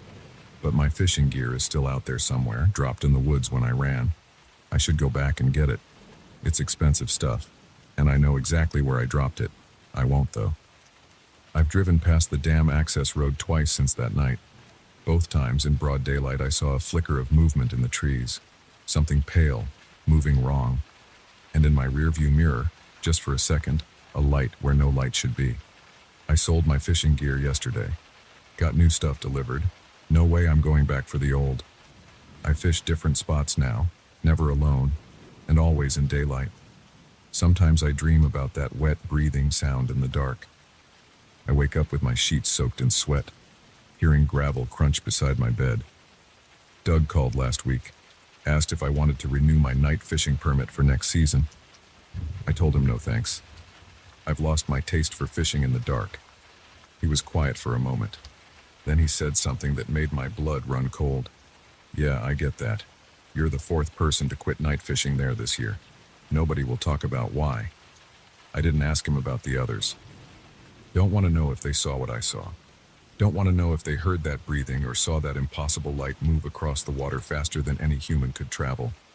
Some questions are better left unasked. Some lights are better left unwatched. But sometimes late at night when I can't sleep, I pull up the photos on my phone, the ones I took of the light across the water. They're still just dark blurs, except for one.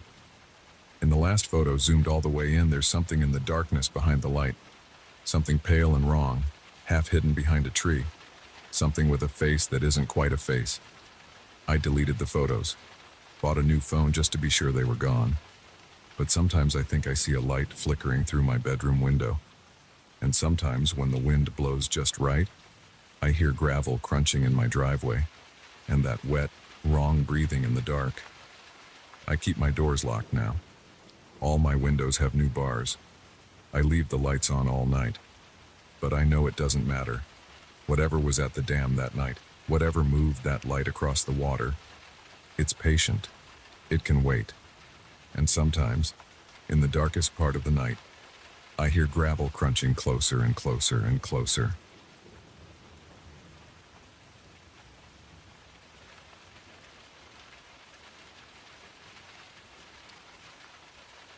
should have left at 5 p.m. like everyone else.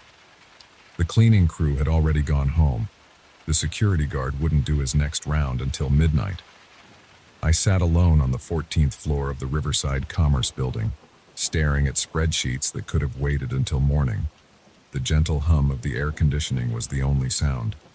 My coffee had gone cold. The clock on my computer showed 10:47 p.m. I rubbed my eyes, feeling the strain from staring at the screen too long. The fluorescent lights buzzed overhead, casting harsh shadows across my desk. That's when I heard it. Footsteps. Not the quick, purposeful steps of someone who belonged here. These were slow, deliberate. The sound came from the hallway outside my office, about 30 feet away near the elevator bank. Step, pause, step, pause. I sat perfectly still. My hands froze over the keyboard. The footsteps continued, moving past the elevator, heading toward the break room. The carpet should have muffled them, but each step rang clear. My mouth went dry. I knew I was alone on this floor. I'd watched the last person leave hours ago, Janet from accounting, rushing to pick up her kids from dance practice. The electronic keycard system logged every entry. No one had come up since then. The footsteps stopped. I heard the soft scrape of a chair moving across the floor in the break room, the sound of weight settling onto cushions. My heart pounded against my ribs. Sweat formed on my palms. I could call security, but my phone sat on my desk, its screen dark. To reach it, I'd have to move, make noise. The break room was just around the corner, maybe 40 feet from my office. During the day, it was filled with people grabbing coffee, microwaving lunches, complaining about meetings. Now it sat in darkness. I hadn't bothered turning on those lights when I'd made my last coffee run 2 hours ago. I needed to know. My legs shook as I stood. The wheels of my chair squeaked slightly. I froze, listening. No response from the break room. No more footsteps. I moved to my office doorway, keeping close to the wall.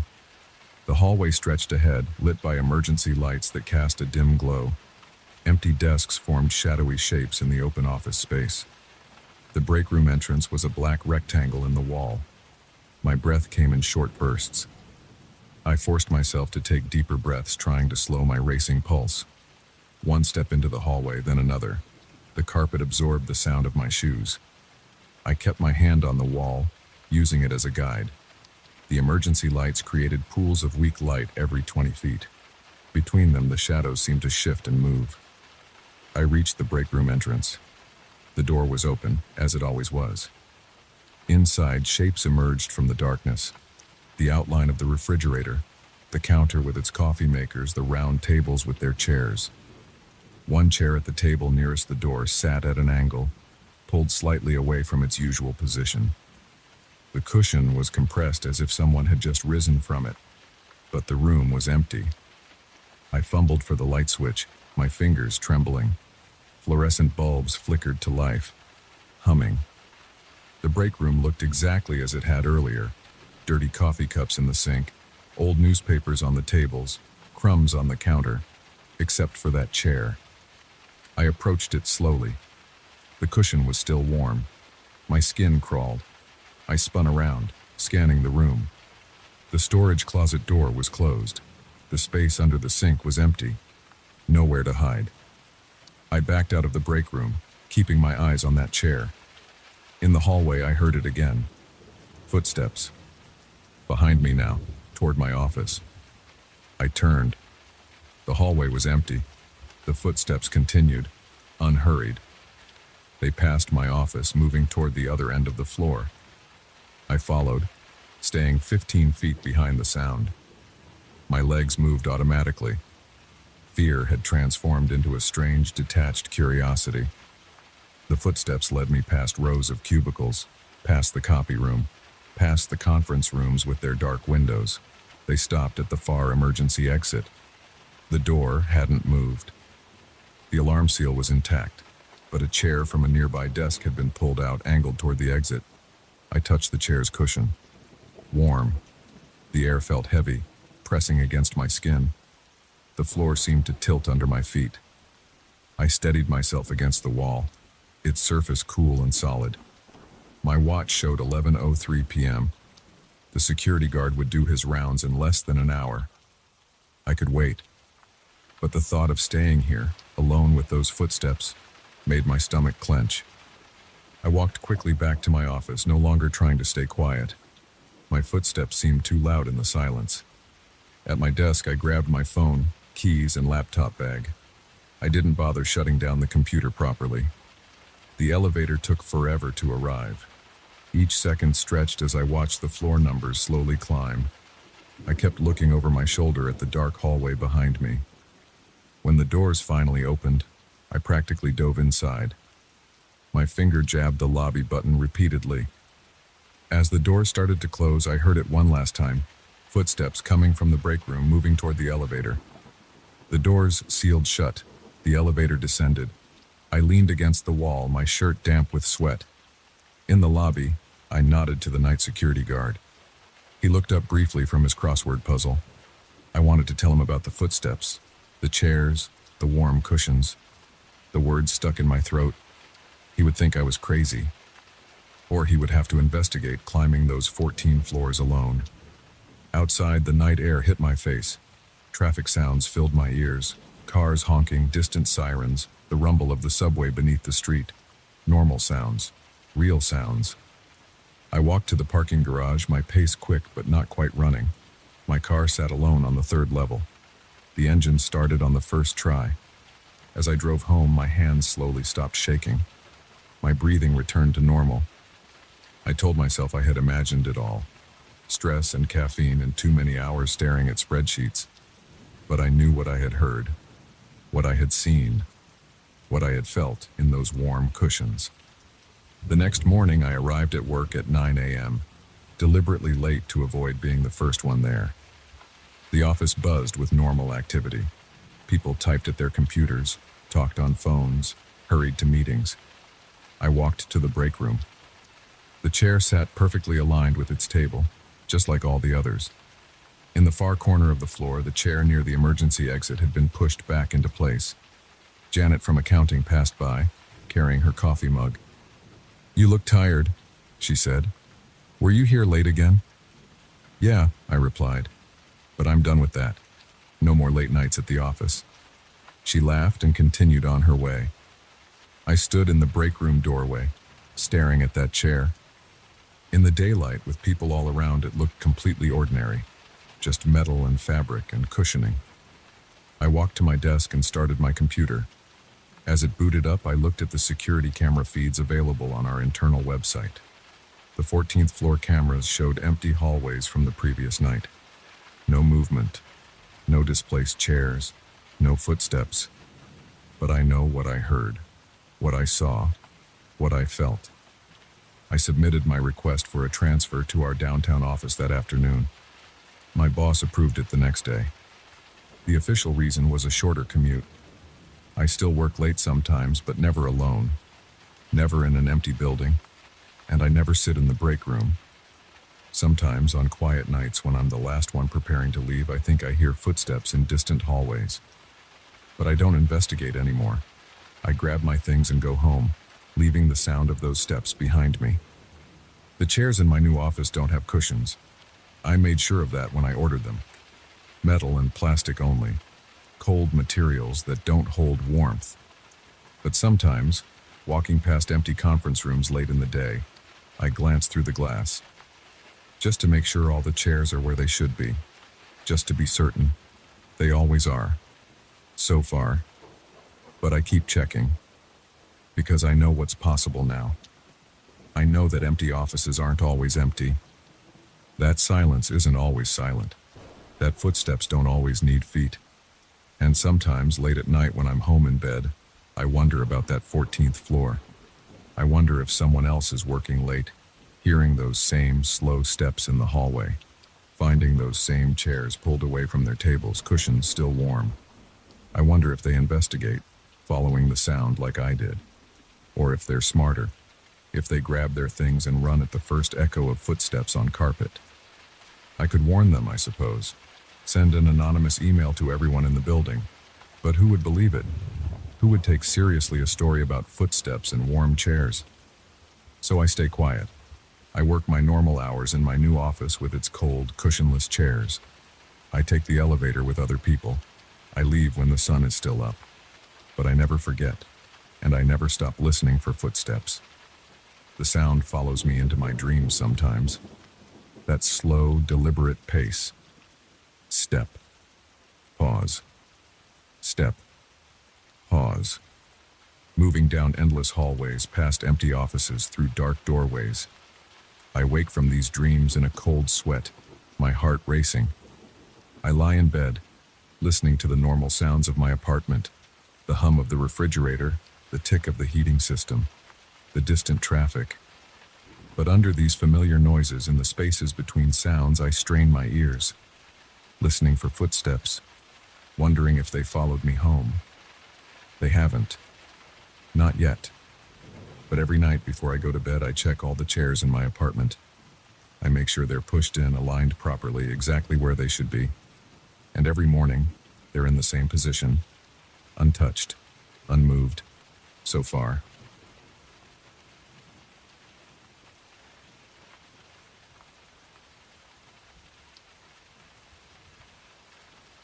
The fluorescent lights flickered 3 times and went dark. I checked my phone, 11:47 p.m. The subway platform at Morgan Avenue was empty except for me, and the silence pressed against my ears. That's when I saw it. An old subway train sitting motionless on the abandoned track, the one they hadn't used in 15 years. I'd been waiting 20 minutes for the L train back to Manhattan when my attention drifted to that unused platform across the tracks. The train shouldn't have been there. The power lines above that section had been removed years ago, but there it was, a collection of grimy, rust-streaked cars that looked like they belonged in a museum. My heart jumped when I noticed movement in one of the windows. A face pressed against the glass, pale and watching. I blinked hard, but it was still there. Then I saw another face in the next window, and another. The train was filled with faces, all staring directly at me. I pulled out my phone to take a picture, but my hands were shaking so badly I could barely hold it steady. The screen showed only darkness through the viewfinder. I lowered the phone and looked again with my own eyes. The faces were still there, dozens of them, their features indistinct in the dim light but unmistakably focused on me. My throat went dry. I walked closer to the edge of my platform, straining to see better. The train sat in complete darkness, no lights visible inside or out, but those faces glowed faintly like old photographs coming to life. A bead of sweat rolled down my back. The temperature had dropped at least 10 degrees in the last few minutes. My breath came out in visible puffs now, even though it was August in Brooklyn. I pulled out my phone again, this time turning on the flashlight. The beam cut through the darkness and illuminated the interior of the nearest car. Empty seats. No people. No faces. Just decades of dust and grime coating the windows. I switched off the light and the faces reappeared instantly. An older woman in what looked like clothes from the 1940s. A man in a business suit with a fedora. A teenager with long hair and bell-bottoms. They stared without blinking, without moving. My legs felt weak. I backed away from the edge, nearly tripping over my own feet. The faces followed my movement, heads turning in unison to keep their eyes on me. The air grew colder. My teeth started chattering. The fluorescent lights above me flickered again, throwing strange shadows across the platform. In those brief moments of darkness, I heard something that made my skin crawl. The soft squeal of rusted wheels beginning to turn.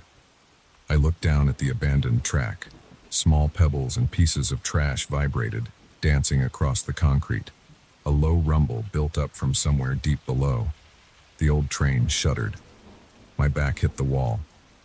I wanted to run up the stairs to the street, but my legs wouldn't move.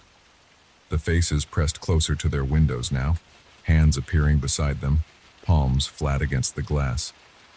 Their mouths opened in silent words I couldn't hear. The rumbling grew louder. The train's wheels squealed against the rails. It began to inch forward, despite the lack of power lines above. The faces stayed fixed on me as it moved, their bodies turning to maintain eye contact.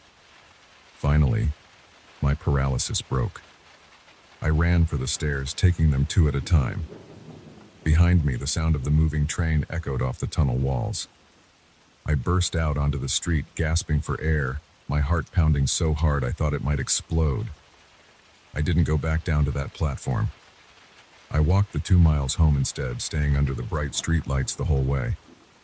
But I couldn't shake the feeling that those faces were still watching me, still following my every move.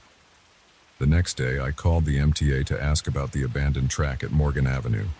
The woman who answered sounded bored until I mentioned the old train. Her voice changed, becoming tense. "Sir, that track has been decommissioned since 1989. There's no train there." "There can't be." "But I saw it," I insisted. "It was like something from an old photograph. And the faces..." She cut me off. "I'm going to transfer you to my supervisor." I waited on hold for 10 minutes before hanging up. Later that day, I searched online for information about the Morgan Avenue station. I found old photos from the 80s showing the now abandoned track in use. One picture caught my attention, a crowd of passengers waiting on that platform. I zoomed in on their faces. My coffee mug slipped from my hand and shattered on the floor. I recognized those faces. They were the same ones I'd seen in the train windows the night before. That was 3 weeks ago. I've taken different routes to work since then, avoiding the L train completely. But last night I was working late and wasn't thinking. I got on the subway at Union Square without realizing my mistake until it was too late. As we approached Morgan Avenue, the lights in my car flickered. Through the windows I could see that old train waiting on the abandoned track. The faces were there, but they weren't looking across the platform anymore. They were all turned toward my train, following us as we passed. I got off at the next stop and haven't been back on the subway since. Sometimes at night I hear the distant sound of wheels on rails, even though I live nowhere near the tracks. And when I walk past windows after dark, I catch glimpses of faces reflected in the glass. Faces that aren't mine aren't there when I turn around to look. I've started researching the history of that abandoned track. Old newspaper articles mention a train that disappeared one night in 1989, right before they shut down that section of the line. The official report blamed mechanical failure and track deterioration, but they never found the train. The last reported sighting was at 11:47 p.m. I don't know what I saw that night at Morgan Avenue. I don't want to know. But sometimes, when I'm lying in bed trying to sleep, I think about those faces pressed against the glass. I wonder if they're still there, waiting in the darkness. I wonder if they're looking for someone new to watch. And I wonder what happens if you stare back for too long. Yesterday, I ran into an old man at my local coffee shop. He overheard me talking about the Morgan Avenue station and grabbed my arm. His hands were shaking. "I worked maintenance for the MTA back in '89, he said. "The night that train disappeared, I was there. We all saw it, but they told us to keep quiet. Said it would cause a panic." "What happened?" I asked. He looked around nervously before continuing. "That train, it wasn't empty when it vanished. 17 passengers, never seen again. But sometimes, late at night, we'd see lights moving on that track. And faces in the windows. Always the same faces." I showed him the photo I'd found online. His face went pale. "Those are them," he whispered. "Those are the ones who never got off." He wouldn't say anything more after that. Just kept shaking his head and muttering about how he should have helped them, should have done something that night. I've been thinking about his words ever since. About those 17 passengers trapped somewhere between here and... where? What do they want from those of us who see them? The maintenance man had one last thing to say before he hurried out of the coffee shop. "If you see that train again, don't look at the faces. Whatever you do, don't make eye contact. They're looking for replacements." I haven't slept well since then. Every time I close my eyes, I see those faces watching me through the dirty glass. And lately, I've been having the same dream. I'm standing on that platform again, but this time I'm on the other side of the window. I'm pressing my face against the glass, watching someone else on the platform, waiting for them to look up and see me. I wake up in a cold sweat every time, my heart racing. But what scares me most is the feeling that lingers after I wake up. The feeling that part of me is still there, still watching, still waiting. This morning, I found an old subway ticket in my coat pocket. I don't remember buying it. The date stamp shows August 15th, 1989. I've started taking cabs everywhere now. The fare is expensive, but it's better than the alternative. Better than the risk of seeing that train again, of making eye contact with those faces in the windows. But sometimes late at night I feel a pull toward Morgan Avenue, like something there is calling me back. And sometimes, just for a moment, I consider answering that call. Going back one last time to see what happens if I stay on that platform long enough for the train to reach me. I won't do it, I can't. But the urge gets stronger every day. If you're ever at Morgan Avenue Station late at night, and you see an old train on that abandoned track, don't look at the windows. Don't count the faces, and whatever you do, don't stare back. Because if you do, you might find yourself on the other side of that glass, and then you'll be the one watching, waiting for someone else to look up and see you. I know this because last night I caught my reflection in my bathroom mirror. For just a second I could have sworn I saw the inside of that train behind me, and my face was pressed against a window, staring out. I'm writing this down because I need someone to know what happened, what's still happening. The faces in that train are patient. They can wait forever if they have to. They've been waiting since 1989. But I won't be going back to Morgan Avenue. I won't give them another chance to catch my eye. I'll stay in the bright lights, away from windows and reflective surfaces, away from abandoned platforms and old trains that shouldn't exist. Because now I know the truth. That train isn't just haunting the subway tunnels, it's haunting me. And one of these days it might decide to do more than just watch. So if you're ever in Brooklyn, stay away from Morgan Avenue Station after dark. Don't look for the train on the abandoned track. Don't count the faces in the windows. And if you hear wheels squealing on rusty rails when there shouldn't be any trains running, close your eyes and walk away. Fast. Because those faces are always watching, always waiting. And they have all the time in the world to find someone new to join them on their endless journey through the dark.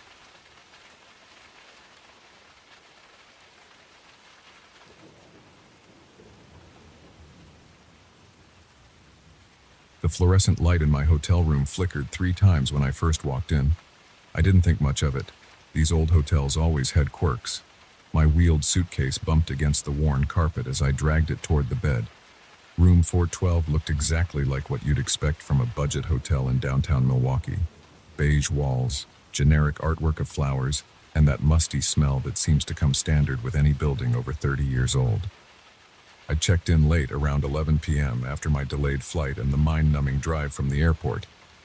The quarterly sales meeting started at 9 a.m. tomorrow, and all I wanted was to review my presentation one last time and crash. The bedside lamp cast a dim yellow glow across the room as I unpacked my laptop. That's when I saw it. Just above the desk, written in tiny, precise letters that I almost missed. Get out before dawn. I blinked hard and moved closer. The message was definitely there, written in what looked like pencil, small enough that you'd have to be right next to it to notice. My first thought was that some kid had vandalized the wall, but the handwriting was too neat, too deliberate. I called the front desk immediately. Hi, this is David Morgan in 412. There's some graffiti on my wall. Could I switch rooms? The night clerk sounded bored. Of course, sir. We have 418 available down the hall. I'll bring you a new key. 5 minutes later, I was wheeling my suitcase into 418. The layout was identical, just mirrored. I dropped my bag and did a quick scan of the walls, more out of curiosity than actual concern. My stomach clenched when I found it. Above the TV this time, in the same tiny handwriting. They come at sunrise. Run. This couldn't be a coincidence. I searched the rest of the walls methodically, my heart pounding harder with each new message I discovered. Near the bathroom door, death waits for morning. By the window, dawn brings them, leave now. I practically ran to the front desk. The night clerk, his name tag read Steve, looked up from his phone with mild annoyance. Problem with the new room, sir? I need another room now. I tried to keep my voice steady. Steve typed something into his computer. I can put you in 423. Fine. Perfect. I grabbed the key card and hurried back upstairs.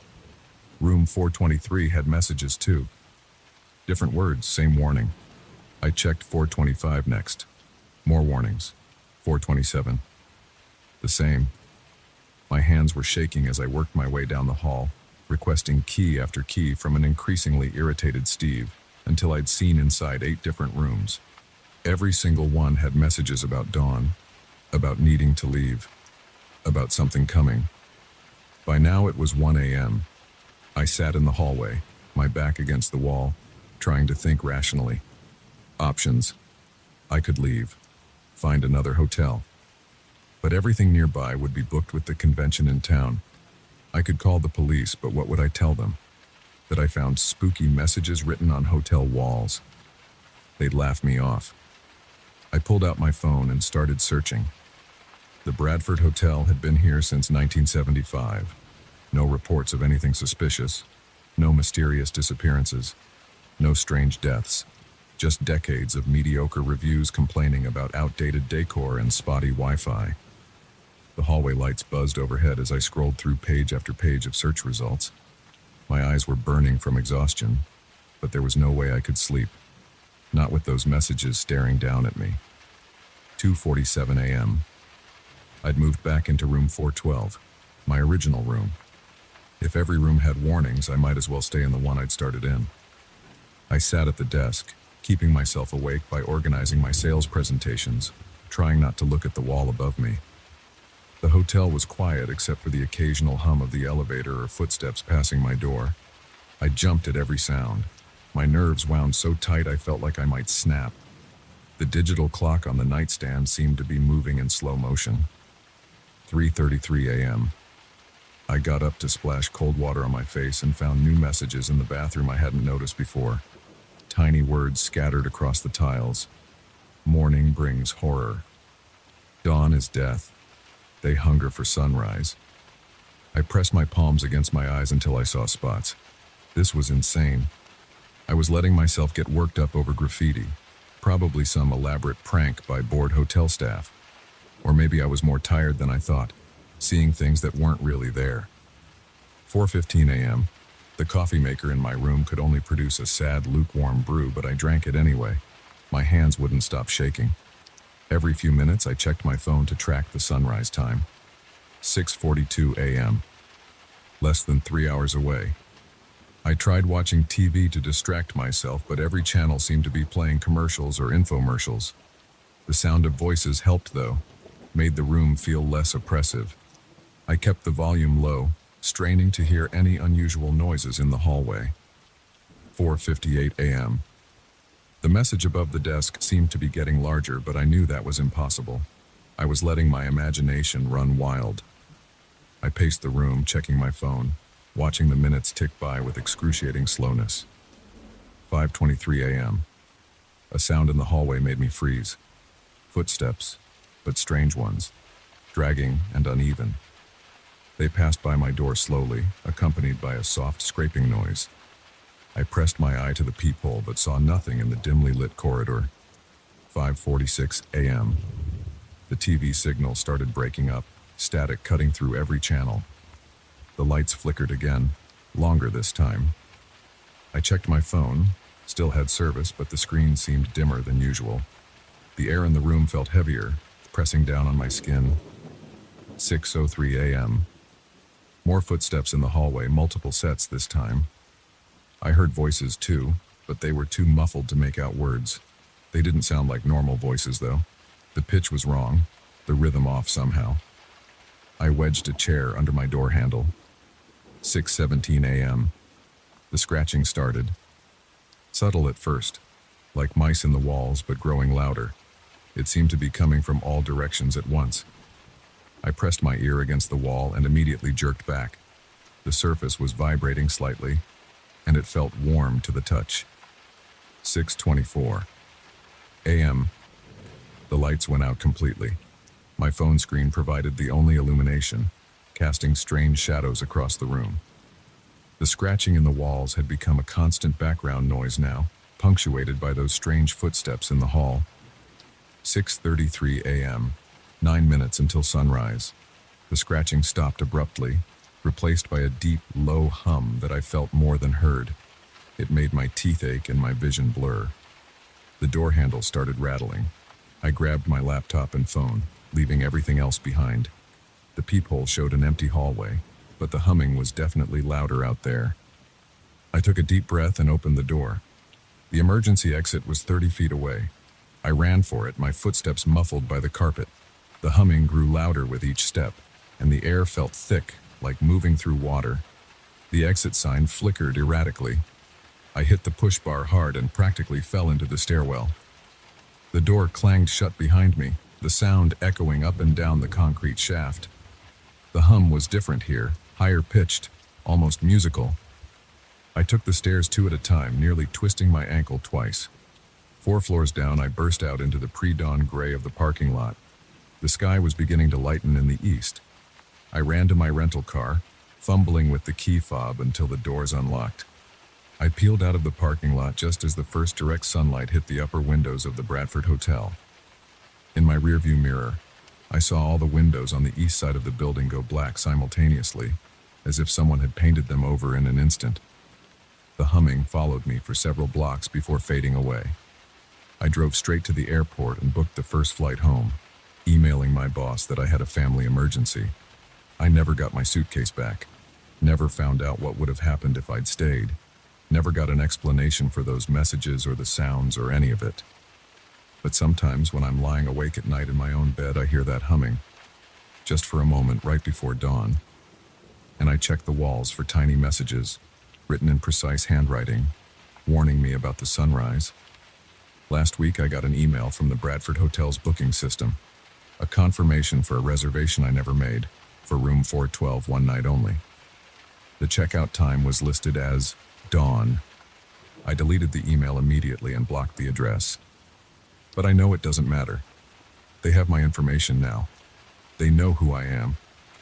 And somewhere in that old hotel, on a wall in room 412, I'm sure there's a new message. One that has my name on it. One that's waiting for me to come back. I check my blinds every night now, making sure no light can get through. I've installed blackout curtains in every room of my house, set up emergency generators in case the power goes out, bought extra flashlights, batteries, backup phone chargers. Because I know that someday I'll get another email, or a text, or a letter, and this time I won't be able to ignore it. This time they'll make sure I check in. But until then, I keep myself busy, keep moving forward. Try not to think about what's waiting in those hotel rooms. Try not to wonder about what happens when the sun rises. And I never, ever make travel plans that require an overnight stay. Some people have told me I'm being paranoid, that I should see someone, talk through what happened. They say it was probably just stress or exhaustion, or an overactive imagination. Maybe they're right. But they haven't seen those messages, haven't heard that humming, haven't felt the walls vibrate under their fingers as sunrise approaches. They don't check their email with dread every morning, wondering if today's the day another reservation confirmation will arrive. They don't wake up in a cold sweat at 6:33 a.m. every day, exactly 9 minutes before dawn. I could try to forget about it, could convince myself it was all in my head, could go back to my normal life, taking business trips and staying in hotels like everyone else. But I know better now. I've seen what's written on those walls, and somewhere in Milwaukee, in an old hotel downtown, the messages are still there, still warning anyone who looks closely enough, still counting down to sunrise.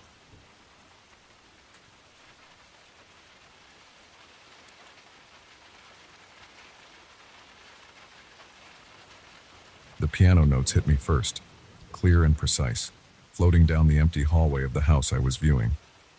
3 distinct notes in succession, then silence. My realtor, Sarah Wilson, had stepped outside to take a phone call, leaving me alone to explore the second floor. The sound drew me forward before I could process what I was hearing in a house that was supposed to be empty. I stood frozen in the upstairs hall, my shoes sinking into the thick burgundy carpet. The sound came again, the same 3 notes, methodical and deliberate. C sharp, F, A flat. The progression pulled at something in my memory, but I couldn't place it. I'm no musician, just someone who took unwanted lessons as a kid.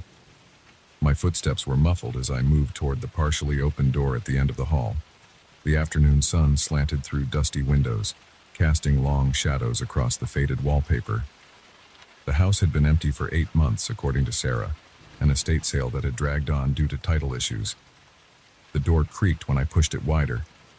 The room opened up before me, clearly once a formal parlor or music room, with high ceilings and tall windows stretching nearly floor to ceiling. Heavy velvet curtains hung limply at the sides, their deep green fabric dulled by a thick coating of dust.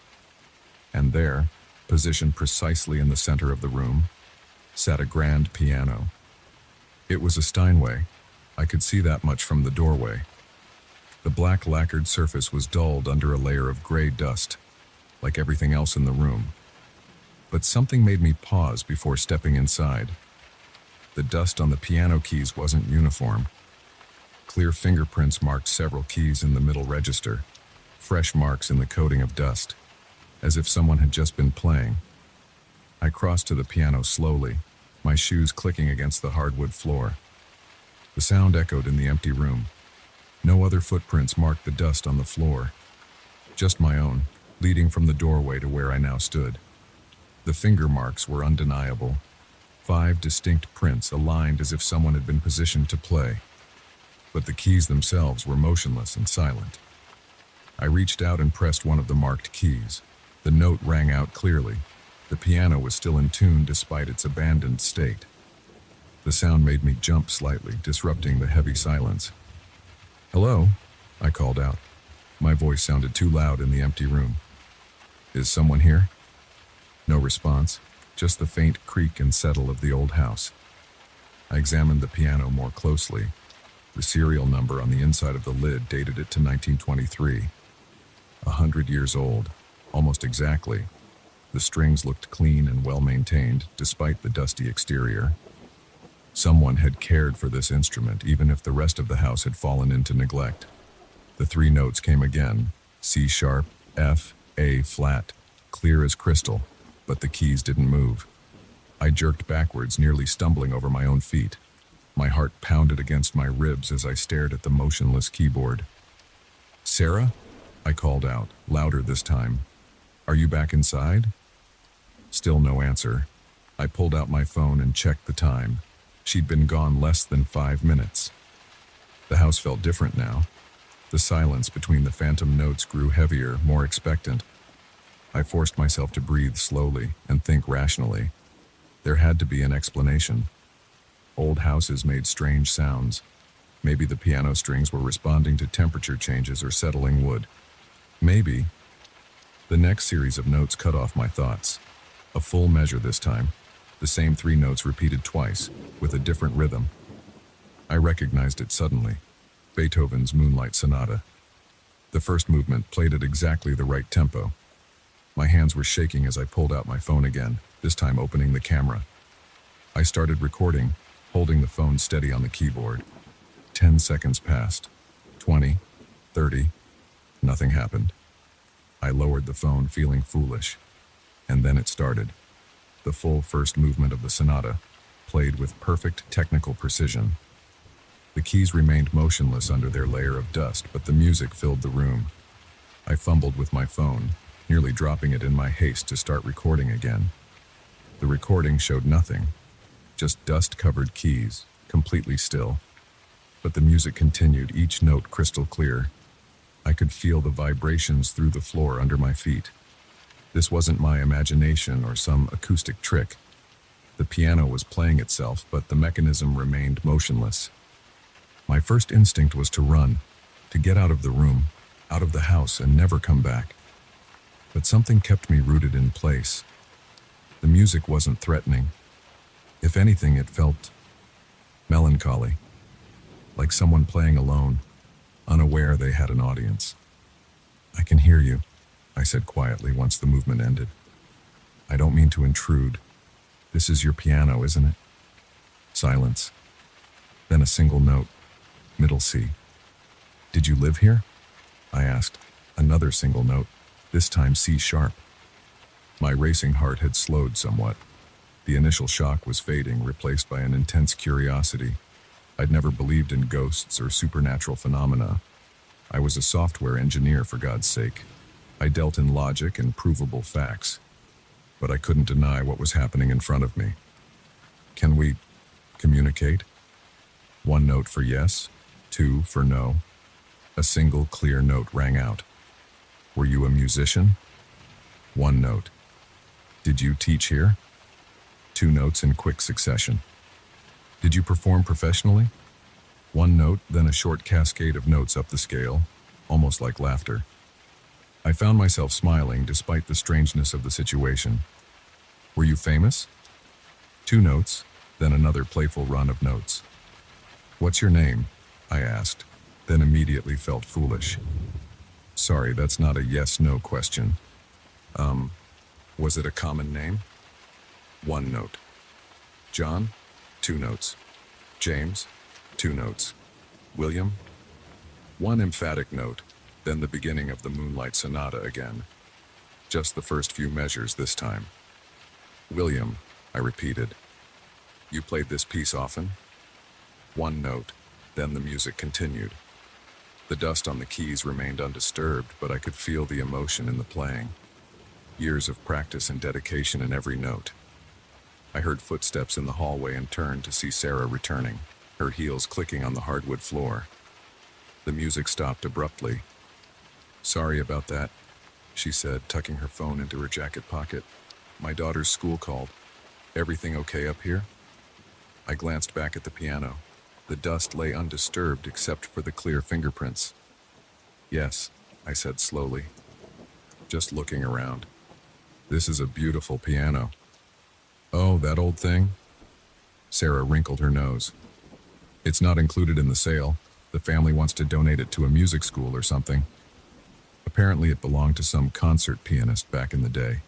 The previous owner was his great-niece, I think. She passed away last year. Do you know the pianist's name? She frowned, thinking. William something. Started with an H? Harrison? Henderson? I'd have to check the paperwork. Why?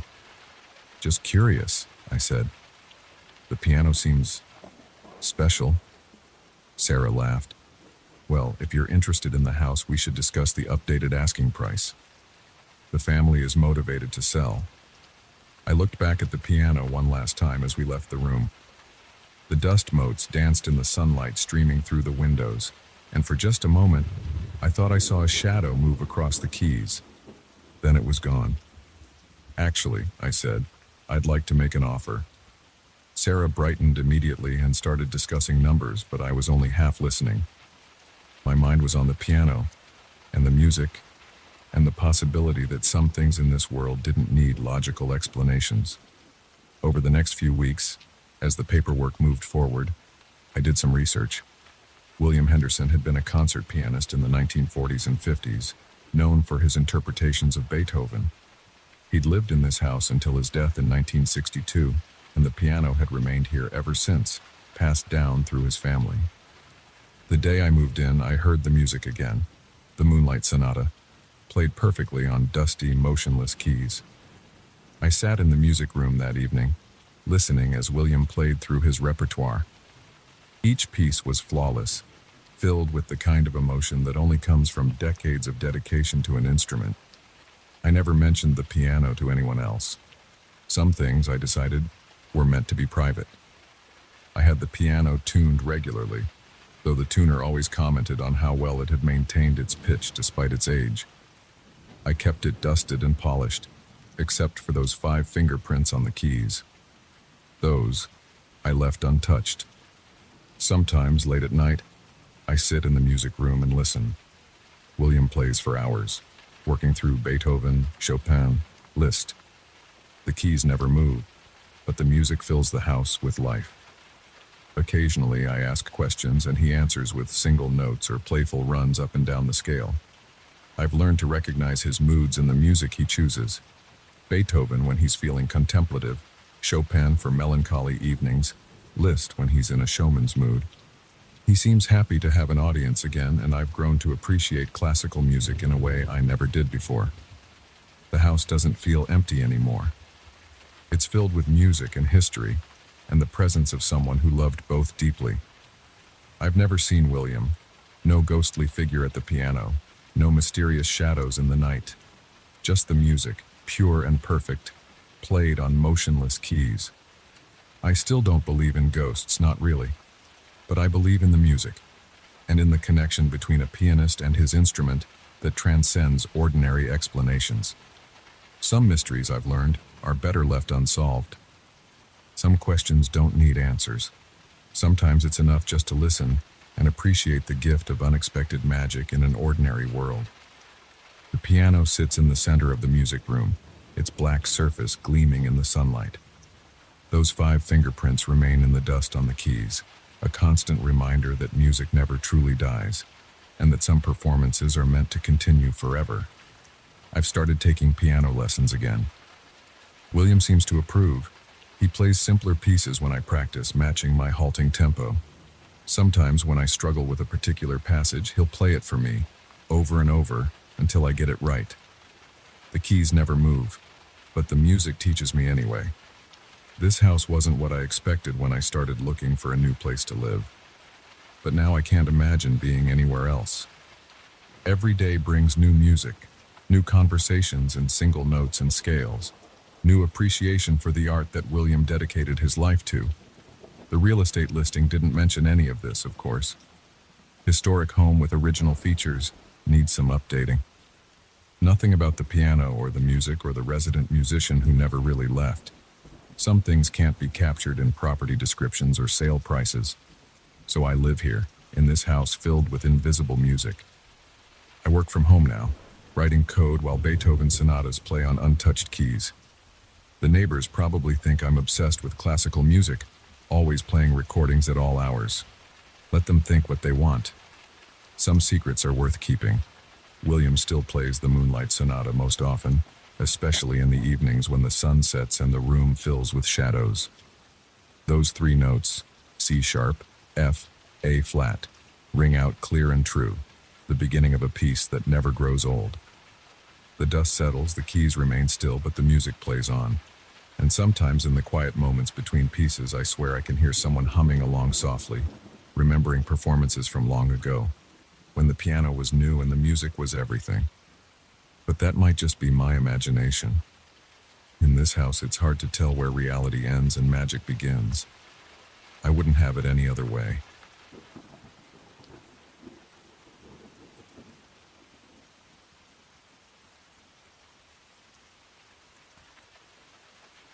I first saw it on a Tuesday night in October. I remember because I had just finished a 14-hour shift at the warehouse, and my back was killing me from moving boxes all day. The security light in my backyard clicked on as I walked past the kitchen window. That's when I noticed it. A dark figure standing motionless at the tree line, right where my yard meets the woods. I stopped mid-step, my coffee mug frozen halfway to my mouth. The figure was tall, maybe 6 feet, and completely still, just standing there in the shadows between 2 oak trees. I couldn't make out any features. It was like looking at a person-shaped hole in the world. I set my mug down and moved closer to the window. The figure took a step backward, melting partially into the darkness between the trees. My heart started pounding against my ribs.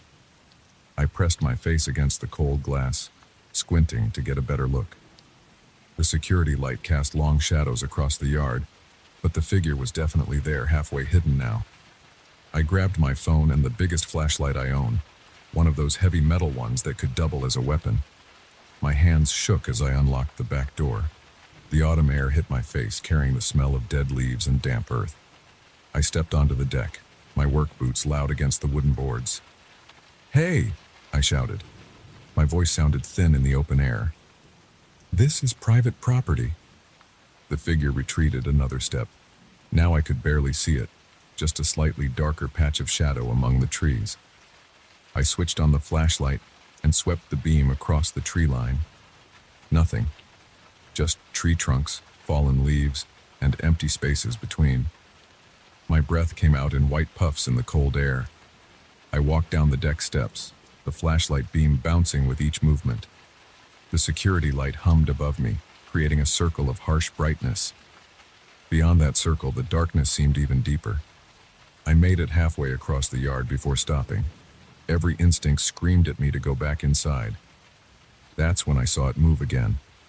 Just a slight shift to the left, staying in the shadows. My throat went dry. I took another step forward and it retreated deeper into the woods. The movement was smooth, almost liquid. No sound of footsteps, no rustling leaves. Just silent, fluid motion. I backed up slowly until I hit the deck steps, then turned and hurried inside. I locked the door, checked it twice, then closed all the blinds. I spent the rest of the night in my recliner, facing the back windows, flashlight in my lap. Sleep wasn't happening. The next morning I searched the tree line. The ground was wet with dew, but I couldn't find any footprints. No broken branches, no disturbed leaves. Nothing to prove what I'd seen was real. I almost convinced myself I'd imagined it. Too many long shifts, too much caffeine, too little sleep. Then Wednesday night came. Same routine, late shift, aching back, coffee mug in hand. I deliberately kept my eyes away from the kitchen window as I heated up a frozen dinner. But curiosity won. I had to look. It was there. Same spot, same stillness. My TV dinner fell to the floor, plastic tray clattering against tile. The figure didn't react to the noise. It just stood there, a dark cutout against the trees. This time I didn't go outside. I watched it through the window for hours, and it watched me back. I couldn't see eyes, but I felt them. Thursday, Friday, Saturday. Every night it appeared. Always at the edge of the yard, always retreating if I got too close. I started taking photos with my phone, but they came out blurry or too dark. I set up a security camera, but the footage showed only indistinct shadows. My neighbor Rick thought I was losing it. Probably just a deer, he said when I tried to explain. They freeze up in the light sometimes. But I've seen plenty of deer. This wasn't that. Deer move differently. Deer make noise. This thing, whatever it was, moved like smoke and made no sound at all. I called the police on Sunday. Officer Martinez came out, walked the property, took notes. She was professional, but I could see the look in her eyes. The same look Rick had given me. The "this guy's cracking up" look. She suggested I trim back the trees to let in more light. Said maybe local teens were playing pranks. But teens would get bored after a few nights. Teens would laugh, or run, or leave footprints in the mud. This presence was different, patient, consistent. It had a purpose, but I couldn't figure out what it was. The lack of sleep started affecting my work. I dropped a crate of inventory on Tuesday, nearly broke my foot. My supervisor sent me home early. I sat in my car in the driveway for 20 minutes staring at the trees before I worked up the nerve to go inside. That night I decided to wait it out. I set up a chair on my deck, wrapped in my warmest coat. 2 thermoses of coffee. Flashlight in my lap. Phone fully charged. I was going to sit there until sunrise if I had to. The security light clicked on at 8:43 p.m. I checked my phone to mark the time, and there it was, right on schedule. Standing between the same 2 oak trees. In the 2 weeks since this started, it had never deviated from that spot. "What do you want?" I called out. My voice was steady now. Fear had given way to frustration, to anger. "Why are you here?" No response. No movement. Just that patient, watching stillness. At 11:17 p.m., I heard a sound for the first time. A soft scraping, like dry leaves being dragged across concrete. The figure shifted slightly, and I realized the sound was coming from it. My hands gripped the flashlight so hard my knuckles went white. The scraping got louder. The figure took a step forward, the first time it had ever moved toward me instead of away. My heart slammed against my ribs, every muscle tensed, ready to run, another step forward. Now it was fully in the open, no longer hidden by trees. The security light should have illuminated it, but somehow the darkness clung to its form. It was like looking at a tear in reality. a piece of the night that had decided to stand up and walk. The scraping sound grew until it filled my ears. My teeth vibrated with it. The figure took another step. Another. It was halfway across the yard now. I raised the flashlight, finger on the switch, but I couldn't make myself turn it on. Some animal part of my brain knew that I didn't want to see this thing clearly. I stood up, chair clattering behind me. My legs shook. The figure stopped moving. The scraping cut off suddenly, leaving a ringing silence. We stood there, maybe 20 feet apart, in some kind of standoff. Then it raised an arm. The movement was wrong, too fluid, too many angles. Like watching a time-lapse video of a plant growing, but in reverse. The arm kept extending longer than any human arm could be, reaching toward me across the yard. I ran, slammed through the door, locked it, ran upstairs to my bedroom, collapsed against the wall, gasping for air. I didn't look out the window again that night. The next morning I called in sick to work, spent the day installing more security lights, clearing brush, cutting back tree branches, anything to reduce the shadows. I bought more cameras, motion sensors, even an electric fence system. None of it mattered. The figure appeared again that night, standing in its usual spot despite the floodlights and cleared vegetation. The cameras caught nothing but static. The motion sensors never triggered. The electric fence might as well have been unplugged. But something had changed. Now it would take steps forward sometimes, always stopping halfway across the yard, always raising that impossible arm. Always retreating back to the trees if I went inside or looked away. I started sleeping during the day and staying awake all night. I ordered blackout curtains for my bedroom windows, bought caffeine pills, made spreadsheets tracking the figure's appearances, its movements, the sounds it made. I needed to understand it, needed to find a pattern, a reason, anything that made sense. Week 3, I lost my job, missed too many shifts, made too many mistakes when I did show up. Rick stopped coming by to check on me. Officer Martinez didn't return my calls. I couldn't blame them. I knew how I sounded. The figure grew bolder. Each night it came a little closer before retreating. The scraping sound got louder, developed layers. Sometimes I thought I could hear words in it, but they were in no language I recognized. I stopped going outside completely, ordered groceries delivered, kept the blinds closed, but I could feel it out there, waiting. The air in the house grew thick and stale. The walls seemed to press in closer each day. 4 weeks in, I cracked. Sleep deprivation, isolation, and fear had worn me down to nothing.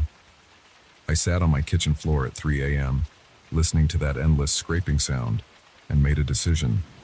This had to end. I grabbed my flashlight and coat, walked out onto the deck. The figure stood in its usual spot, arm already rising in that plant growth motion. I took a deep breath and started walking toward it. It didn't retreat this time. The scraping got louder with each step I took. My ears popped, my vision blurred at the edges. But I kept walking, 10 feet away now. I could see more details, though my mind struggled to process them. The darkness wasn't clinging to the figure. It was part of it, moving, flowing, like black water running upward. 5 feet. The arms stretched toward me, too long, too many joints. The scraping filled the world. My nose started bleeding. 3 feet. 2. 1. I stopped, raised my flashlight. Thumb on the switch. The figure lowered its arm. The scraping cut off. In the sudden silence, I heard something like breathing, but not from the figure. From behind me. I turned around slowly. There was another figure standing on my deck, identical to the first. It raised its arm. Then another figure stepped out from behind a tree to my left. Another emerged from behind my garden shed. More appeared at the tree line, 2, 5, a dozen.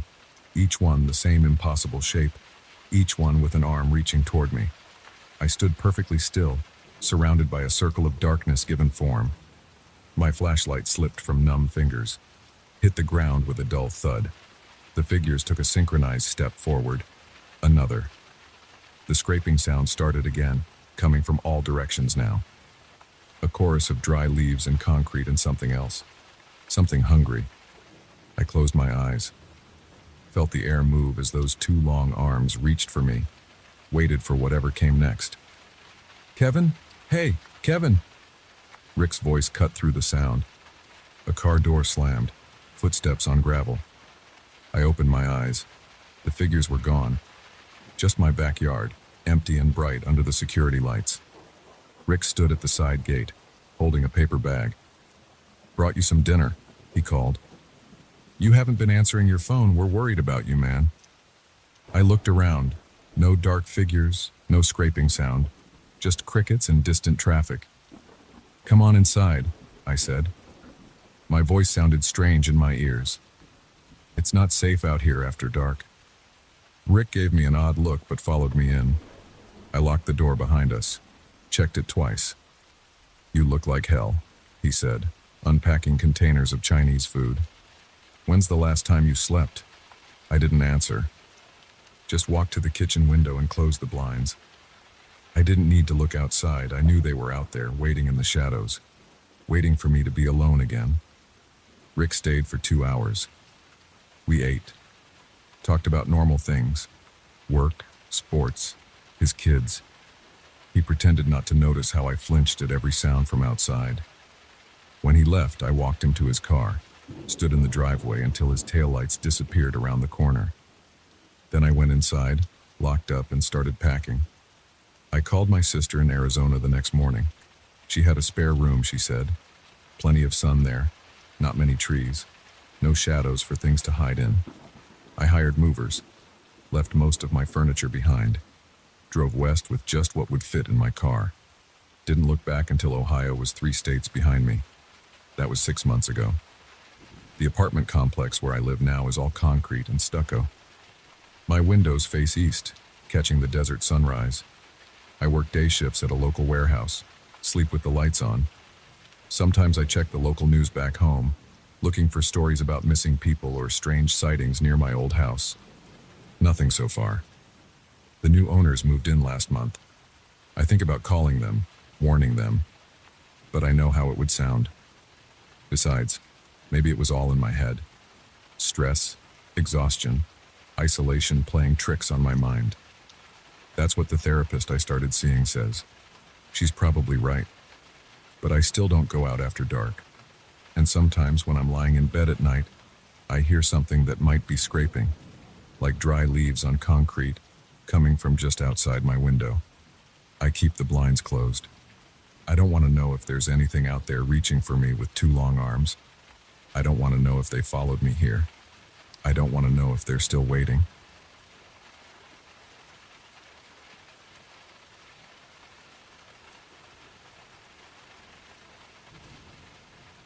The first time I found my mother's medallion hanging on the wall, I blamed my girlfriend Sarah. It made sense. She was the only other person with a key to my apartment. But when I called to ask her about it, she was confused. She hadn't been to my place in over a week. That's when the unease first crept in. I stood there in my bedroom, phone still in hand, staring at the brass medallion swaying slightly on a nail that I knew for certain hadn't been there the night before. The morning light caught its surface, making the intricate Celtic knotwork pattern seem to shift and move. I've kept that medallion in the top drawer of my bedside table for the past 15 years, ever since Mom passed away. It was the last thing she gave me, pressing it into my palm as she lay in her hospital bed. "Keep it safe," she'd said. Those were her last words to me. And I had kept it safe, tucked away in that drawer where I could see it every morning and night. Sometimes I'd hold it, feeling the weight of the metal and tracing the patterns with my finger, but I never hung it up, never wanted to risk losing it. Now here it was on my wall, about eye level, like some kind of museum piece on display. I walked over and lifted it carefully off the nail. The metal was cool against my skin. I examined the nail. It looked old, like it had been there for years, but I knew my walls. I'd painted this room myself just last summer. There hadn't been any nails. I dropped the medallion back in its drawer and got ready for work, trying to shake off the weird feeling. By lunchtime, I'd almost convinced myself I must have hung it up myself and forgotten about it. The mind plays tricks sometimes, especially in the morning when you're still half asleep. That night I made sure the medallion was secure in its drawer before going to bed. I even went so far as to take a picture with my phone, showing the medallion nestled among my spare charging cables and old receipts, just to prove to myself where I'd left it. The next morning, it was back on the wall. This time, I knew I wasn't imagining things. The nail was in a different spot, about 6 inches to the left of where it had been yesterday. I yanked the medallion down so hard the chain tangled. My heart was pounding as I examined the wall. The nail from yesterday was gone. No hole, no mark, nothing to show it had ever been there. I called in sick to work. Spent the morning going over my apartment inch by inch, looking for any sign of a break-in. The deadbolt was secure. The windows were all locked. No scratches around the locks, no scuff marks on the sills. Nothing was missing or disturbed, except for that damn medallion. Sarah came over that evening after I texted her about what was happening. She could tell I was rattled. I'd barely slept the night before, jumping at every small sound in my apartment. "Maybe you should have it appraised," she suggested, turning the medallion over in her hands. "Find out more about where it came from." "Mom never told me much about it," I said. "Just that it was a family heirloom, passed down through her side of the family." "Well, clearly there's more to it than that." Sarah held it up to the light. "These symbols, they look Celtic, but there's something off about them.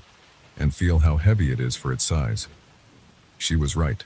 The medallion was about 2 inches across, but weighed as much as a heavy paperweight. The metal wasn't quite brass or gold, but something in between. And the patterns. Looking at them too long made my eyes hurt, like trying to follow a line in an Escher drawing. "I'm going to put it somewhere more secure," I told her. "Just until I can figure out what's going on."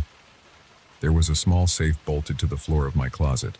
I usually just kept some emergency cash and important documents in there, but that night I cleared a space and placed the medallion inside. Sarah watched as I spun the dial, checking it 3 times to make sure it was locked. "Call me if anything else weird happens," she said as she left. I could tell she was worried about me, probably thinking I was having some kind of breakdown. I barely slept that night, lying awake listening to every creak and settling sound in my apartment. Around 3 a.m. I got up to check the safe. The medallion was still there, gleaming dully in the beam of my phone's flashlight. When I woke up the next morning, the medallion was on my pillow, less than an inch from my face. I scrambled out of bed so fast I got tangled in the sheets and fell, cracking my elbow on the nightstand. The pain helped ground me, made this feel more real. The medallion lay there on my white pillowcase, the chain coiled like a small snake. The safe was still locked. I opened it with shaking hands. The cash was there, my passport, birth certificate, everything except the medallion. I called Sarah again, but it went to voicemail. Then I called my boss and told him I needed to take the rest of the week off. Family emergency. It wasn't exactly a lie. I spent the next few hours online searching for information about Celtic medallions, family heirlooms, unexplained movements of objects. Most of what I found was obviously fake, ghost stories and paranormal message boards. But one site caught my attention.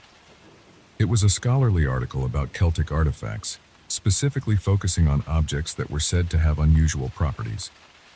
The author mentioned something called a wanderer's token, a type of medallion that supposedly couldn't be contained or constrained. According to legend, these tokens would always return to their rightful place, no matter how they were secured. The article was frustratingly vague about what constituted a rightful place or why these tokens existed. I was deep in my research when my phone buzzed. Sarah had texted back, "Coming over after work. Don't do anything crazy." I spent the rest of the day watching the medallion.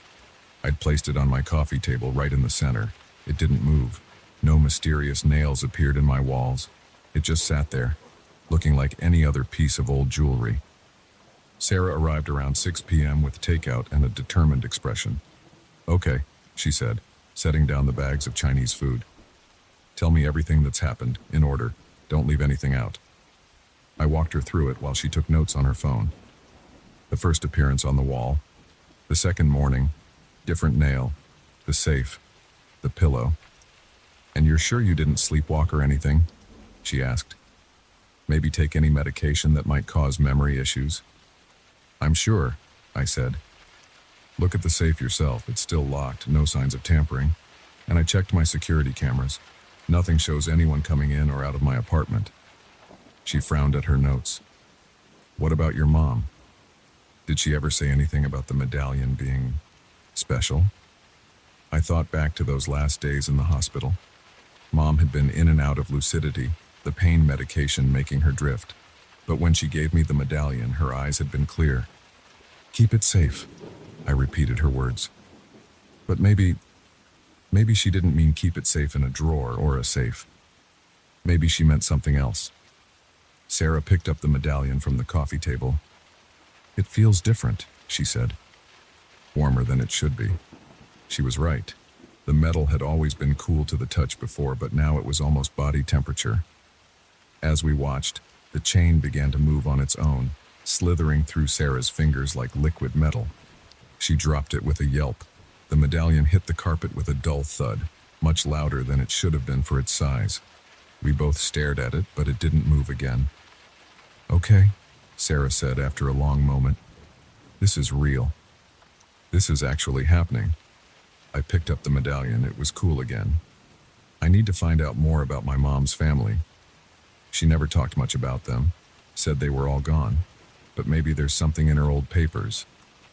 I had a box of mom's things in my storage unit, tax records, old photos, letters, stuff I hadn't looked at since she died. Sarah helped me bring it up to my apartment, and we spent the next few hours going through everything. Most of it was ordinary stuff. Birthday cards, utility bills, recipes clipped from magazines. But at the bottom of the box, wrapped in tissue paper, we found a small leather-bound book. The pages were yellowed and brittle, filled with handwritten notes in different styles of handwriting. Some entries were in English, others in what looked like Gaelic. Dates went back over 100 years. It's a journal, Sarah said, carefully turning the pages. Look, they're all writing about the medallion. She was right. Entry after entry mentioned the token or the wanderer. Some wrote about trying to sell it, only to have it reappear in their homes. Others described attempts to destroy it, all unsuccessful.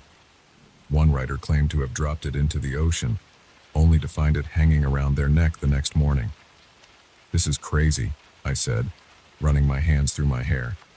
This can't be real. It's real, Sarah said quietly. We've both seen it move. The question is, what do we do about it? We read more of the journal. The most recent entry was from my mother, dated a few months before she died. The token has chosen James. I've seen how it responds to him even now. I hope he'll understand when the time comes.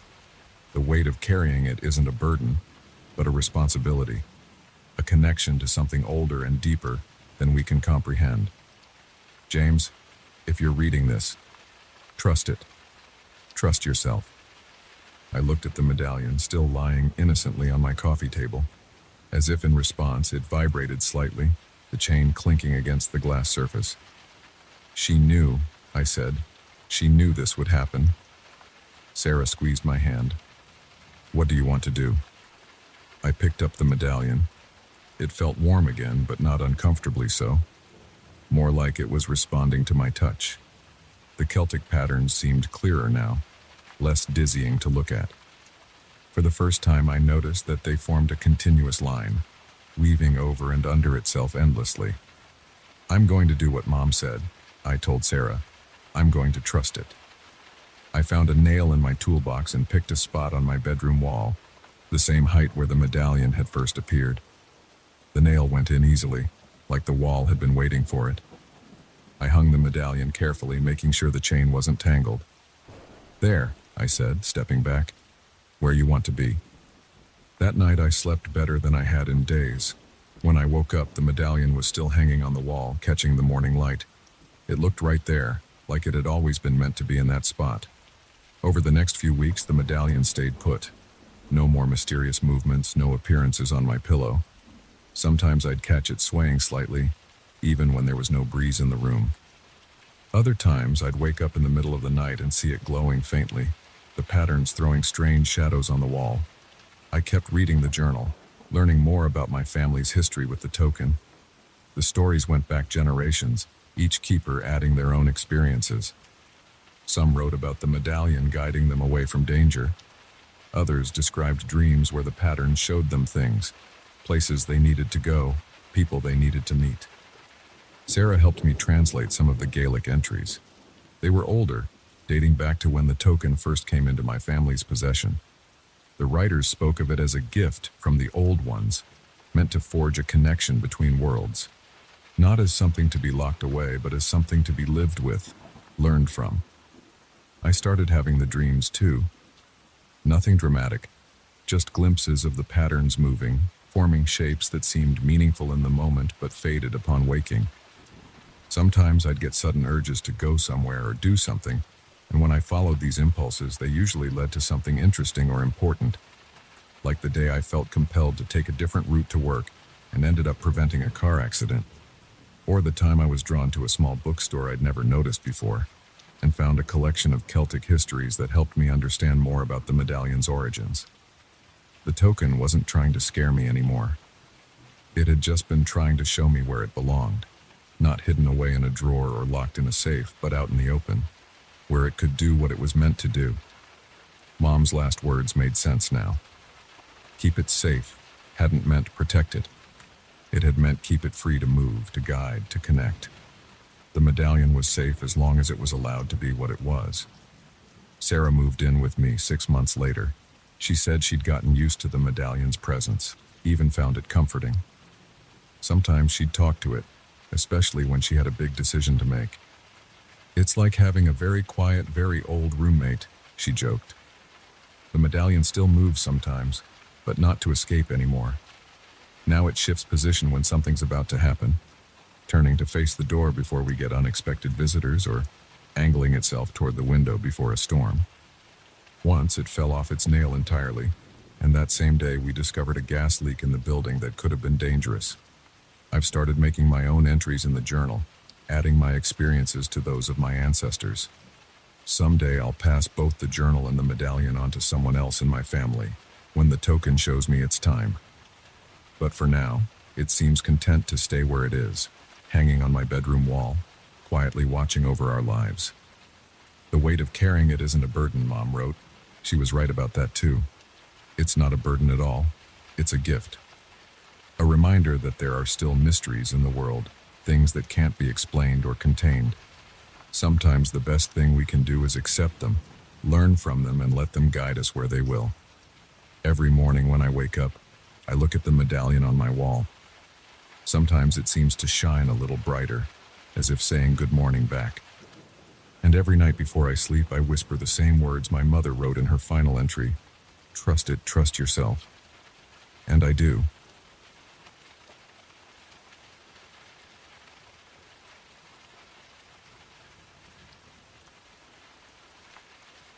The old rotary phone sits on my bedroom nightstand.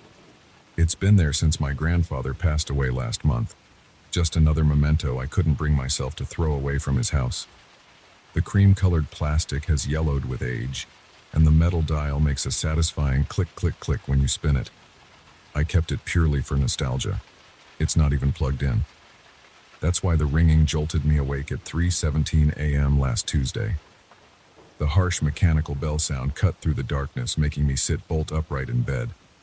My heart pounded against my ribs as I stared at the phone, trying to process what I was hearing. The ringing continued. 2 short bursts, pause, repeat.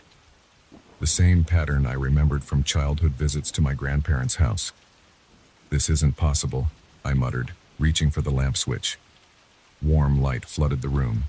The phone kept ringing. I picked up the handset, my palm sweaty against the plastic. Hello? Static crackled in my ear, along with something else, a soft, wheezing sound. Then I heard it clearly. Laughter. Not joyful or friendly laughter, but a weak, breathy chuckle that made the hair on my arm stand up.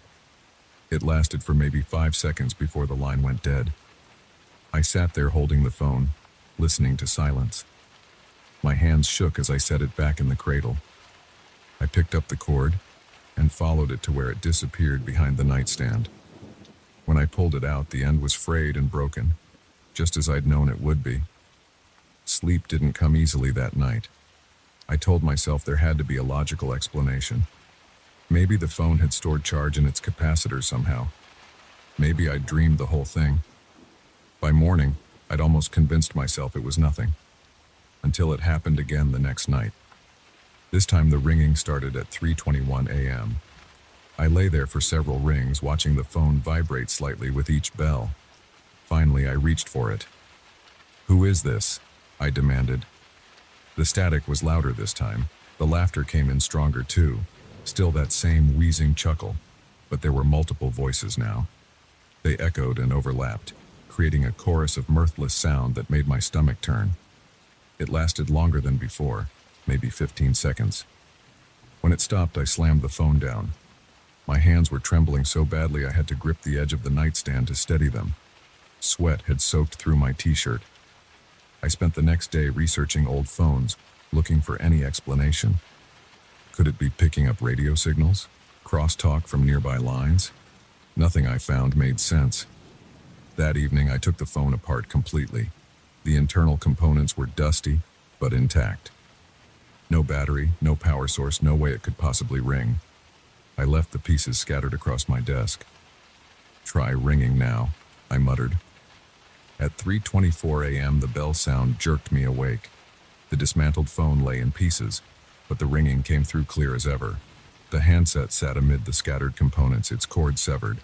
My voice shook as I picked it up. "What do you want?" The static burst through immediately, along with that horrible laughter.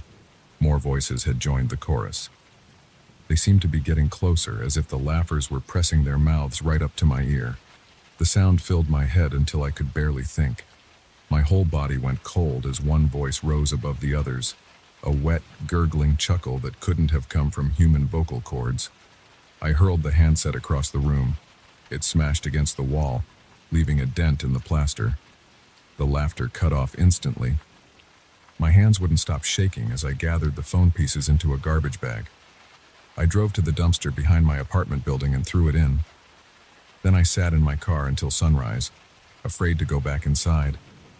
The next night, I stayed at a hotel. I took a sleeping pill and passed out watching TV. The bedside phone woke me at 3:27 a.m. I knew before I answered what I would hear. The static came first, then the laughter. But now it was thunderous. Dozens of voices cackling and howling with glee. They seemed to be celebrating something. One voice called out words I couldn't quite make out. The others responded with renewed peals of laughter that made my ears ring. I slammed the phone down and ran out of the room. The night clerk looked alarmed as I burst into the lobby. "Sir, is everything all right?" "The phone in my room? Who's calling it?" He checked his computer. "There are no external lines connected to the rooms right now. We're upgrading our phone system. The phones are just decorative at the moment." I drove home in a daze. The sun was rising by the time I pulled into my parking spot. I hadn't slept more than a few hours in days. My hands shook as I unlocked my apartment door. The old rotary phone sat on my nightstand, fully assembled, looking exactly as it had when I first brought it from my grandfather's house. I backed out of the bedroom and closed the door.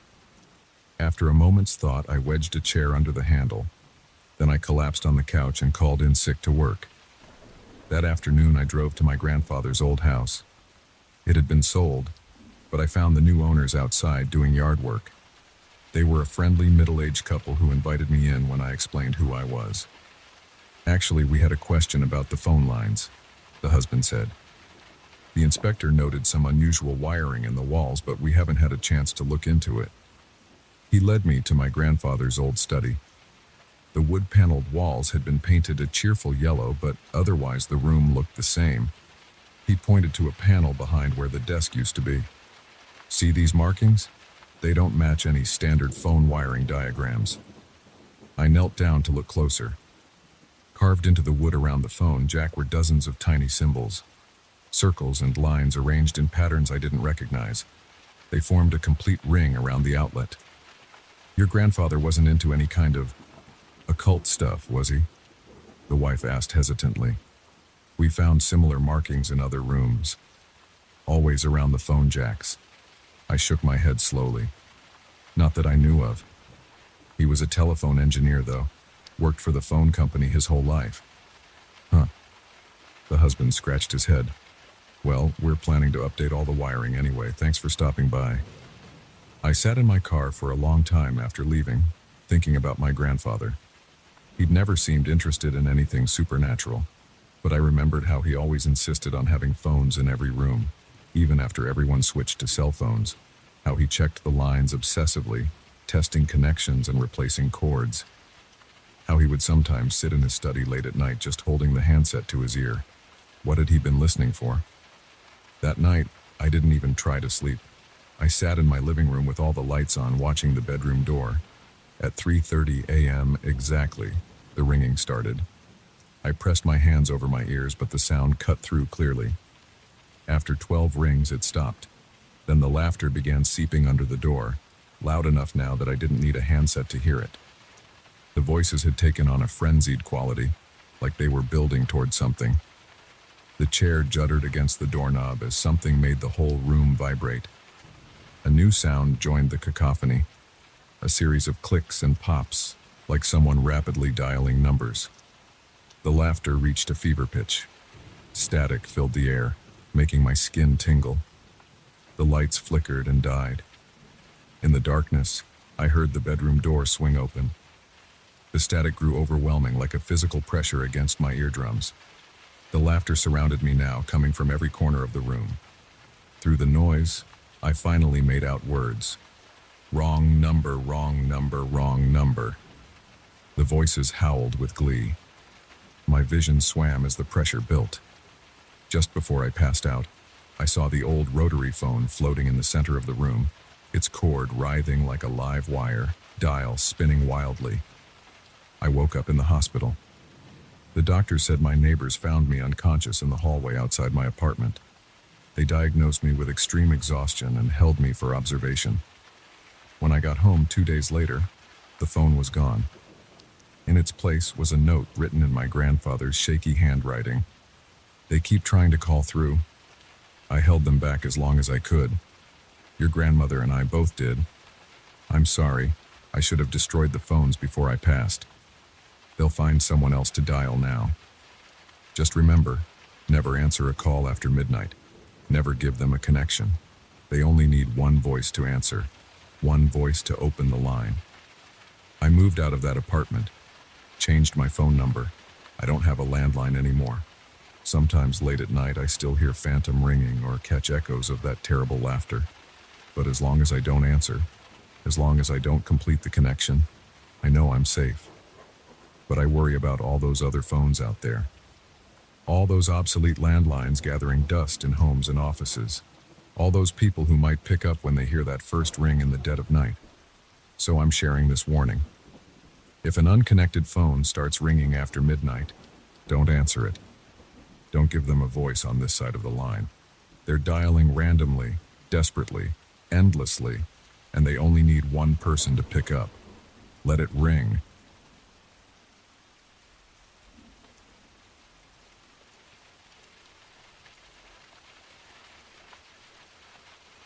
The first time I noticed something wrong with the grandfather clock was on a Tuesday evening in October. I was sitting in my living room, trying to focus on some work emails, when the deep, resonant chimes that had been a constant backdrop to my life for the past 15 years suddenly stopped mid-strike. The silence caught my attention immediately. I looked up from my laptop screen to see the clock's hands frozen at 11:58 p.m. Strange, since it was only 7:43 p.m. according to my phone. I got up from my leather armchair, walked over to the towering mahogany timepiece and opened the glass door protecting its face. The brass hands felt cool under my fingers as I adjusted them to the correct time. The familiar tick-tock resumed as soon as I closed the door, and I went back to my work. 20 minutes later, the chimes rang out again. Midnight. I frowned and checked my phone. 8:03 p.m. The clock's hands were back at 12 a while despite my adjustment. Must be a mechanical issue, I thought, making a mental note to call a repair service in the morning. I reset the time again, this time paying closer attention to the mechanism.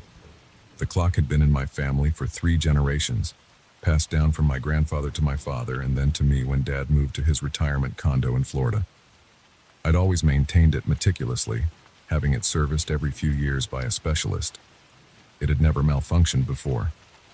The next morning I found the clock stuck at midnight again. This time something else caught my eye. Thin scratches across the clock face that I was certain hadn't been there before. They weren't deep, but they were definitely new, creating a strange pattern around the number 12. My finger traced the marks, feeling their slight indentation in the otherwise smooth surface. I called the clock repair shop downtown and described the problem to the owner, an elderly man named Frank who had serviced the clock before. He seemed puzzled by my description and agreed to come take a look the following day. That night, I decided to stay up and watch the clock. I set up my laptop on the coffee table, made a strong cup of coffee, and settled in for what I expected to be a boring evening of catch-up work while keeping an eye on the timepiece. The hands moved normally until 11:57 p.m. At that point, the tick-tock rhythm changed.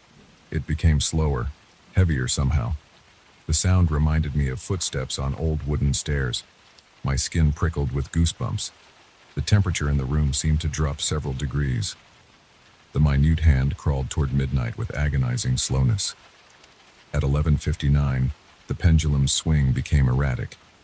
Instead of its usual steady arc, it swung in irregular patterns, sometimes wide, sometimes narrow. The sound it made changed too. No longer the familiar tick-tock, but a grinding, scraping noise that set my teeth on edge. My hands gripped the armrests of my chair as I watched, unable to look away. The second hand twitched and jerked its way around the face.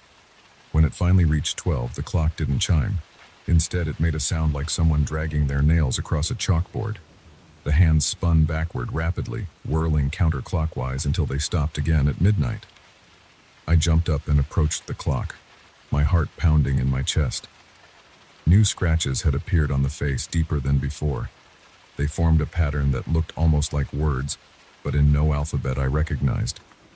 My fingers shook as I reached out to touch them. The glass was ice cold. I pulled my hand back quickly and stepped away from the clock. The pendulum had stopped moving entirely, but there was still a sound coming from inside the case, a low, vibrating hum that made my fillings ache. The air around the clock seemed to waver, like heat rising from hot pavement. I spent the rest of the night on my couch, watching the clock from across the room. It remained frozen at midnight, the strange hum continuing until sunrise, when it suddenly stopped and resumed its normal operation as if nothing had happened. Frank arrived at 9 a.m. sharp. He was a short man with thick glasses and hands that showed years of detailed work. I explained what had happened while he examined the clock face carefully. "These marks," he said, adjusting his glasses. "They're unusual. The pattern suggests they were made from inside the clock, not outside." "That's impossible," I said. "There's nothing inside that could make marks like that." Frank opened the clock case and began examining the mechanism. His expression grew more concerned as he worked. "The gears are all in perfect condition," he said. "Better than perfect, actually. They show no wear at all, which is impossible for a clock this old." He pulled out a small magnifying glass and leaned in closer. "And these scratches, they're not random. They form a specific pattern that repeats. See here?" He pointed to a series of marks that curved around the number 12. "This section appears exactly the same 4 times around the dial." I leaned in to look where he was pointing, and he was right. The scratches formed a precise geometric pattern that I hadn't noticed before. My stomach tightened as I realized they hadn't been there that morning. They were fresh. Frank continued his examination, opening panels and checking mechanisms I didn't even know existed. After about an hour, he sat back on his heels and wiped his forehead with a handkerchief. "In 35 years of repairing clocks, I've never seen anything like this," he said. "Mechanically, everything is perfect. Too perfect. But these marks..." He shook his head. "I can't explain them. And there's something else." He reached into the case and carefully extracted a small object. It was a piece of paper, yellowed with age, folded into a tight square and wedged between 2 gears. The paper was covered in the same strange markings that were scratched into the clock face. "This was hidden inside," Frank said, holding it out to me. "It looks old, but it couldn't have been there long or it would have jammed the mechanism. I took the paper carefully. The marks seemed to shift slightly as I looked at them, like they were moving on the page. My head started to throb, and I quickly set it down on the coffee table. Frank packed up his tools slowly, his usual confidence replaced by uncertainty. "I can't fix what isn't broken," he said, "but I'd recommend having someone else look at it. Someone who specializes in unusual cases." After he left, I sat staring at the clock and the piece of paper. The ticking seemed louder now, more insistent. I picked up the paper again, forcing myself to study the marks despite the headache they caused. They reminded me of something I'd seen before, but I couldn't quite place it. I spent the afternoon researching clockmakers and mysterious markings online, but found nothing that matched what I was seeing. As evening approached, my anxiety grew. The ticking of the clock seemed to fill the entire house, drowning out all other sounds. At 11:57 p.m., I was ready. I had set up a video camera on a tripod, pointed directly at the clock face. My phone was recording audio. I sat in my chair, watching through the camera's viewfinder as the minute hand approached 12. The same sequence of events began: the slowing tick-tock, the dropping temperature, the erratic pendulum. But this time, something new happened. As the second hand reached 12, the marks on the clock face began to glow with a faint blue light. The humming sound started again, but it was different this time. It had a pattern to it, almost like speech. The paper on the coffee table vibrated in response to the sound, the marks on it glowing with the same blue light as the clock face. Suddenly, my video camera shut off. My phone screen went black. The room plunged into darkness except for the glowing marks on the clock and the paper. The humming grew louder, and I felt pressure building in my ears. The clock case door swung open on its own. The pendulum had stopped moving, but the space behind it seemed darker than it should be, like it opened into something deeper than the case should allow.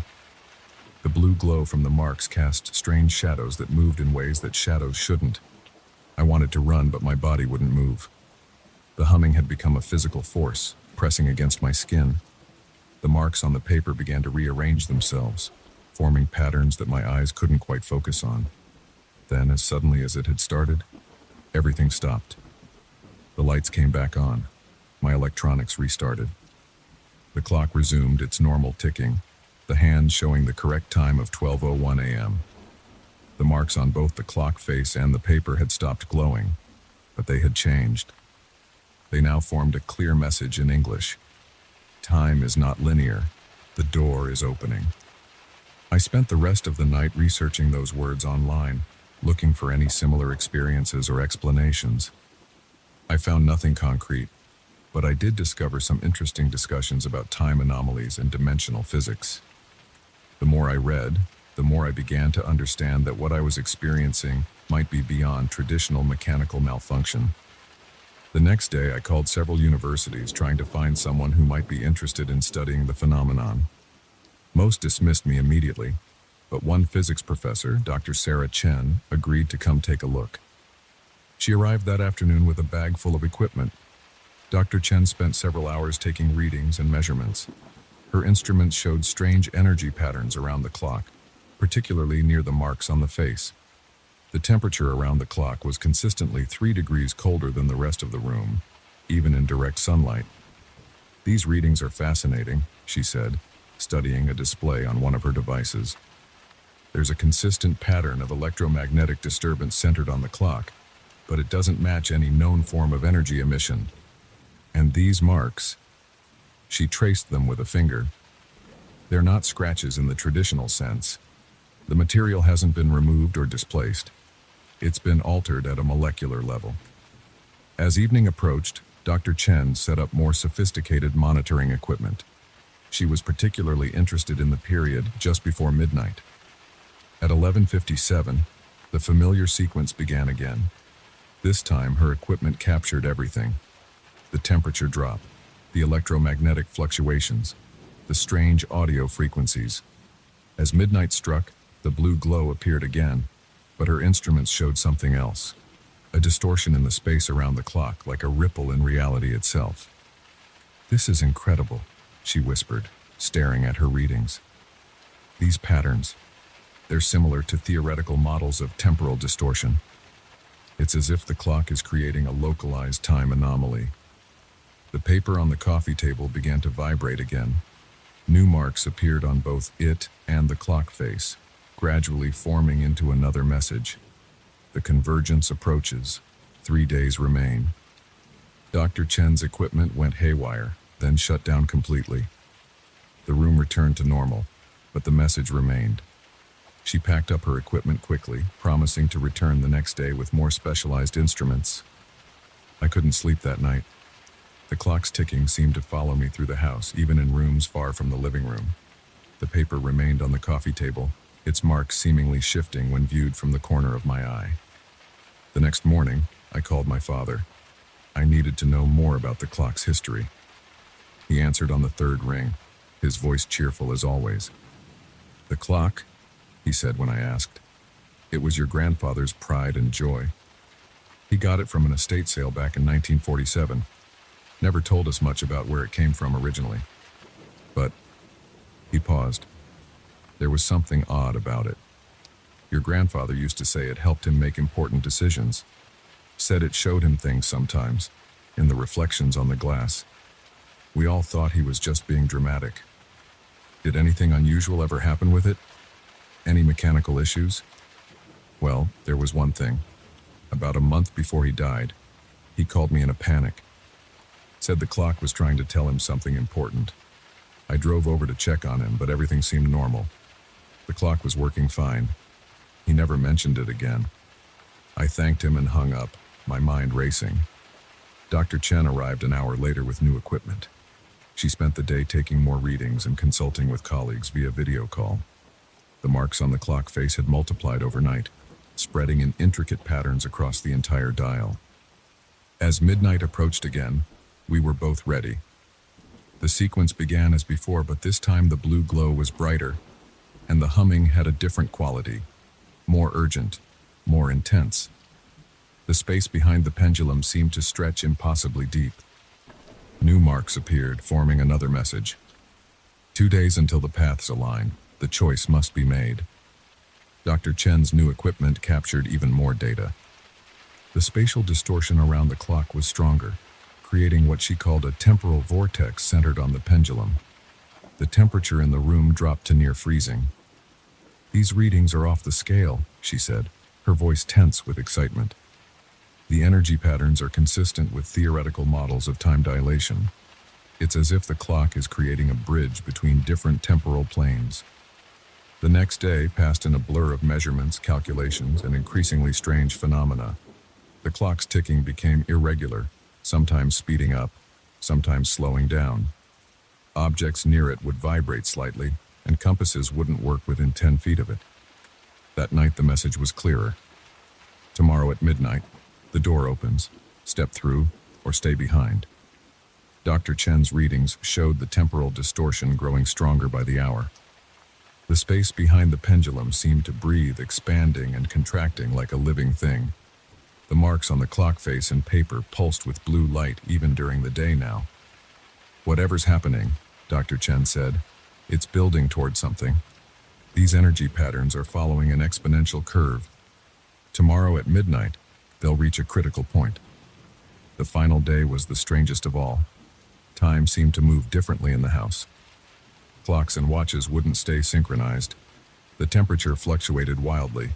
The humming from the grandfather clock was constant now, a low vibration that made the windows rattle.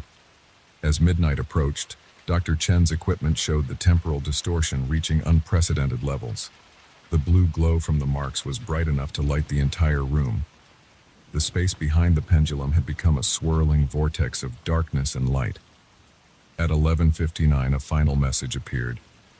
"The choice is yours. Through the door lies a different path, a chance to explore what time truly means. Stay, and the door closes forever." The pendulum stopped. The vortex stabilized, becoming a doorway of swirling energy. Through it, I could see something. Not another place exactly, but the possibility of places. Paths branching and reconnecting, time flowing in patterns I could barely comprehend. "Doctor," Chen's equipment was recording everything, but her attention was fixed on the doorway. "This is it," she whispered. "A genuine temporal anomaly. The implications for physics are staggering." I stood before the clock, feeling the pull of the vortex. The choice was clear. Step through into whatever lay beyond, or stay in the world I knew. The humming had become a song, promising adventures beyond imagination. But as I stood there, I thought about my life, my family, my work. I thought about my father, and his father before him, and their connection to this clock. I thought about choices and consequences, about paths taken and not taken. The seconds ticked away. The vortex pulsed, waiting for my decision. At exactly midnight, I made my choice. I reached out and closed the clock's case. The vortex collapsed in on itself with a sound like a distant thunderclap. The blue glow faded. The marks on the clock face and paper disappeared, leaving no trace they had ever been there. The pendulum resumed its steady swing, tick-tocking away the seconds. Dr. Chen's equipment showed the temporal distortion dissipating, the energy patterns returning to normal. She looked at me, understanding in her eyes. "Sometimes," she said, "the most important discoveries are the ones that remind us where we belong." The clock continues to keep perfect time now. No more midnight resets, no more strange marks, no more temporal doorways. But sometimes late at night, I sit in my chair and listen to its steady ticking. And I wonder about the paths not taken, the adventures not chosen, and the mysteries that lie behind the familiar face of time. Dr. Chen published a paper about the temporal anomaly, carefully anonymized to protect my privacy. It caused quite a stir in the physics community, though no one has been able to replicate the conditions or explain exactly what happened. She still visits occasionally, taking readings and measurements, but the clock remains stubbornly normal.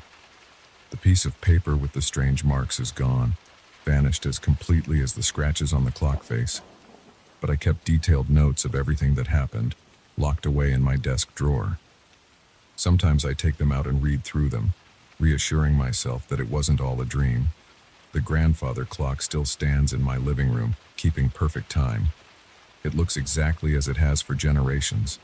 A beautiful piece of craftsmanship, nothing more. But now and then, when the house is quiet and the night is deep, I catch a glimpse of something in the reflection on the glass.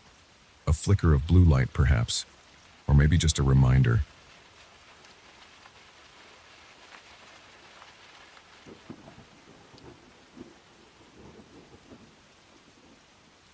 I still can't sleep at night, not since what happened at the Riverside Apartments 2 months ago. I keep the curtains closed now. I don't look out windows after dark. Some things you can't unsee, and some things follow you home. It started 3 months ago when I moved into apartment 4B at the Riverside. The building wasn't much, a weathered 6-story walk-up from the 1960s with creaky floors and temperamental heating.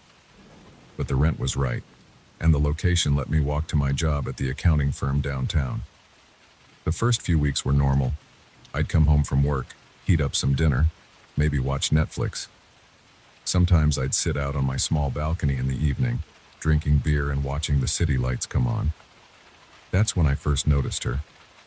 She stood on a balcony 3 floors up and 2 units over, perfectly still, staring down at the street. Just a dark silhouette against the brick wall. I didn't think much of it at first. Lots of people like to get fresh air at night. But after a few evenings, I realized something wasn't right. She never moved. Not once. No shifting weight from foot to foot. No checking a phone. No smoking a cigarette. Just standing there, rigid as a statue, for hours. Always in the same spot, always in the same position. I started timing her. She'd appear at 11:47 p.m. exactly, and vanish at 3:33 a.m. The location bothered me too. That balcony was on the 7th floor, but the building only had 6 stories. I convinced myself I was miscounting floors in the dark. After 2 weeks of this, I started watching more carefully. I'd set an alarm for 11:45 and wait. Sure enough, every night, she'd appear right on schedule. Through my binoculars, I could make out more details. She wore what looked like an old-fashioned dress, ankle-length and high-necked. Her hair was long and dark, hanging straight down her back. She never turned around. The whole thing made my skin crawl, but I couldn't stop watching. I started losing sleep, spending those 4 hours just staring at her still form. My work started to suffer. Dark circles appeared under my eyes.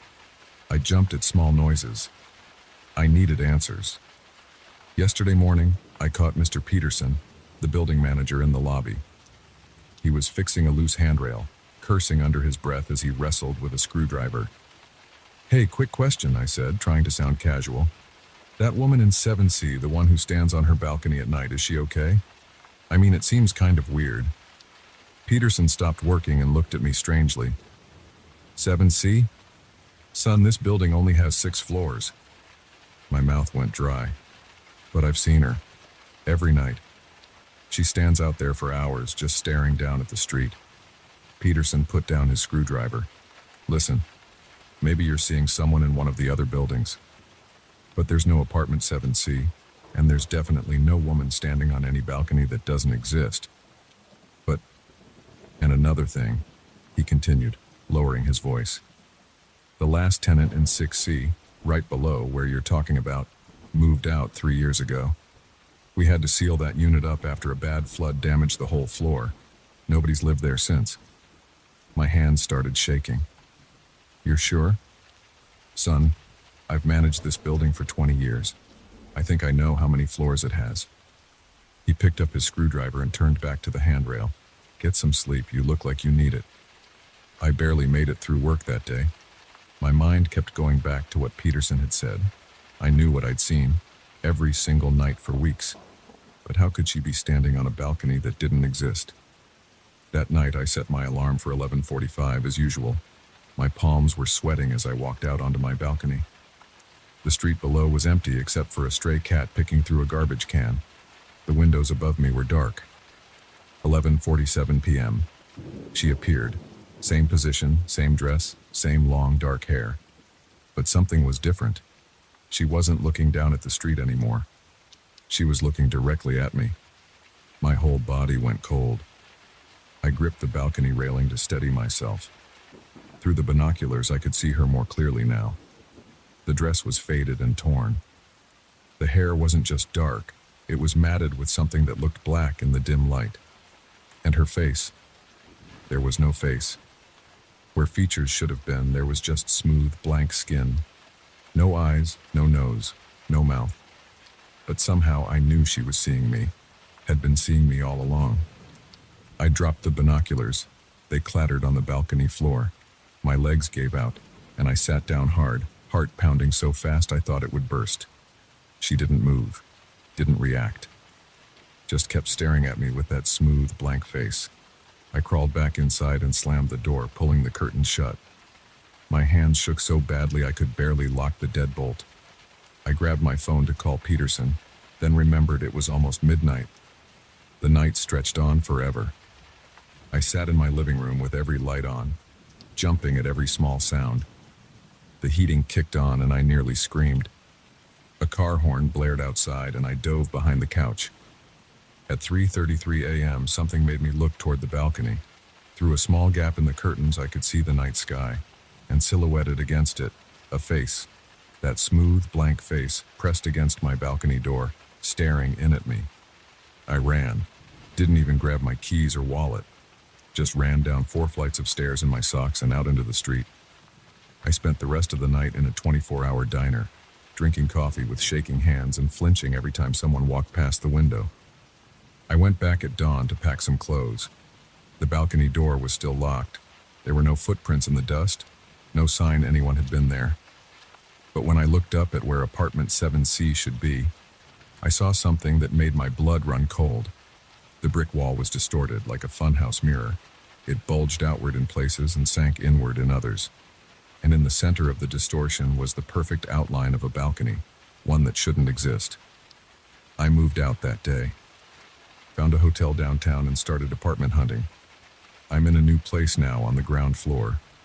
No balconies, but sometimes late at night I'll catch movement in my peripheral vision.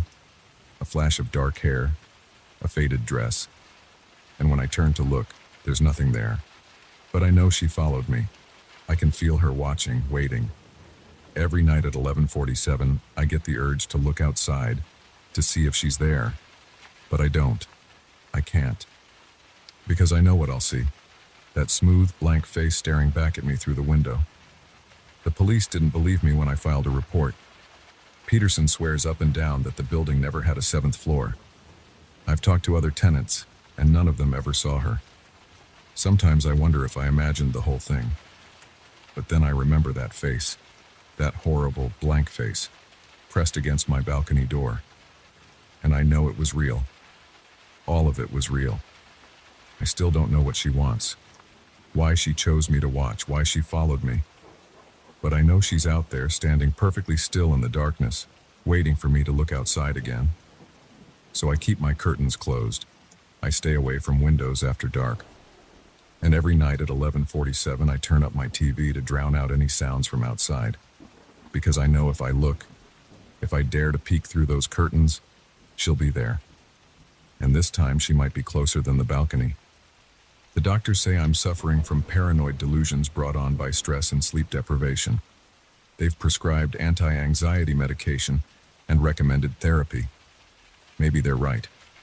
Maybe my mind created the whole thing to cope with the pressure of my new job and living alone. But I don't think so. Because sometimes in the middle of the night I hear something. A soft scraping sound like fingernails on glass. And even through the closed curtains, even with my back turned to the windows, I can feel it. That eyeless gaze boring into me, waiting for me to turn around.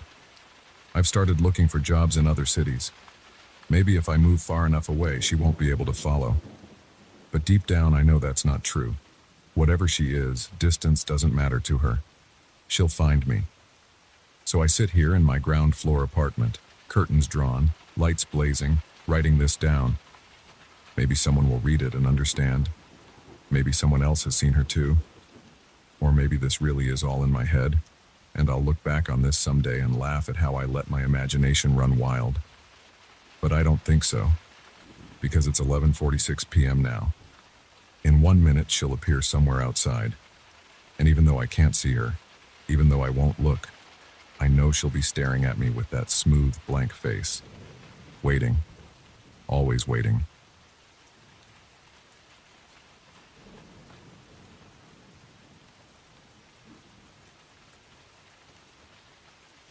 I first heard it 3 nights after moving into Unit 407 of the Oakwood Apartments.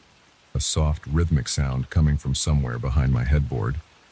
At first, I thought it was just the building settling or the ventilation system acting up. These pre-war buildings always had their quirks. And at $200 a month in this part of the city, I couldn't expect perfection. The sound was barely noticeable during that first week. A gentle in and out that reminded me of someone sleeping deeply. I'd lie in bed scrolling through my phone until midnight, and occasionally, my attention would drift to that quiet whisper of air. I'd press my ear against the wall, trying to determine if it was coming from the adjacent apartment. The wall felt cool against my skin, and the sound would fade in and out like waves lapping at a distant shore. Probably just the neighbor, I told myself, pulling away from the wall and turning up the volume on my phone to drown it out. These old buildings have thin walls. But by the second week, something changed. The breathing grew louder, more distinct. I noticed it wasn't coming from a fixed point anymore. It seemed to move along the wall, inch by inch, night after night. I started tracking its progress with post-it notes, pressing them against the wall where I'd last heard the sound before falling asleep. Each morning, I'd wake up to find the breathing had shifted another few inches closer to my pillow. The rental office wasn't helpful. Sandra, the property manager, just smiled and shook her head when I mentioned it. "Mr. Chen in 408 is a very quiet tenant," she said, tapping her pen against a stack of lease renewals. "Never had a complaint about him in 3 years. Are you sure you're not just adjusting to the building's normal sounds?" I wasn't convinced. That night, I knocked on Mr. Chen's door. A small man in his 60s answered, wearing reading glasses and a cardigan. His apartment mirrored mine, but it felt warmer somehow, with family photos on the walls and the smell of jasmine tea in the air. Breathing sounds? He asked, frowning. No, I sleep with earplugs. My wife snores. He chuckled, gesturing to an elderly woman dozing in a recliner by the window. But I'm usually in bed by 9. Could it be the person below you? I checked with the tenant in 307 the next day. The woman who answered was in her 20s like me, with dark circles under her eyes that suggested she worked night shifts. She shook her head before I even finished explaining. I'm never even home at night, she said. I work at the hospital. The breathing continued its slow migration across my wall. By the third week, it had moved from behind my headboard to just beside my pillow. I started sleeping on the couch, but even from the living room, I could hear it. A steady inhale-exhale that seemed to follow me through the apartment. I began documenting everything. I set up my phone to record the sounds at night, but the recordings came out fuzzy and unclear. I took photos of the wall looking for cracks or holes, but found nothing unusual. I even borrowed an infrared thermometer from work and checked for cold spots, but the temperature remained consistent across the entire surface. One night, unable to sleep, I pressed my palm flat against the wall where the breathing was loudest. The surface vibrated slightly with each exhale, and I swore I could feel warmth radiating through the plaster. I yanked my hand back, my heart pounding. The breathing seemed to pause for a moment, then resumed, slightly faster than before. I started researching the building's history. The Oakwood was built in 1928, renovated in the 70s and again in the early 2000s. No reported deaths in my unit, no mysterious disappearances, nothing that would explain what I was experiencing. The local historical society had archives of old newspapers, but hours of scrolling through microfiche revealed nothing more sinister than a series of code violations in the 80s. The lack of information made it worse somehow.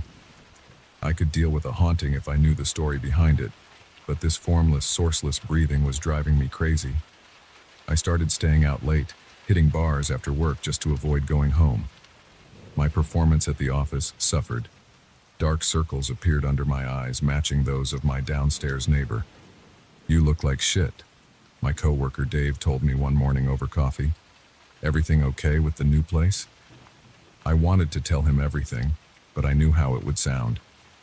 Instead, I just shrugged. Still adjusting, I guess. Old buildings take some getting used to. But I wasn't getting used to it. The breathing had moved again, now seemingly emanating from directly above my pillow when I tried to sleep. I could hear it clearly even with earplugs in, even with a white noise machine blasting. It had a wet quality to it now, like someone breathing through a congested nose. I started sleeping in 2-hour shifts, never letting myself fall into deep sleep. I lined the wall with foam soundproofing panels, but they seemed to make the breathing louder somehow, as if it was being channeled and amplified. I tried sleeping with my head at the foot of the bed, but the sound followed, always positioning itself near my ear. The breaking point came a month after it all started. I woke up at 3 a.m. to find myself pressed against the wall, my ear flush against the surface, as if I'd been drawn to it in my sleep. The breathing was right there, so close it felt like someone's lips were almost touching my ear. I could feel the warm air moving against my skin. I scrambled out of bed, my heart racing so hard I thought it might burst. My t-shirt was soaked with sweat, and my legs shook as I backed away from the wall. The breathing followed my movement, tracking me across the room. For the first time, I heard something new. A low, gravelly sound underneath the breathing, almost like a chuckle. That was it. I grabbed my laptop, phone, and a change of clothes, shoved them into my backpack, and walked out. I spent the night at a 24-hour diner, drinking coffee and researching short-term rentals on my phone. When the rental office opened at 9 a.m., I was waiting outside. I need to break my lease, I told Sandra, sliding my keys across her desk. I'll pay whatever penalty I need to. She started to protest to remind me of the terms of my lease, but something in my face must have stopped her. Maybe it was the wild look in my eyes or the visible trembling in my hands. She sighed and pulled out a form. Fill this out, she said. We'll need you to pay through the end of next month, but then you're free to go. I signed everything without reading it, wrote a check for the remaining balance, and walked out. My hands had finally stopped shaking. I'd come back for my furniture later during daylight hours with friends to help me move quickly. As I waited for my Uber outside, I glanced up at my window on the fourth floor. Through the glass, I could see the foam panels I'd installed, still perfectly aligned along the wall. And for a moment just before my ride arrived, I swore I saw one of them move slightly, pulsing in and out like something was breathing behind it. I moved in with my sister temporarily while looking for a new place. She asked questions about why I left so suddenly, but I deflected them. How could I explain what had happened without sounding insane? Instead, I told her the commute was too long, the building too old, the rent too high. 2 months later, I found a newer apartment in a different part of the city. The walls are thin enough that I can hear my neighbors watching TV, arguing, living their lives. Sometimes at night I lie awake listening to these normal human sounds, grateful for their mundane clarity. I never went back to Unit 407. I hired movers to get my furniture, telling them to leave anything that wouldn't fit in the truck. Sometimes I think about the next tenant, wonder if they've heard it yet, that soft, persistent breathing that moves through the wall like a living thing. I wonder if they're lying awake right now, tracking its slow progress across the wall, feeling it draw closer night by night. But I try not to think about it too much. I focus on the present, on my new apartment with its solid walls and mechanical sounds. I've started sleeping better, though I still keep my bed pulled away from the wall, just in case. The only thing I kept from my old apartment was the infrared thermometer. It sits in my desk drawer, unused. Sometimes late at night I'm tempted to take it out to check the temperature of my new bedroom walls, but I never do. Some things are better left unmeasured, some questions better left unanswered. I did drive past the Oakwood once, about 6 months after I moved out. It was a cold Sunday morning and the building looked the same as ever. Red brick, white trim, wrought iron fire escapes zigzagging up the facade. I counted the windows to the 4th floor, found what I thought was 4 under 7. The lights were on, curtains drawn. I watched for a while, thinking about knocking on the door, warning whoever lived there now. But what would I say? How could I explain what I'd experienced without sounding crazy? In the end, I drove away, leaving the building and its secrets behind. But sometimes in those moments between waking and sleeping, when the world goes quiet and still, I catch myself listening. Not for anything specific, just listening, waiting. And in those moments, I have to remind myself that the soft sound I hear is just my own breathing, nothing more. That the walls around me are just walls, solid and silent. That whatever lived in the walls of Unit 407 is far behind me now. At least that's what I tell myself. It's what I have to believe to sleep at night, to function during the day, to move forward with my life. But there are times, rare times, when I'm alone in my new apartment, when I press my ear against the wall, just to make sure, just to confirm that the only breathing I hear is my own. And so far, it always has been. So far.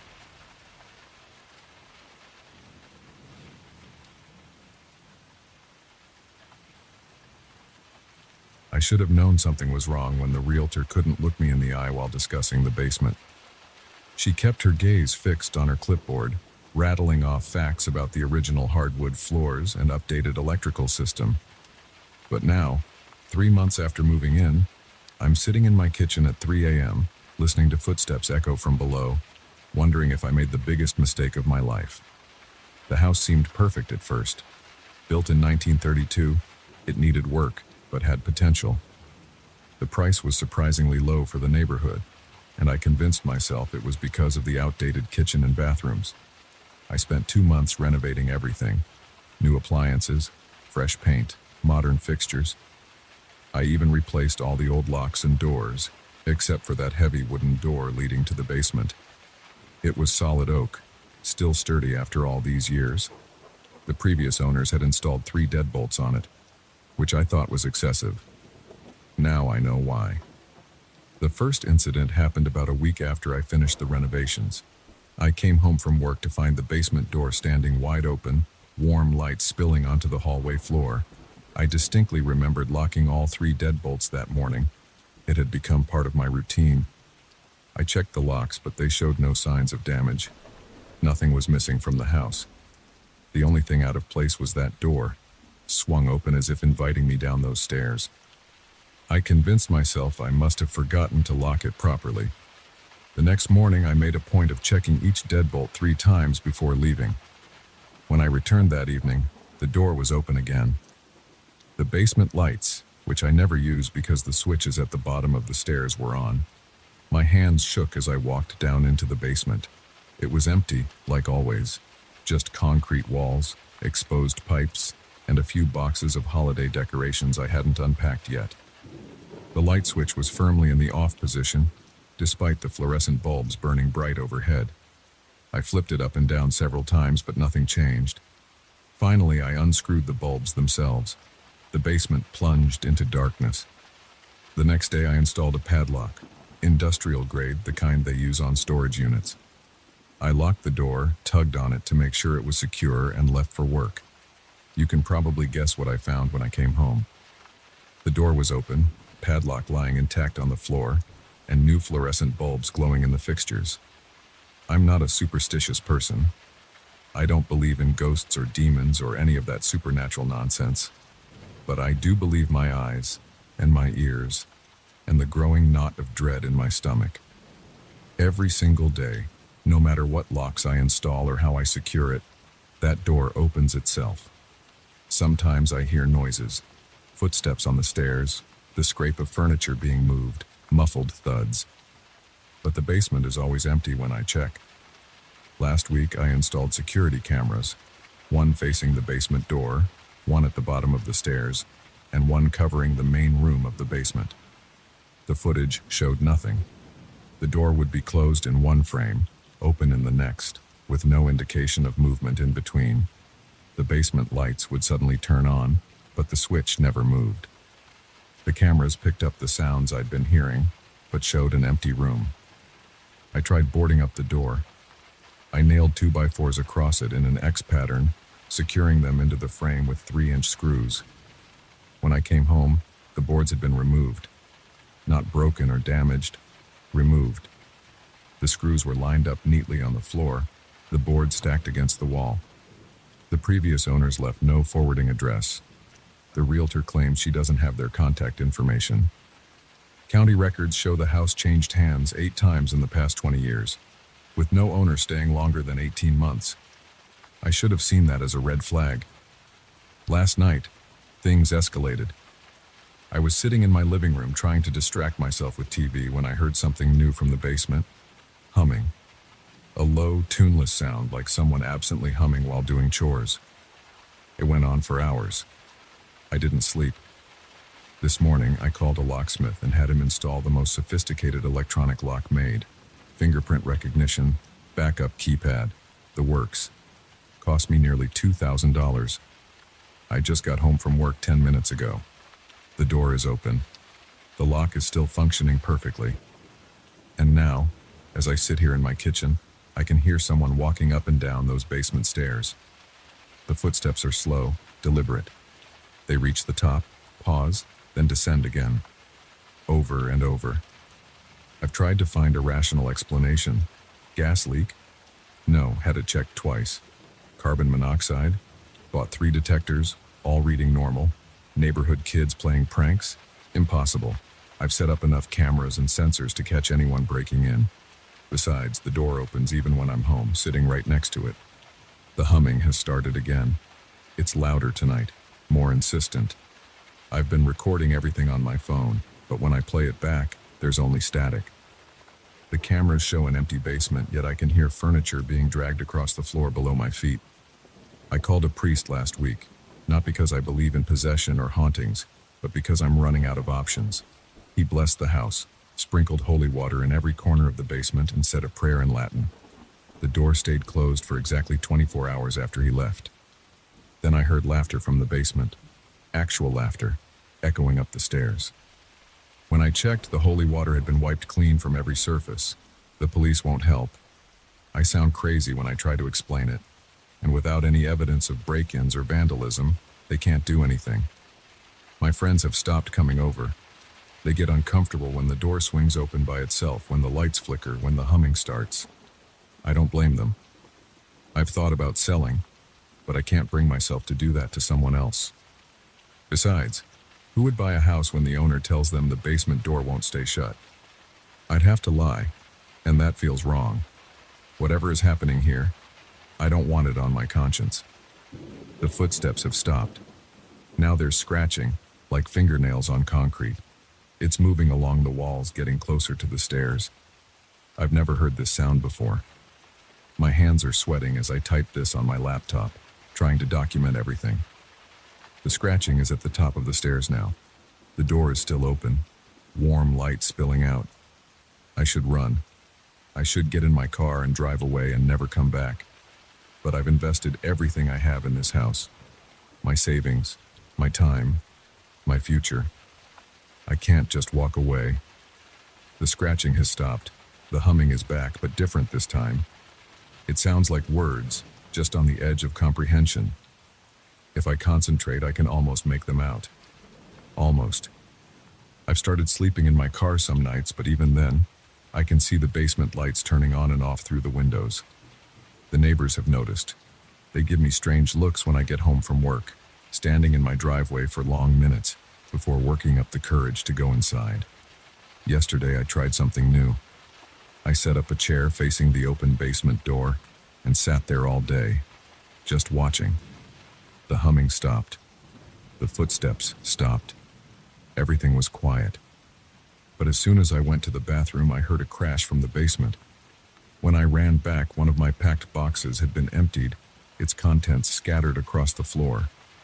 I'm writing this all down because I need someone to understand what's happening here. The scratching has started again. It's moving down the hallway now towards the kitchen where I'm sitting. I can hear something dragging behind it, something heavy. The security cameras are still running, still showing an empty basement, empty hallway. But I can hear it getting closer. The sound is wet now, like something sliding across the floor. The humming is louder, almost clear enough to understand. I've called a contractor to come tomorrow and seal the basement door permanently. Brick it up, cover it with drywall, make it look like it never existed. It's my last option, if this doesn't work. The dragging sound is right outside the kitchen now. The humming has stopped. All I can hear is my own breathing and that wet, sliding sound. The basement lights are flickering, casting strange shadows in the hallway. I'm going to post this somewhere, anywhere, so there's a record. So the next owner, if there is one, knows what they're getting into. The air has gone cold. I can see my breath. The sliding sound is right behind me now. I should have asked more questions when the realtor wouldn't look me in the eye. I should have wondered why the previous owners installed 3 deadbolts. I should have noticed how everyone in the neighborhood avoids walking on my side of the street. The basement lights just went out. I won't turn around, I won't turn around, I won't turn around. But I can feel breath on the back of my neck.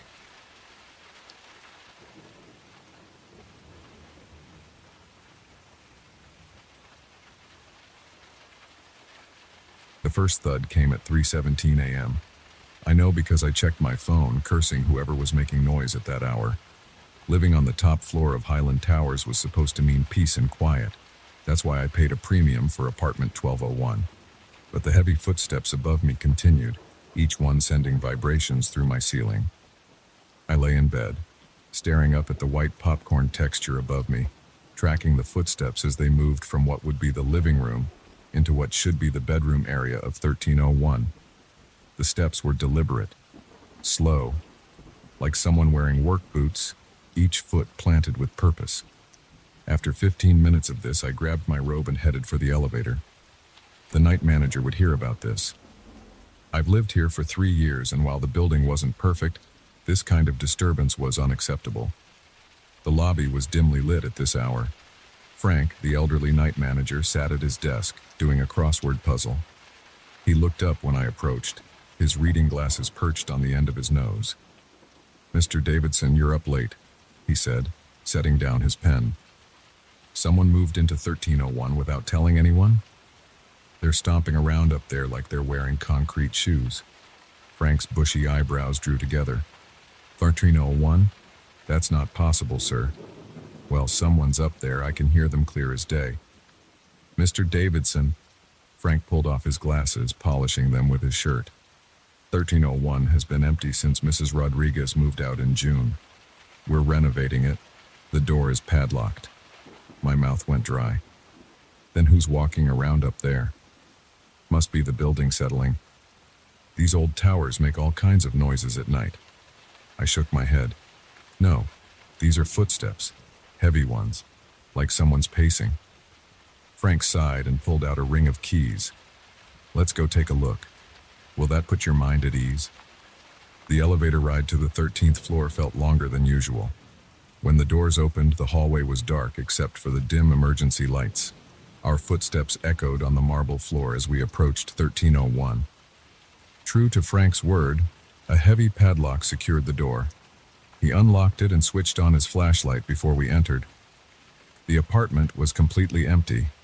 Dust sheets covered the floors, and the walls were stripped to bare drywall in some places. Paint cans and tools were scattered about. The air smelled of plaster and emptiness. We checked every room. No signs of entry, no footprints in the dust. The windows were sealed shut. Satisfied? Frank asked. I nodded, feeling foolish. But as soon as I got back to my apartment, the footsteps started again. That was 3 weeks ago. The footsteps haven't stopped. They follow a pattern now. They start around 3 a.m., always with that first heavy thud. Then pacing, back and forth, for about an hour. Sometimes they stop at the spot directly above my bed and just stand there. I can feel the weight pressing down through the ceiling. I've called the police twice. They've found nothing. The building management has sent maintenance workers to check the roof, the ventilation system, the electrical. Nothing explains the sounds. I've recorded them on my phone, but the recordings come out distorted, just static and low rumbles. Last night, I finally cracked. At 3:15 a.m., I sat up in bed waiting. The first thud came right on schedule. I got dressed and grabbed my toolbox from the closet. The building was quiet except for the hum of the air conditioning as I made my way up the emergency stairs to the 13th floor. The padlock was still in place. I looked both ways down the empty hallway, then pulled out my drill. The lock would need to be replaced, but I didn't care anymore. I needed to see for myself. The door creaked open. I stepped inside, flashlight beam cutting through the darkness. The footsteps continued overhead, but that was impossible. I was on the top floor, and this was where the sounds were coming from. I moved through the empty rooms, checking every corner, every closet. The footsteps seemed to stay just ahead of me, always in the next room. My flashlight flickered. The air grew colder. In the master bedroom, I found something new. A single work boot print in the dust. It wasn't there during the inspection with Frank. As I stared at it, another footstep sounded right behind me. I spun around. The beam of my flashlight caught something moving just for a second. A shadow, perhaps. But the air felt heavy, like someone was standing there watching. I backed out of the apartment, slammed the door, and ran down the stairs to my unit. I didn't stop until I was inside with every light on and my back pressed against the wall. The footsteps followed, resuming their pace above my head. This morning I called a real estate agent. I don't care about breaking my lease or losing my security deposit, but she told me something that made my blood run cold. There was a construction accident when they built this tower in the 1980s. A worker disappeared during the final phases of construction. They searched the building for days but never found him. I'm typing this from a hotel room across town. My neighbors think I'm crazy. The building management has threatened to evict me if I break into 1301 again. But I know what I heard, what I saw. The thing is, I have to go back. I left some important documents in my apartment safe, and I need them for work. I'm going during daylight hours this time. It should be safe then. The footsteps only come at night. But as I sit here in my hotel room, I can't shake the feeling that when I return to get my papers, something will be waiting for me. Not in 1301, but in my own apartment. Because last night, just before I fled, I heard something new. The footsteps started coming down the walls. I've hired a private investigator to look into the building's history. He's found some interesting details about the construction worker who vanished. James Martinez, age 42. He was working overtime alone on the upper floors when he disappeared. His tools were found scattered on what would become the 13th floor, but no trace of him was ever discovered. The PI also uncovered something the building management never told me. 3 other residents of 1201 have broken their leases and moved out in the past decade. All complained about noises from above. I'm meeting with a structural engineer tomorrow. Maybe there's a rational explanation, some quirk of the building's design that creates these sounds. But that doesn't explain the footprint I saw, or the shadow that moved in the darkness. For now, I'm staying at the hotel. My clothes still smell like the dust from 1301, and every time I close my eyes, I see that single boot print in the beam of my flashlight. Sometimes, in the quiet hours before dawn, I swear I can still hear those footsteps, even though I'm miles away from Highland Towers. The worst part isn't the footsteps themselves. It's not the cold spots or the shadows or even the feeling of being watched. It's the certainty that grows stronger every day. The certainty that whatever walks in 1301 knows that I know it's there. And it's waiting for me to come back. I've started documenting everything. The dates and times of the footsteps, the patterns they follow, the temperature drops I've measured, the distortions in my recordings. Maybe if I can understand the pattern, I can figure out what it wants. The PI called again. He found more details about James Martinez. He had been working double shifts for weeks trying to earn extra money for his daughter's college fund. The night he disappeared, he was installing fixtures in what would become 1301. His toolbox was found next to an open utility shaft, but the shaft had been thoroughly searched. His body was never recovered. I have to go back to my apartment tomorrow. My boss has been patient, but I need those documents. I've arranged for the PI to come with me. We'll go at noon when the building is full of people and the sunlight streams through the windows. I've memorized the structural layout of both floors. I've mapped every exit. I've even borrowed a thermal camera from a friend who does home inspections. But as I pack my bag for tomorrow's visit, my hands won't stop shaking. Because I know something now that I didn't know before. Something that makes all of this so much worse. I checked the building plans at City Hall. According to the original blueprints, there was supposed to be a 13th floor for maintenance and utilities. But during construction, they sealed it off. The 13th floor that exists now, the one with apartment 1301, wasn't in the original plans. It shouldn't exist at all. The PI and I are going in tomorrow at exactly 12:07 p.m. That's when the sun is highest, and the maintenance staff has their lunch break. We'll have 30 minutes to get what I need from my apartment and take one final look at 1301. I've written down everything I know, everything I've seen and heard. If something happens tomorrow, at least there will be a record. At least someone will know the truth about what walks above apartment 1201. But tonight in my hotel room, I keep thinking about that footprint in the dust. It was a size 12 work boot, the same size James Martinez wore, according to his missing persons report. And it was facing the wall, not the door or the windows, as if whatever made it had walked straight through the solid concrete. Tomorrow will be my last visit to Highland Towers. After that, the building can keep its secrets. Let someone else listen to the footsteps above. Let someone else wonder why the 13th floor exists when it shouldn't, because the footsteps aren't just in the walls anymore. Last night, for the first time, I heard them in my dreams. And they were getting closer.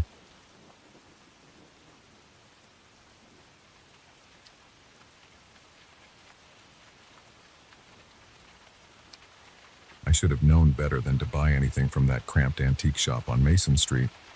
The dust-coated windows and weathered wooden sign didn't exactly scream, reliable establishment. But that mirror caught my eye the moment I passed by. It was propped against the storefront window, partially hidden behind a stack of old leather suitcases. I stopped walking and pressed my face against the glass. The mirror's frame was dark mahogany, carved with intricate geometric patterns that seemed to draw the eye inward. The glass itself had that slight waviness you see in old mirrors, the kind that distorts reflections just enough to make them interesting. I needed something for that blank wall in my living room, and this looked perfect. The bell above the door jangled as I walked in. The smell hit me first: musty wood, old paper, and something else I couldn't identify. The shop was narrow, with barely enough room to walk between the crowded shelves. The owner appeared from behind a tall cabinet, wiping his hands on a cloth. He was older, maybe 70s, with thick glasses and thinning gray hair. "The mirror in the window," I said, pointing. "How much?" He glanced at it, then back at me. 800. I laughed. "For that old thing? Come on." 750, he said flatly. "It's 19th century, hand-carved frame." We haggled for a few minutes before settling on 600. More than I wanted to spend, but something about that mirror wouldn't let me walk away. The owner helped me carry it out to my car, handling it with surprising care for someone his age. "Keep it covered when you're not using it," he said as we loaded it into my trunk. "Sunlight's not good for the frame." I nodded, already thinking about where exactly I'd hang it. The wall opposite my couch needed something, and the mirror would reflect light from the windows, making the room feel bigger. It took me an hour to mount it properly that evening. The thing was heavier than it looked, and I had to redo the wall anchors twice to make sure they could hold the weight. By the time I finished, my shoulders ached, and I had a collection of small cuts on my hands from the sharp edges of the frame. But it looked perfect, exactly what the room needed. I settled onto the couch with a beer, admiring how the mirror caught the warm light from my floor lamp. The geometric patterns in the frame cast interesting shadows, and the slight distortion in the glass made the reflection of my living room look almost like a painting. That's when I saw the first movement. It was just a flicker in the corner of the mirror, like someone walking past quickly. I turned around, but of course there was nothing there. Just my empty living room, exactly as it should be. I took another sip of beer and chalked it up to tired eyes and shadows. The next few days were normal. I went to work, came home, watched TV, normal routine stuff. The mirror became just another piece of furniture. Sometimes I'd catch my reflection as I walked past and straighten my posture or fix my hair. But that was it. Then came Tuesday night. I was on the couch again, half watching a basketball game while scrolling through my phone. Movement in the mirror caught my eye again. This time it was clearer. A dark shape, person-sized, passing from one side of the reflection to the other. I whipped my head around so fast my neck cracked. Nothing. The room was empty. My heart was pounding. I got up and checked every room in the apartment, even though I knew I was alone. All the doors and windows were locked. Nothing was out of place. When I came back to the living room, I stood in front of the mirror for a long time, studying my reflection and the room behind me. Everything looked normal, if slightly warped by the old glass.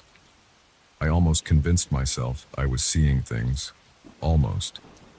But then it happened again the next night. And the next. Always when I was sitting on the couch, always in my peripheral vision.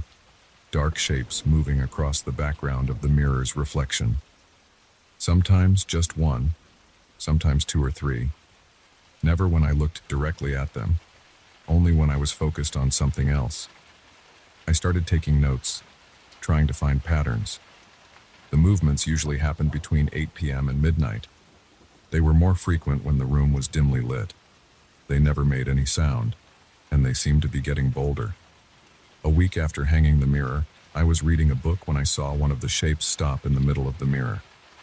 Just stopped and stood there. I forced myself to keep staring at my book, heart hammering in my chest. From the corner of my eye, I could see it. A dark, person-shaped silhouette, standing perfectly still in the reflection. It stayed there for what felt like hours, but was probably only minutes. When I finally couldn't take it anymore and looked up, it was gone. I started sleeping badly. Every noise in my apartment made me jump. I knew how crazy it sounded. A haunted mirror? But I couldn't deny what I was seeing.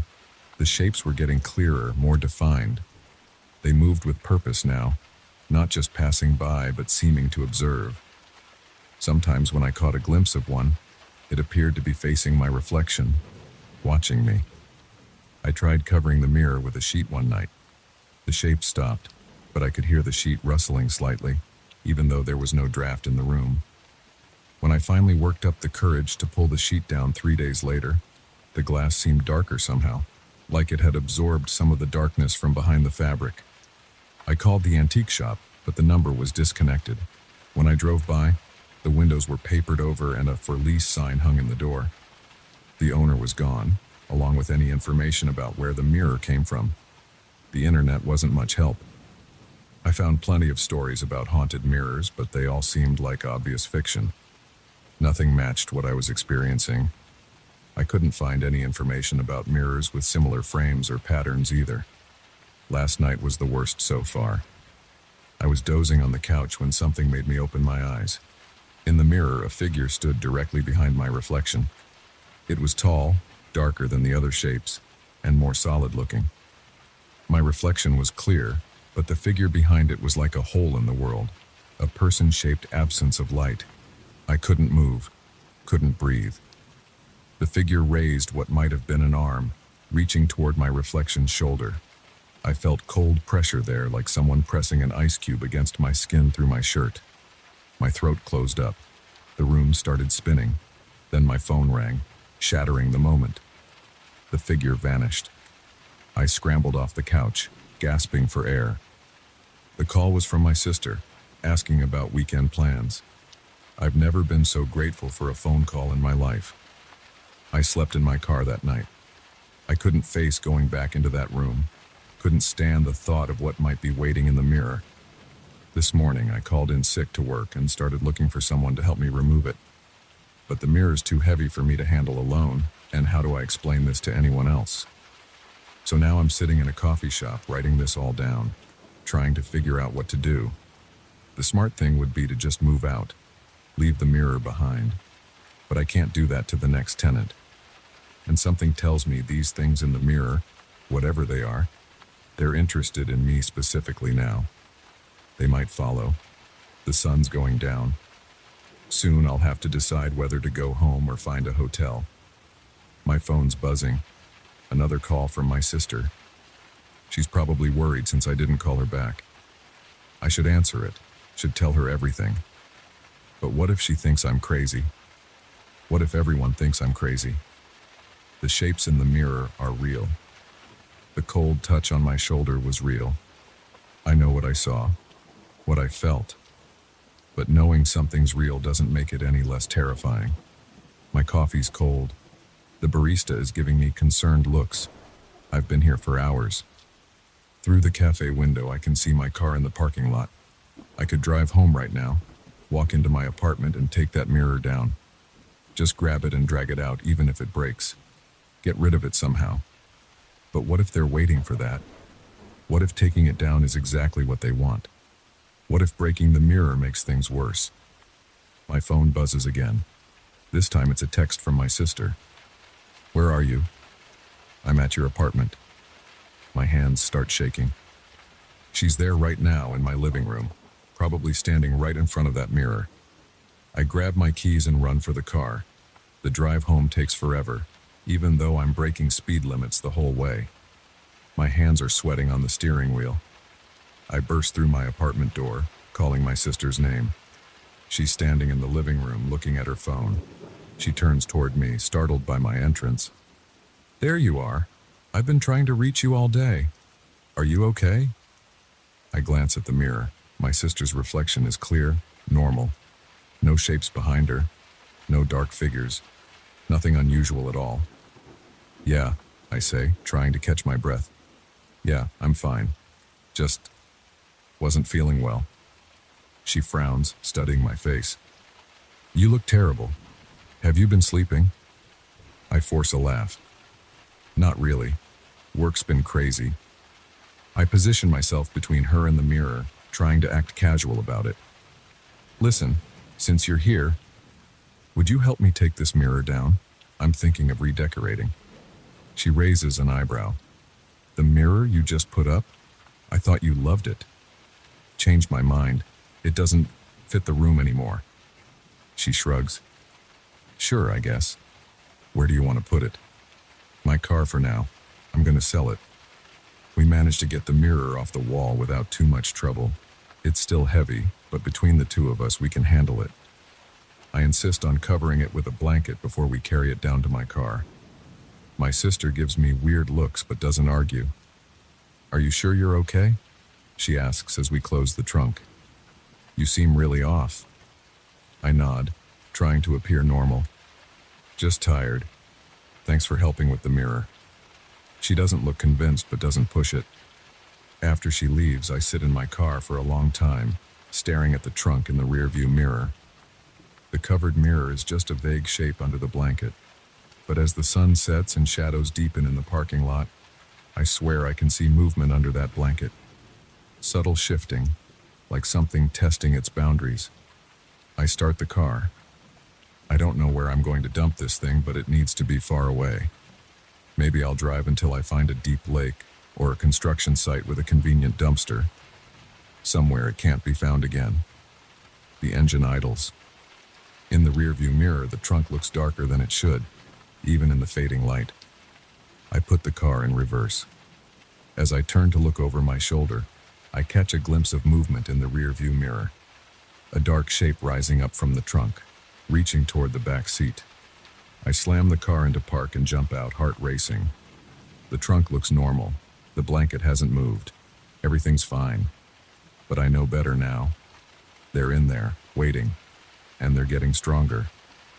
I've been sitting in the parking lot for hours now, writing this on my phone. The sun's completely gone. My car is the only one left in the lot. Every few minutes I check the trunk, but I don't dare open it. The blanket is still in place, but sometimes I think I see it ripple, like something's moving underneath. My sister just texted again, asking if I want to get dinner. I should go, should act normal, but I can't leave the mirror alone in my car overnight. Can't risk someone breaking in and taking it, unleashing whatever's inside on some unsuspecting person. So I'm going to start driving. I don't know where yet, but somewhere far, somewhere isolated. I'll deal with this tonight, one way or another. I have to. The shapes in the mirror are real. I know that now without any doubt. What I don't know is what they want, or why they chose me. But I'm going to make sure they never get the chance to show me. I'm starting the car again. The trunk looks normal in the rearview mirror, but I know better than to trust reflections anymore. I'll drive until I find somewhere suitable, somewhere I can dispose of this thing properly. Then maybe I can finally get some sleep without wondering what's watching me from the other side of the glass. The parking lot lights are flickering. Time to go. I just hope whatever's in that mirror stays quiet until I reach my destination. And I hope I never see another antique shop again.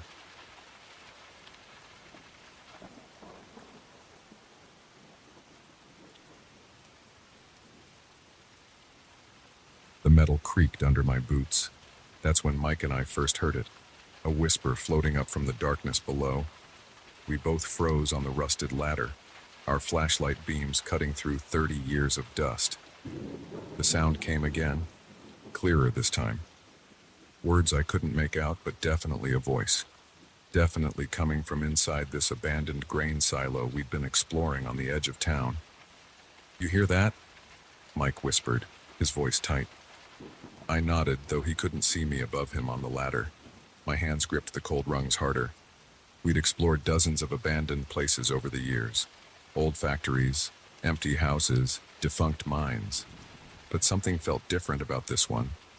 The air felt wrong, heavy, like the darkness was pushing back against our lights. The whispers rose again, multiple voices now, growing louder then fading. They seemed to be coming from the upper levels, maybe near the top where the loading equipment would be. "We should check it out," Mike said. His voice had that familiar, excited edge to it. The same tone he'd used when we were kids breaking into the old paper mill or teenagers sneaking into abandoned subway tunnels. My throat felt dry. "Could be squatters," I said, "or kids messing around." But the voices didn't sound like either of those things. They had an odd quality I couldn't place, like they were coming through water or static. Only one way to find out. Mike started climbing again, his backpack clanking against the ladder rungs. I followed, trying to control my breathing. The ladder seemed to stretch endlessly upward into the gloom. Our flashlight beams caught thick cobwebs and patches of rust. The air smelled metallic and stale. About halfway up, maybe 40 feet off the ground, Mike's light caught something on the wall. "Hold up," he said. "Look at this." I aimed my beam where he was pointing. 3 deep gouges ran vertically through the metal wall, cutting through decades of grime. They looked fresh. The exposed metal still had a bright sheen. "Those are claw marks," Mike said quietly. I ran my fingers over the gouges. Each one was about an inch deep and 3 inches wide. The edges felt razor sharp. What could make marks like this in solid steel? Mike shook his head. "Nothing I want to meet." But he kept climbing anyway. The whispers grew louder as we ascended. They seemed to be moving around above us now, accompanied by scraping sounds and dull thuds. My hands were sweating on the rungs despite the cold. Every few feet we found more claw marks, some single gouges, others in sets of 3 or 4. All of them looked fresh. At about 60 feet up, we reached a maintenance platform, just a narrow metal grating circling the inside of the silo. Our lights revealed more damage here. The grating was bent and torn in places, with deep scratches everywhere. Whatever had done this was big and strong. "Look." Mike pointed his light at the wall. More claw marks led up to a hatch in the side of the silo. It hung open, its heavy steel door twisted on its hinges. A cold breeze whistled through the opening. The whispers were clear now. They seemed to be coming from both the hatch and somewhere above us. I still couldn't make out words, but the sounds had a desperate, urgent quality that made my skin crawl. "We need to see what's up there," Mike said. He was already moving toward the hatch. I grabbed his arm. "Are you crazy? Something big enough to tear through steel made those marks. We need to get out of here." He pulled away. "Come on, we've come this far." "Don't you want to know what it is?" That was Mike, always pushing further, always needing to know what was around the next corner. Usually I admired that about him. Right now it terrified me. A loud metallic groan came from above, followed by a series of heavy thuds that shook the entire platform. The whispers rose to a fever pitch, then cut off abruptly. Mike was already climbing through the hatch. "Sounds like it's in the upper chamber. We can get a look at it from here." My heart pounding against my ribs, I followed him. The hatch led to a narrow maintenance tunnel that curved along the outer wall of the silo. Our lights revealed more destruction. Walls dented outward like something had tried to punch through them. Floor plates torn up. More claw marks everywhere. The tunnel ended at another hatch, this one leading into what must have been the upper grain storage chamber. The door was gone completely, torn from its frame. Cold air poured through the opening. Mike crouched at the edge, shining his light inside. I knelt beside him, my whole body trembling.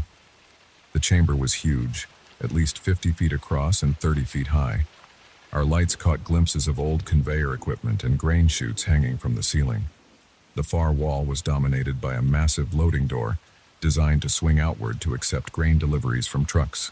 It was open now, letting in pale moonlight. Something moved in the shadows near the ceiling. Something big. I heard clicking sounds like massive claws on metal.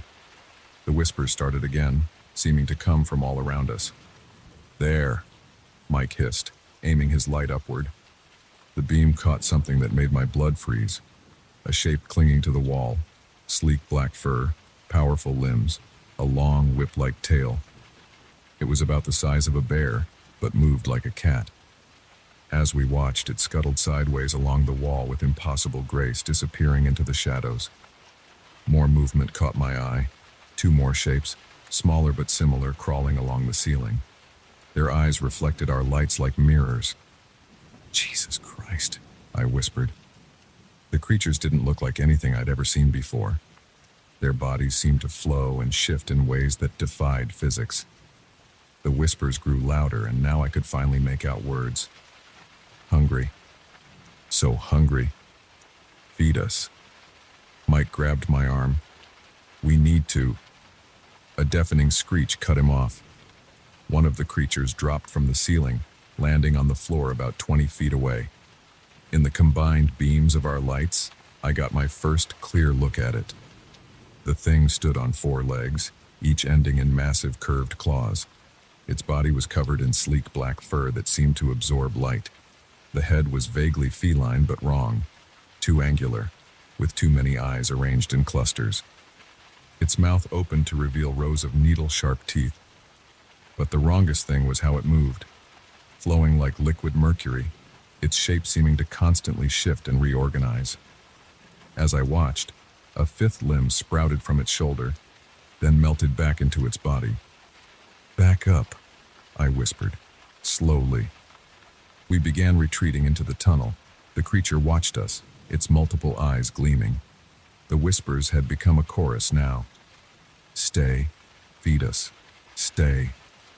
Two more shapes dropped from above, blocking our retreat. They were smaller than the first, but just as wrong, their bodies rippling and changing as they moved toward us. Mike fumbled in his backpack and pulled out a flare. The creatures hesitated, their eyes fixed on the bright cylinder. "Ready?" he said. I nodded, though I had no idea what he was planning. He struck the flare. Brilliant red light filled the tunnel. The creatures recoiled, hissing.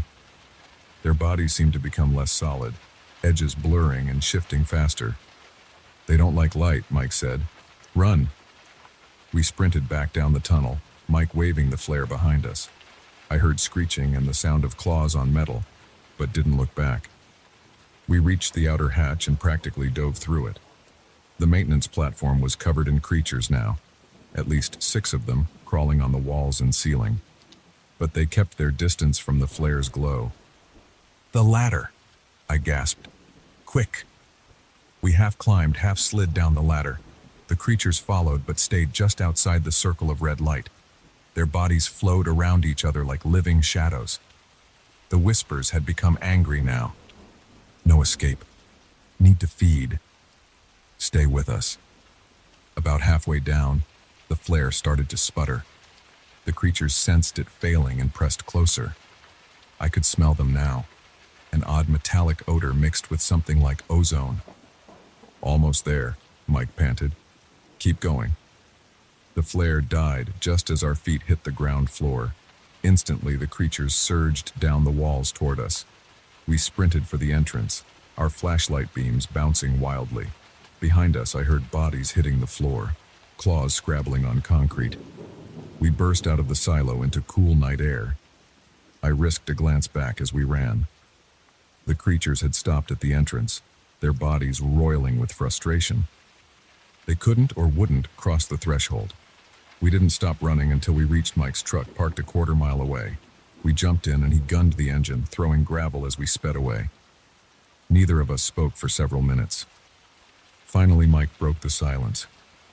"What the hell were those things?" I shook my head, still trying to catch my breath. "I don't know, but they're trapped in there. We need to make sure they stay trapped." "Agreed. We'll call the police, tell them we spotted suspicious activity, get the place sealed up." I nodded. My hands were still shaking. "Think anyone will believe us if we tell them what we really saw?" "Probably not, but we know, and we'll make sure no one else goes in there." We drove in silence for a while. The adrenaline was wearing off, leaving me exhausted, but I knew sleep wouldn't come easily tonight, or for many nights to come. "Hey," Mike said suddenly. "You know what the weirdest part was?" "What?" "Those whispers. They sounded almost human. Like they used to be human, but aren't anymore." A chill ran down my spine. I hadn't let myself think about that aspect of it, about what those things might once have been, before they changed into what we saw. We made an anonymous call to the police from a gas station payphone, reported hearing strange noises and seeing lights in the abandoned silo, asked them to check it out. A week later, we drove by and found the entrance welded shut, with no trespassing signs everywhere. Sometimes late at night, I still hear those whispers in my dreams. Still see those liquid shadow bodies flowing through darkness. Still wonder what they really were and what they might become if they ever got out. Mike and I still explore abandoned places sometimes, but we're more careful now. We watch for claw marks, listen for whispers, and we always bring extra flares.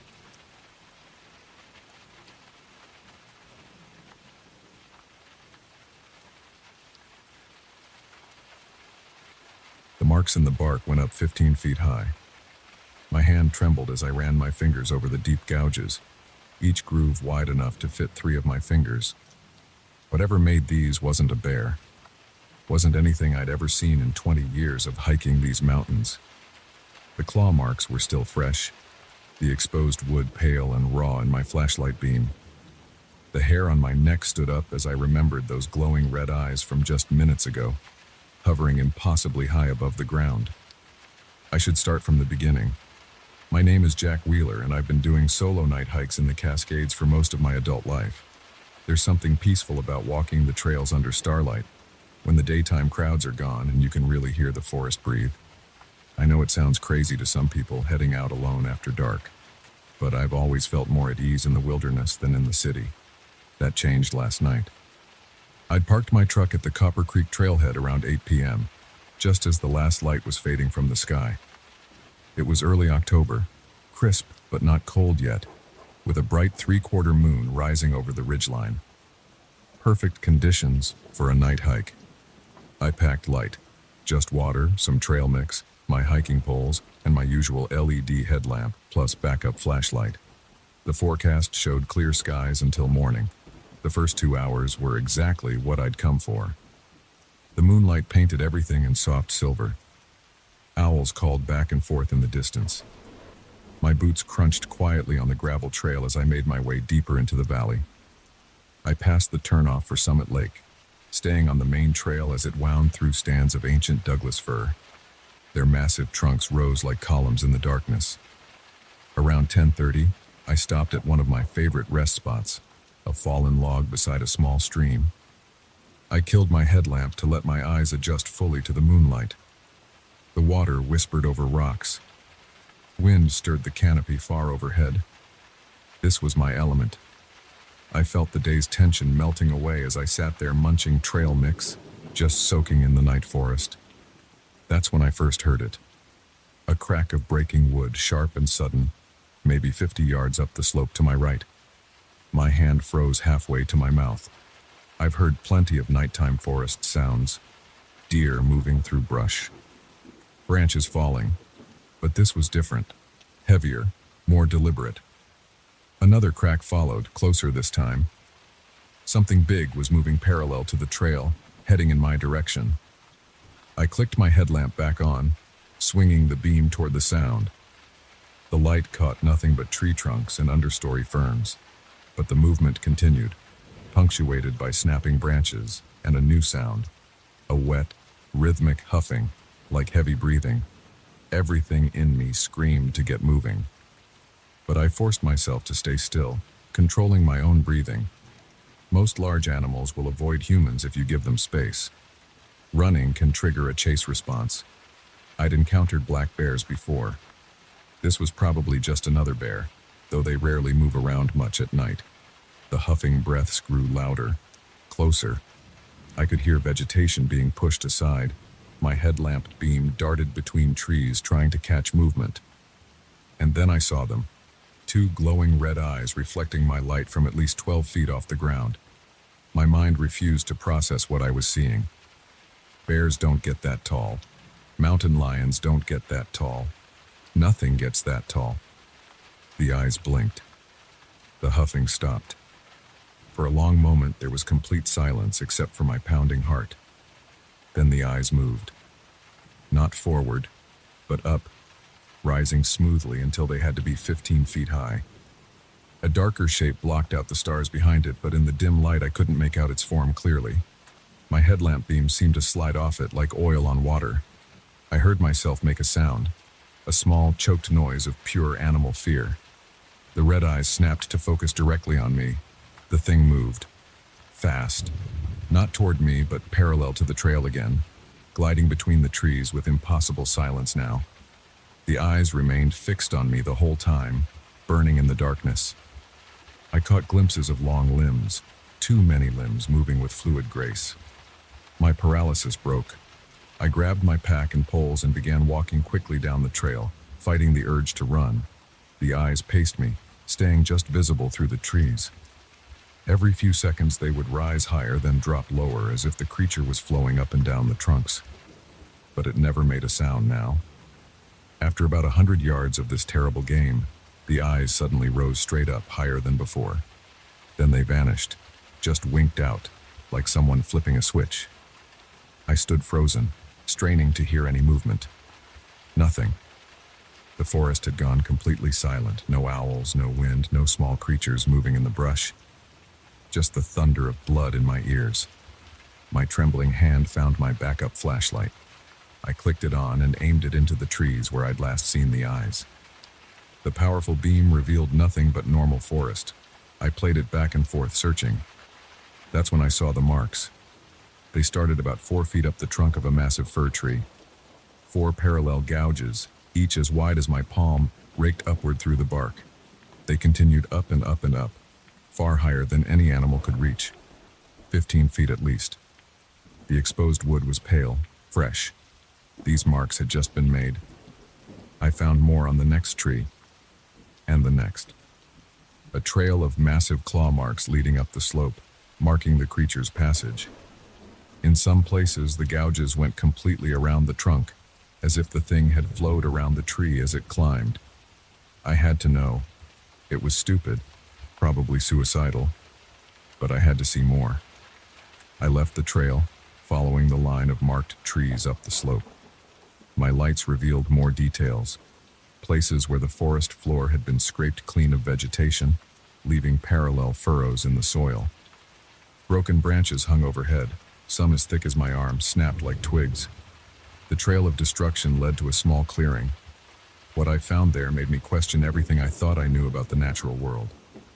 The ground was covered in deep impressions, not footprints exactly, but smoothly scooped depressions in the soil, as if something incredibly heavy had flowed across the ground like liquid. They led to the base of the largest tree I'd ever seen in these woods, an ancient cedar, its trunk wider than a car. The claw marks here were different. They spiraled up the trunk, wrapping around it again and again, reaching higher than my lights could penetrate. But what stopped me cold was what I found at the base of the tree. Scattered across the ground were what looked like shed scales, dozens of them, ranging from the size of my palm to bigger than dinner plates. They were paper thin but hard as steel when I picked one up. The surface was iridescent black, shot through with patterns that seemed to shift and move in my light. The edges were razor sharp. That's when I heard the huffing again, from somewhere far above. I dropped the scale and ran. I'd like to say I made a controlled descent back to the trail, but that would be a lie. I crashed through brush and stumbled down the slope, my lights bouncing wildly. Behind and above me, something moved through the canopy. Breaking branches crashed down around me. Those burning eyes appeared and disappeared between the trees, always higher up, pacing me back to the trail. I hit the main trail hard, nearly falling. Without hesitation, I turned downhill and began to run. I'm in good shape, but terror gave me wings. I covered the 3 miles back to my truck in what felt like minutes, though my watch later told me it was almost an hour. The whole time I felt those eyes watching from the darkness above, but they never came closer, never moved to attack, just watched. I didn't stop running until I reached the parking lot. As I fumbled for my truck keys, I looked back one last time. There, at the edge of my headlamp's reach, 2 red eyes floated in the darkness. They had to be 30 feet up. As I watched, they rose smoothly higher and higher until they disappeared above the trees. A moment later, a sound rolled down the valley. Not quite a roar, not quite a scream, but something between the two. It echoed off the mountains, making my truck windows vibrate. Then silence returned. I broke several speed limits getting home. Once there, I spent hours researching online, looking for any similar encounters. I found nothing that matched what I'd seen. The closest were some old Native American legends about a creature they called the night climber, or tree walker, a thing that moved through the forest canopy after dark, marking its territory with claw marks that went impossibly high. The stories said it was ancient, intelligent, and fiercely territorial, but they also said it never harmed humans who didn't threaten it directly. I've gone back to that trail 3 times since then, always in daylight. The claw marks are still there, though they're starting to weather. I've found more of those strange scales. and places where the canopy has been broken and twisted as if something massive moved through it. But I haven't seen those eyes again. Sometimes when I'm lying in bed at night, I wonder if the creature recognized something in me. Another solitary night walker, someone who loved its forest realm. Maybe that's why it let me go. Or maybe it was just marking its territory, warning me away from its hunting grounds. I still hike at night sometimes, but never alone now, and never on that trail. The forest feels different to me now, bigger, older, full of mysteries we've forgotten or chosen to ignore. There are things in the dark spaces of the world that defy our comfortable categories, things that move between the trees like living shadows. I know because I saw one. The claw marks prove I'm not crazy. They're still there, 15 feet up ancient trunks, slowly healing but never quite disappearing. Sometimes I drive out just to look at them, to remind myself that it was real. But I don't stay after dark anymore. And when I hear branches breaking in the night forest, I think about those burning eyes rising impossibly high in the darkness. I think about fluid grace and razor-sharp scales. And I wonder if it's watching me even now, flowing through the canopy far above, marking its territory one massive tree at a time. The thing that haunts me most isn't the fear I felt that night. It's the realization that we know so little about the world around us. We think we've explored every corner, cataloged every species. But there are things out there that don't fit in our neat biological classifications. Things that move in ways that shouldn't be possible. Things with burning eyes that rise through the darkness. I still have one of those scales locked away in my desk drawer. Sometimes I take it out and watch the strange patterns shift across its surface in the light. It's my proof that the impossible exists. That somewhere out there in the deep forest night, something ancient and unknowable moves through the trees, marking its passage 15 feet high. I won't go looking for it again. But sometimes on quiet nights when the moon is bright, I hear distant branches breaking. And I wonder if it's out there, flowing between the trees, rising higher and higher into the darkness. Watching, waiting, marking its territory one massive trunk at a time. The forest belongs to it after dark. I know that now. And I'm content to leave it to its domain, to stick to the daylight world where things make sense and claw marks don't go impossibly high into the canopy. But sometimes I dream of those burning eyes, and in my dreams they're always rising.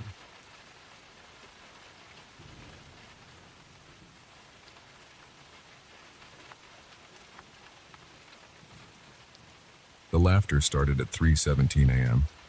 I checked my watch because the sound jolted me awake in my tent. It wasn't the cheerful kind of laughter you hear at parties. It was deep, echoing through the trees, and it made the hair on my neck stand up. I was camping with 4 friends, Pete, Mike, Sarah, and Rachel, in the Cascade Mountains. We'd picked a remote spot, about 6 miles from the nearest road. The closest town was Pine Grove, population 842. We were experienced campers, but nothing prepared us for what happened that weekend. The laughter came again. It sounded like it was coming from somewhere to the east of our campsite. Pete unzipped his tent and stuck his head out. "You guys hear that?" he whispered. "Yeah," Mike answered from his tent. "What the hell is it?" Sarah and Rachel were sharing the tent next to mine. I heard them whispering to each other. The laughter echoed through the trees again, longer this time. It bounced off the trunks and seemed to come from everywhere at once. "Must be the ghost of the forest," Rachel said, trying to make a joke. Her voice shook slightly. "Shut up," Sarah replied. "That's not funny." I grabbed my flashlight and unzipped my tent. The beam cut through the darkness between the trees. Nothing moved except shadows cast by the branches swaying in the light breeze. The air felt colder than it had when we went to bed. "I'm going to check it out," I said, pulling on my boots. "Don't be stupid, Jack," Sarah called out. "It's probably just some drunk hikers." 6 miles from the nearest road?" Pete asked. I stepped out of my tent. The ground felt soft under my boots from the rain earlier that day. My flashlight beam showed wet pine needles covering the dirt. The laughter came again, and this time I could tell it was definitely from the east, maybe a quarter mile away. I'm coming with you, Pete said, climbing out of his tent. He was already dressed and had his hiking boots on. Mike joined us too. Sarah and Rachel stayed in their tent, but I saw their flashlight beam through the fabric as they sat up watching. The three of us headed east through the trees. Our flashlight beams bounced off the trunks, creating moving shadows that made me jump more than once. The ground sloped up gradually. Pine needles crunched under our boots. The laughter echoed again. It was closer now, maybe a few hundred yards away. It sounded deeper than before, almost like it was coming from underground. "This is stupid," Mike whispered. "We should go back." "In a minute," I said. "I just want to see what it is." We crested a small rise and our flashlights illuminated a clearing ahead. The trees opened up into a roughly circular space about 50 feet across. The ground was bare dirt here, with hardly any pine needles. The laughter boomed again, definitely coming from the clearing. We froze. My heart pounded in my chest. Sweat ran down my back despite the cold. "Look," Pete whispered, pointing his flashlight. In the middle of the clearing were 3 rectangular holes in the ground. They were about 6 feet long and 3 feet wide, freshly dug. They looked exactly like graves. My mouth went dry. The holes were neat and precise, with straight sides and flat bottoms. The dirt piled next to them was dark and damp. Someone had dug these recently. "We need to get out of here," Mike said.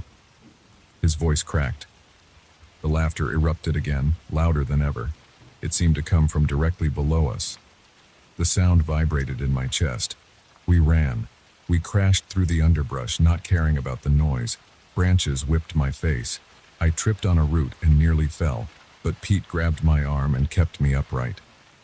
The laughter followed us, growing louder and deeper. It echoed off the trees until it seemed to come from all directions. We burst into our campsite. Sarah and Rachel were outside their tent now, flashlights in hand. "What happened?" Sarah asked. "We heard you running." "We need to leave," I gasped, trying to catch my breath. "Now." "What did you see?" Rachel demanded. "Graves," Pete panted. "Fresh ones." The laughter boomed through the trees again. Sarah screamed. Rachel dropped her flashlight. "Get your stuff," Mike ordered. "Only what you can grab quickly. Leave the tents." We grabbed our backpacks and essential gear. My hand shook as I stuffed my sleeping bag into its compression sack. The laughter came again, closer now. It had a rhythmic quality, almost like someone was trying to speak through it. We left everything else and started hiking west, toward the road. The moon had set, and it was pitch black between the trees. Our flashlight beams bounced wildly as we half walked, half ran through the forest. The laughter followed us. Sometimes it seemed far away, sometimes right behind us. Once I could have sworn it came from directly above, as if someone was in the tree branches over our heads. We hiked for hours in the dark. Nobody spoke except to warn about obstacles or steep spots. The sky began to lighten in the east. As soon as there was enough light to see, we picked up our pace. We reached the road just as the sun cleared the mountains. A pickup truck was parked in the small gravel lot where we'd left our cars. An old man in a Forest Service uniform was checking the bulletin board. He turned as we approached. "You folks okay? You look like you've seen a ghost." We told him what happened, about the laughter and the holes in the clearing. His face grew serious. "Show me," he said. We led him back up the trail. None of us wanted to go, but we had to show him. It took 2 hours to reach our campsite. Our tents were still there, undisturbed. We continued east to the clearing. In the daylight, it looked different, smaller. The bare dirt was covered in pine needles, just like everywhere else. There were no holes. The ground was undisturbed. No sign that anyone had ever dug there. "But they were right here," Pete insisted. 3 holes, perfectly rectangular. The ranger walked around the clearing, studying the ground. He knelt and picked something up. It was a small brass bell, green with age. He turned it over in his hand. "Every few years," he said slowly, "hikers report hearing laughter in these woods. Always at night. Always in this area. Sometimes they find holes, like graves, but the holes are always gone by morning." "What is it?" Sarah asked. Her voice trembled. There used to be a logging camp here, back in the 1930s. Story goes that one of the loggers was a practical joker. Loved frightening the other men. He'd hide in the woods at night and laugh, trying to scare them. One night he went too far. Fell into a sinkhole while setting up one of his pranks. They never found his body. He held up the bell. He used to carry bells like this, said they made his laugh echo better. The ranger stood up. Best to avoid camping in this area. Some things are better left alone. We hiked back to our campsite in silence. We packed up our tents and gear quickly, nobody wanting to stay any longer than necessary. As we walked back to the road, I thought about what the ranger said, about things better left alone, about jokes that go too far. Just before we reached the road, the laughter echoed through the trees one last time, faint and far away but unmistakable. And this time I could have sworn I heard the tiny tinkle of a bell mixed in with it. We never went camping in those woods again. Sometimes I drive past that area, and I always wonder about those holes we saw, about why they disappeared, about what might have happened if we'd stayed longer that night. But mostly I wonder about that laughter, and whether the old logger is still out there, playing his jokes on anyone who ventures too deep into his woods. I've heard other stories since then, about hikers finding more holes in different parts of the forest, about laughter echoing through the trees on dark nights. The ranger retired years ago, but the new ones tell the same stories. They say if you camp in those woods and hear laughter in the night, the best thing to do is pack up and leave. Don't investigate. Don't try to find the source. And whatever you do, don't laugh back. Because sometimes on the darkest nights when the moon is hidden and the wind is still, the thing in the woods is listening, waiting for someone to join in its laughter, waiting for someone to play along with its joke. I still have nightmares about that night, about the holes in the clearing, about the laughter that seemed to come from everywhere and nowhere at once. But what really keeps me awake at night is the thought that maybe, just maybe, we weren't hearing the echo of an old logger's joke. Maybe we were hearing something else, something that's still out there in those woods, digging holes in the dark and laughing at its own private joke. Something that's still waiting for someone to laugh back. The ranger retired 5 years ago. I ran into him at the grocery store in Pine Grove last month. He looked older, more tired. I asked him if he still had that old brass bell. He shook his head. Lost it, he said. Or something took it. Went back to that clearing a week after I showed it to you folks. It was gone. He leaned close and lowered his voice. But you know what's strange? Sometimes, on quiet nights, I can hear it. Just the faintest little tinkle, mixed in with that laughter. And it seems to be getting closer to town every year. I don't go hiking anymore. I sold my camping gear. I moved to the city where the only sounds at night are traffic and sirens. But sometimes, when the wind is right and the night is dark, I think I can hear it. That deep, echoing laughter, carried on the breeze from the distant mountains. And sometimes, just sometimes, I think I hear the tiny sound of a brass bell tinkling in the darkness, waiting.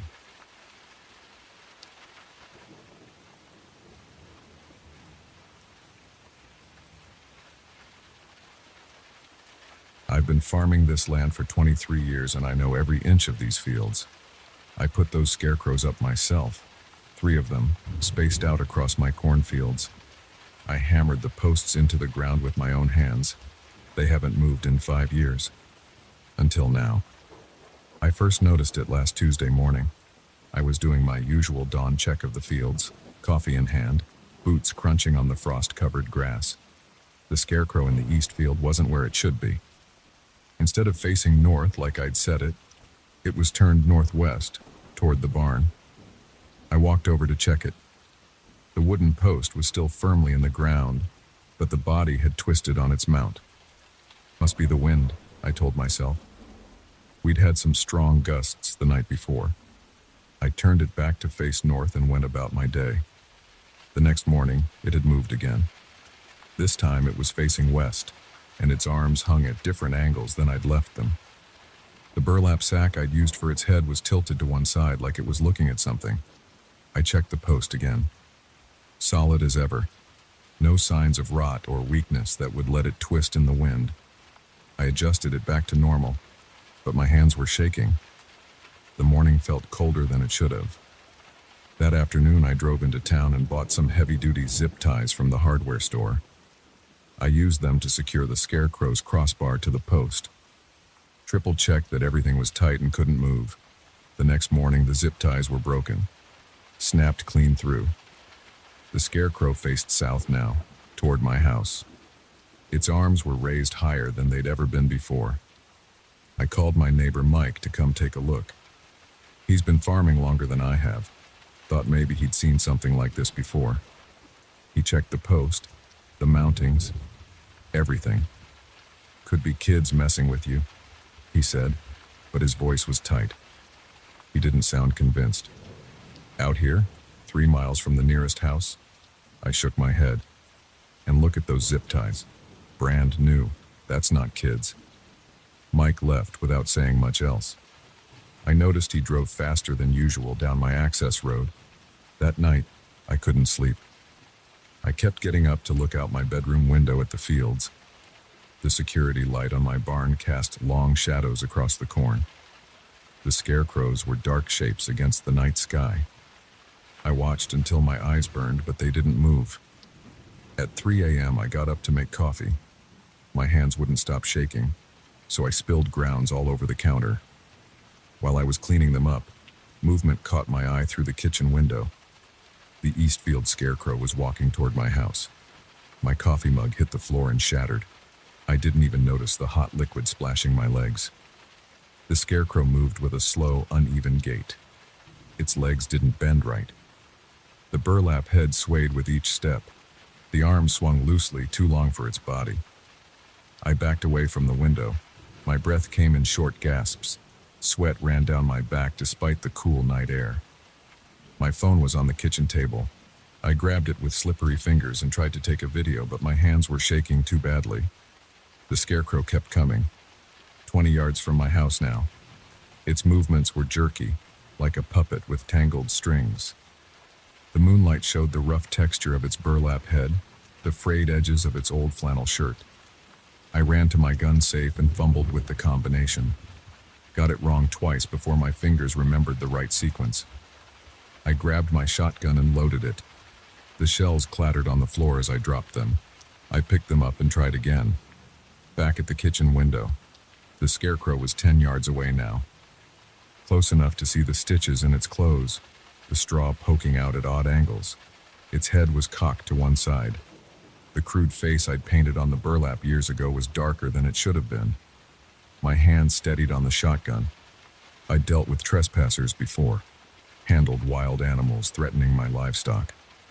But this, the scarecrow stopped. It stood perfectly still, arms hanging at its sides, 5 yards from my front porch. The security light threw its shadow across my lawn, impossibly long and wrong. I opened my mouth to shout, to challenge it, but no sound came out. My throat was too dry. The scarecrow's head turned, not the whole body, just the head, rotating slowly to face my window. The painted eyes were wet. They blinked. I stumbled backward, knocking over a kitchen chair. It crashed to the floor. When I looked up again, the scarecrow was gone. The sun came up 3 hours later. I hadn't moved from my kitchen. The shotgun was still in my hands, my fingers cramped around it. Empty coffee cups littered the counter. I'd made pot after pot, anything to stay awake. I forced myself to go outside. The morning dew soaked my shoes as I walked to where the scarecrow had stood. The grass was undisturbed. No footprints. No signs that anything had been there. But when I looked out at the east field, the scarecrow was back on its post. Facing north, arms out, exactly as I'd originally placed it. The old flannel shirt and jeans were weathered and dirty, just like always. The burlap head was lifeless, its painted face faded by sun and rain. I called in sick to my part-time job at the grain elevator, spent the morning making calls. The police listened politely but didn't send anyone out. The county extension office had no advice. My insurance agent laughed, then stopped when he realized I wasn't joking. That afternoon, I drove to every farm supply store within 50 miles, bought new scarecrows, modern ones made of plastic and metal. No cloth, no straw, no burlap. I replaced all 3 of my old scarecrows, burning the old ones in a barrel behind my barn. The burlap heads took a long time to catch fire. The new scarecrows worked fine for 2 days. They stayed where I put them. Their metal poles didn't move. Their plastic faces stayed fixed in the same expressions. Until last night. I was lying in bed listening to the wind outside when I heard it. A scraping sound like metal dragging across dirt. Then footsteps. Not the uneven shuffling steps from before. These were different. Mechanical. Regular. The sound of plastic feet on my gravel driveway. I looked out my window. All 3 new scarecrows were walking toward my house. Their movements were precise, coordinated. Their plastic faces reflected the security light. They moved together like soldiers marching. I ran, got in my truck and drove to Mike's house. Spent the night on his couch, shaking, drinking his whiskey while he cleaned his rifle and tried to tell me stories about rational explanations for everything. This morning, the new scarecrows were back on their poles, standing exactly where I'd put them. Their plastic faces smiled at nothing. I'm writing this at Mike's kitchen table. He's making calls, trying to find someone who knows something about this kind of thing. His wife is looking up moving scarecrow on the internet, but all she's finding are Halloween decoration ads. I have to go back to my farm. The corn needs tending. The equipment needs maintenance. I can't abandon everything I've built. But I know what I'll do first. I'm going to take down every scarecrow. Leave the fields empty. Let the crows come. They can eat all my corn if they want. Because last night, while I was watching those plastic scarecrows march toward my house, I saw something worse. Movement in my rearview mirror as I drove away. The burned remains of the old scarecrows rising from the ashes behind my barn. Charred burlap and blackened straw piecing themselves back together. And through my open truck window, carried on the night wind, I heard something that made my blood run cold. The sound of straw rustling against burned cloth. The creak of ancient wood, and underneath it all something that might have been laughter. I'm going back today. I'll take down the scarecrows. Fill that burn barrel with cement. Sell the farm if I have to. But first I need to know something. I need to look inside those plastic faces, see what's looking back at me through those painted eyes. I need to understand what's happening to my farm. Mike's loading his rifle. His wife is calling a realtor just in case. The sun is going down. It's time to go home.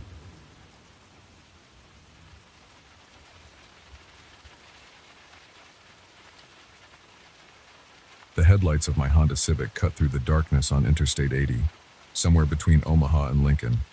It was 2:47 a.m. according to the green dashboard display. I'd been driving for 6 hours straight, and the coffee from my last stop had gone cold in the cup holder. I reached up to adjust the rearview mirror. The glare from a truck behind me had been hitting my eyes for the last 10 minutes. That's when I saw him, a man in a gray hoodie, sitting perfectly still in my back seat. His face was hidden in shadow. My hands clenched the steering wheel.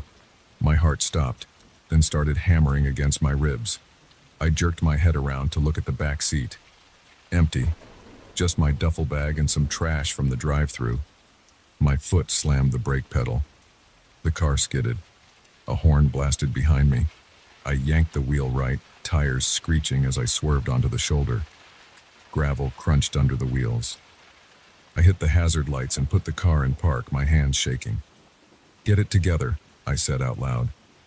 My voice sounded wrong in the quiet car. "You're tired. You're seeing things." I grabbed my phone from the passenger seat and turned on the flashlight. The beam swept across the back seat. Nothing. Just shadows and empty space. My breathing started to slow down. Then I saw it. A handprint on the rear passenger window. Clear as day, pressed against the glass from the inside. Not small like a kid's hand, a full-sized adult palm and fingers. My throat closed up. Sweat ran down my back, soaking my t-shirt. I unbuckled my seatbelt and got out of the car, legs wobbling. The night air hit me like a slap. Semi-trucks roared past on the interstate, their wind buffeting my clothes. I walked around to the passenger side, Phone light trained on the window. The handprint was still there. I could see each fingerprint, the lines of the palm, like someone had pressed their hand against the glass with all their strength. I opened the back door. The dome light came on. Empty seats. My duffel bag hadn't moved. The McDonald's bag was still crumpled in the footwell. I touched the window where the handprint was. The glass felt ice cold. I checked under both seats, behind them, in the trunk. Nothing but my spare tire and jumper cables. I even checked the front seats, like someone could be hiding there. The car was empty. Back outside, I walked a complete circle around the vehicle. No one hiding underneath. No one in the ditches along the shoulder. Just darkness and the endless cornfields beyond the guardrail. My phone showed 3 bars of service. I could call the police, but what would I say? I saw someone in my rearview mirror who wasn't there, and now there's a handprint. They'd think I was drunk or high. I got back in the driver's seat and locked all the doors. The dashboard clock read 2:52 a.m. 5 minutes had passed since I'd seen the figure in the mirror. My hands were still trembling. The sensible thing would be to find a hotel and get some sleep. But the next exit was 30 miles away, according to the last sign I'd passed, and I couldn't shake the feeling that I needed to keep moving. I put the car in drive and pulled back onto the highway. My eyes kept darting to the rearview mirror. Empty back seat. But the handprint was still visible when headlights hit the window at the right angle. The radio had been playing classic rock, but now it was just static. I hit scan. Static on every station. I turned it off. A sign appeared in my headlights. Rest area 2 miles. My bladder tightened. I'd been holding it since my last stop, trying to make good time. But the idea of pulling into a deserted rest area in the middle of nowhere made my skin crawl. I passed the exit. 10 minutes later, my teeth were floating. I'd have to stop eventually. The next sign showed a town called Henderson, population 1,200, 5 miles ahead. The exit ramp curved through empty fields. No streetlights, just my headlights illuminating the pavement ahead. A stop sign emerged from the darkness.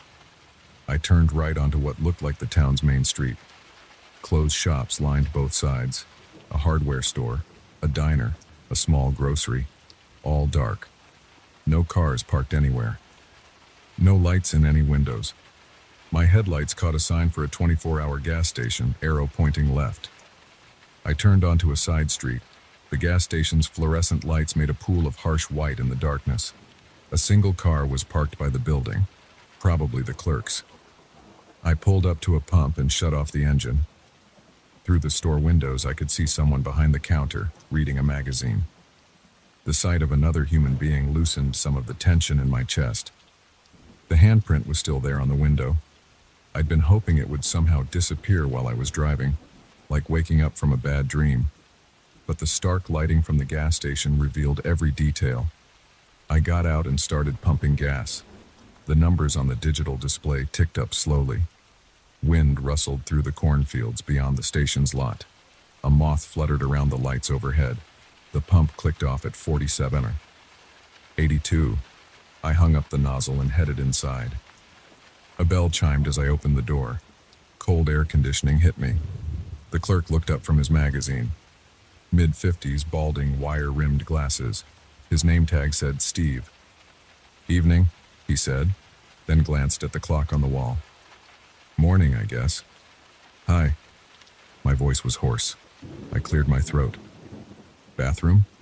He pointed to a door marked restroom in the back corner. I grabbed a Mountain Dew and a bag of chips on my way. The bathroom was small but clean. I took care of business, then splashed cold water on my face.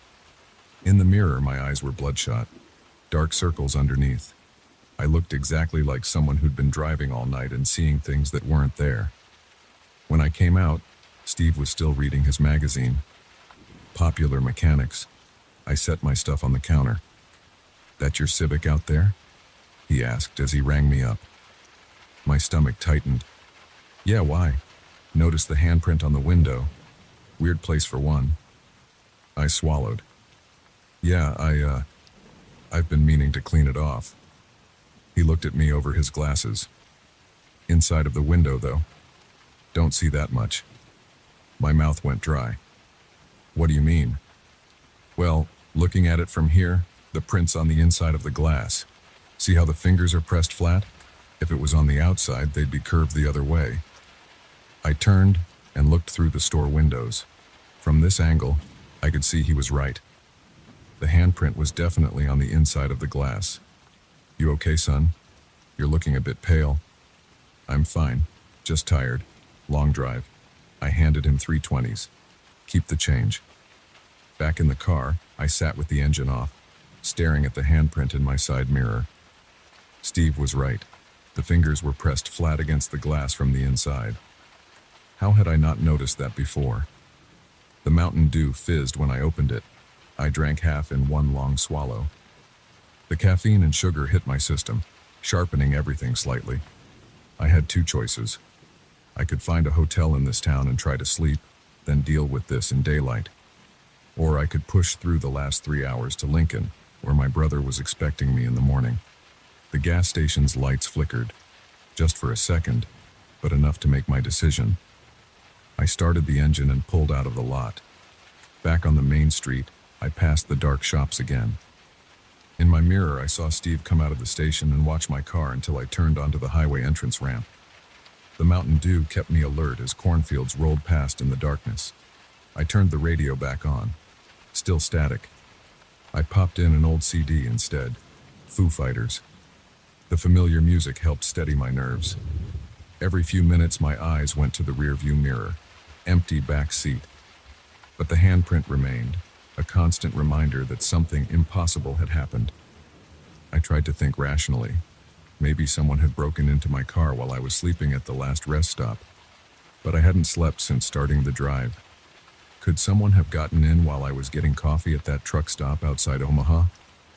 The doors had been locked. A pair of headlights appeared in my mirror, gaining rapidly. As they got closer, I could see it was a police cruiser. My hands tightened on the wheel. The cruiser pulled alongside me. I kept my eyes straight ahead, maintaining exactly 70 miles. In my peripheral vision, I saw the officer looking at my car, looking at the handprint. The cruiser accelerated and pulled ahead. I let out the breath I'd been holding. But instead of disappearing into the distance, the police car slowed down. Red and blue lights flashed on. My stomach dropped. I signaled and pulled onto the shoulder, gravel crunching under the tires. The cruiser stopped 20 feet ahead. I kept my hands on the wheel, heart pounding. The officer got out and walked toward my car, flashlight beam bouncing. I powered down my window. License and registration. Female voice. Businesslike. The flashlight beam swept across my face, then around the inside of the car. I reached slowly for the glove compartment, pulled out the registration, got my wallet from my back pocket and handed both items over. She studied them with the flashlight. Mr. James Parker? Yes, ma'am. Where you headed tonight? Lincoln, visiting my brother. Long drive this late? Yes, ma'am. I wanted to avoid traffic. The flashlight beam moved to the back seat, lingered on the handprint. Step out of the car, please. My legs were shaky as I got out. The officer was shorter than me, but her uniform and stance radiated authority. Mind telling me about that handprint? I'm not sure where it came from. I noticed it earlier tonight. Uh-huh. She walked around to the passenger side, shining the light on the window. Inside of the glass, recently made from the looks of it. You been giving anyone a ride tonight, Mr. Parker? No, ma'am. I've been driving alone since Omaha. Mind if I take a look in your car? What could I say? Go ahead. She opened the back door. The dome light revealed empty seats. She checked under them, behind them, opened the trunk, did exactly what I had done at the gas station. Popped the hood. I reached in and pulled the release lever. She spent several minutes checking the engine compartment, though I wasn't sure what she expected to find there. Finally, she closed the hood. You been drinking tonight, Mr. Parker? No, ma'am. Any drugs? Prescription medication? No, ma'am. She studied my face. You look tired. Been driving since Des Moines. She handed back my license and registration. There's a town called Henderson about 10 miles back. Got a decent motel. I'd strongly suggest you stop there for the night. Yes, ma'am, I will. She started walking back to her cruiser, then stopped. One more thing. That handprint? It's fresh. Oils from skin don't stay visible on glass more than a few hours. Whatever made that print, it happened tonight.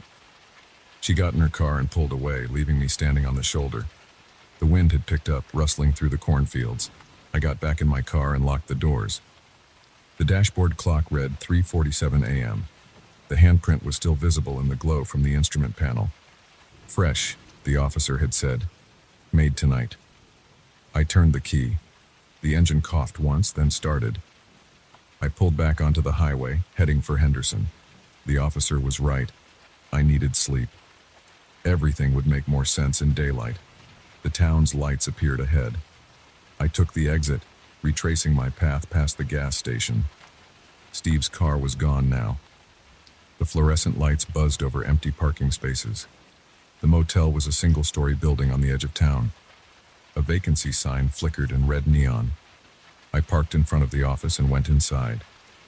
The night clerk was a young guy with acne and a University of Nebraska sweatshirt.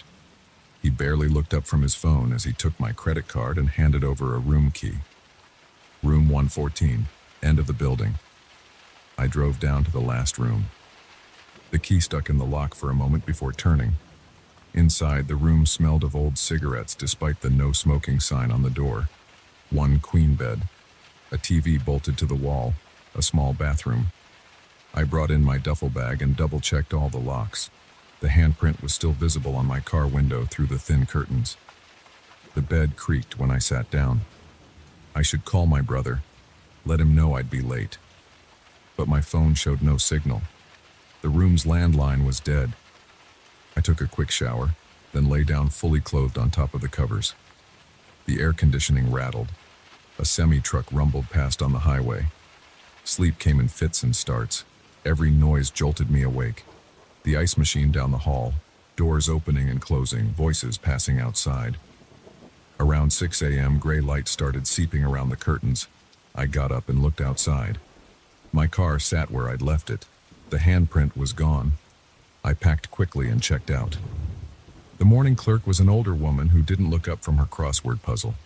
In daylight, the town looked less threatening. A few cars were parked along the main street. Smoke rose from the diner's chimney. The gas station where I'd stopped was busy with morning commuters. I got back on the highway. 2 more hours to Lincoln. The morning sun made everything seem normal, rational. I'd been tired, seeing things. The handprint had been there, yes, but there had to be a logical explanation. My brother was waiting on his front porch when I pulled up. He waved as I got out of the car. "You look like hell," he said. "Rough drive?" I looked at the rear passenger window. Clean glass, no trace of the handprint. "You could say that." "Well, come on in. Coffee's hot. You can tell me all about it." I followed him inside, leaving the car in the driveway. But I kept the keys in my pocket. And I knew I'd be checking the back seat before getting in again. Some things you can't explain away, even in daylight. Some things stick with you, like a handprint on glass. There one moment, gone the next, but leaving traces you can never quite erase.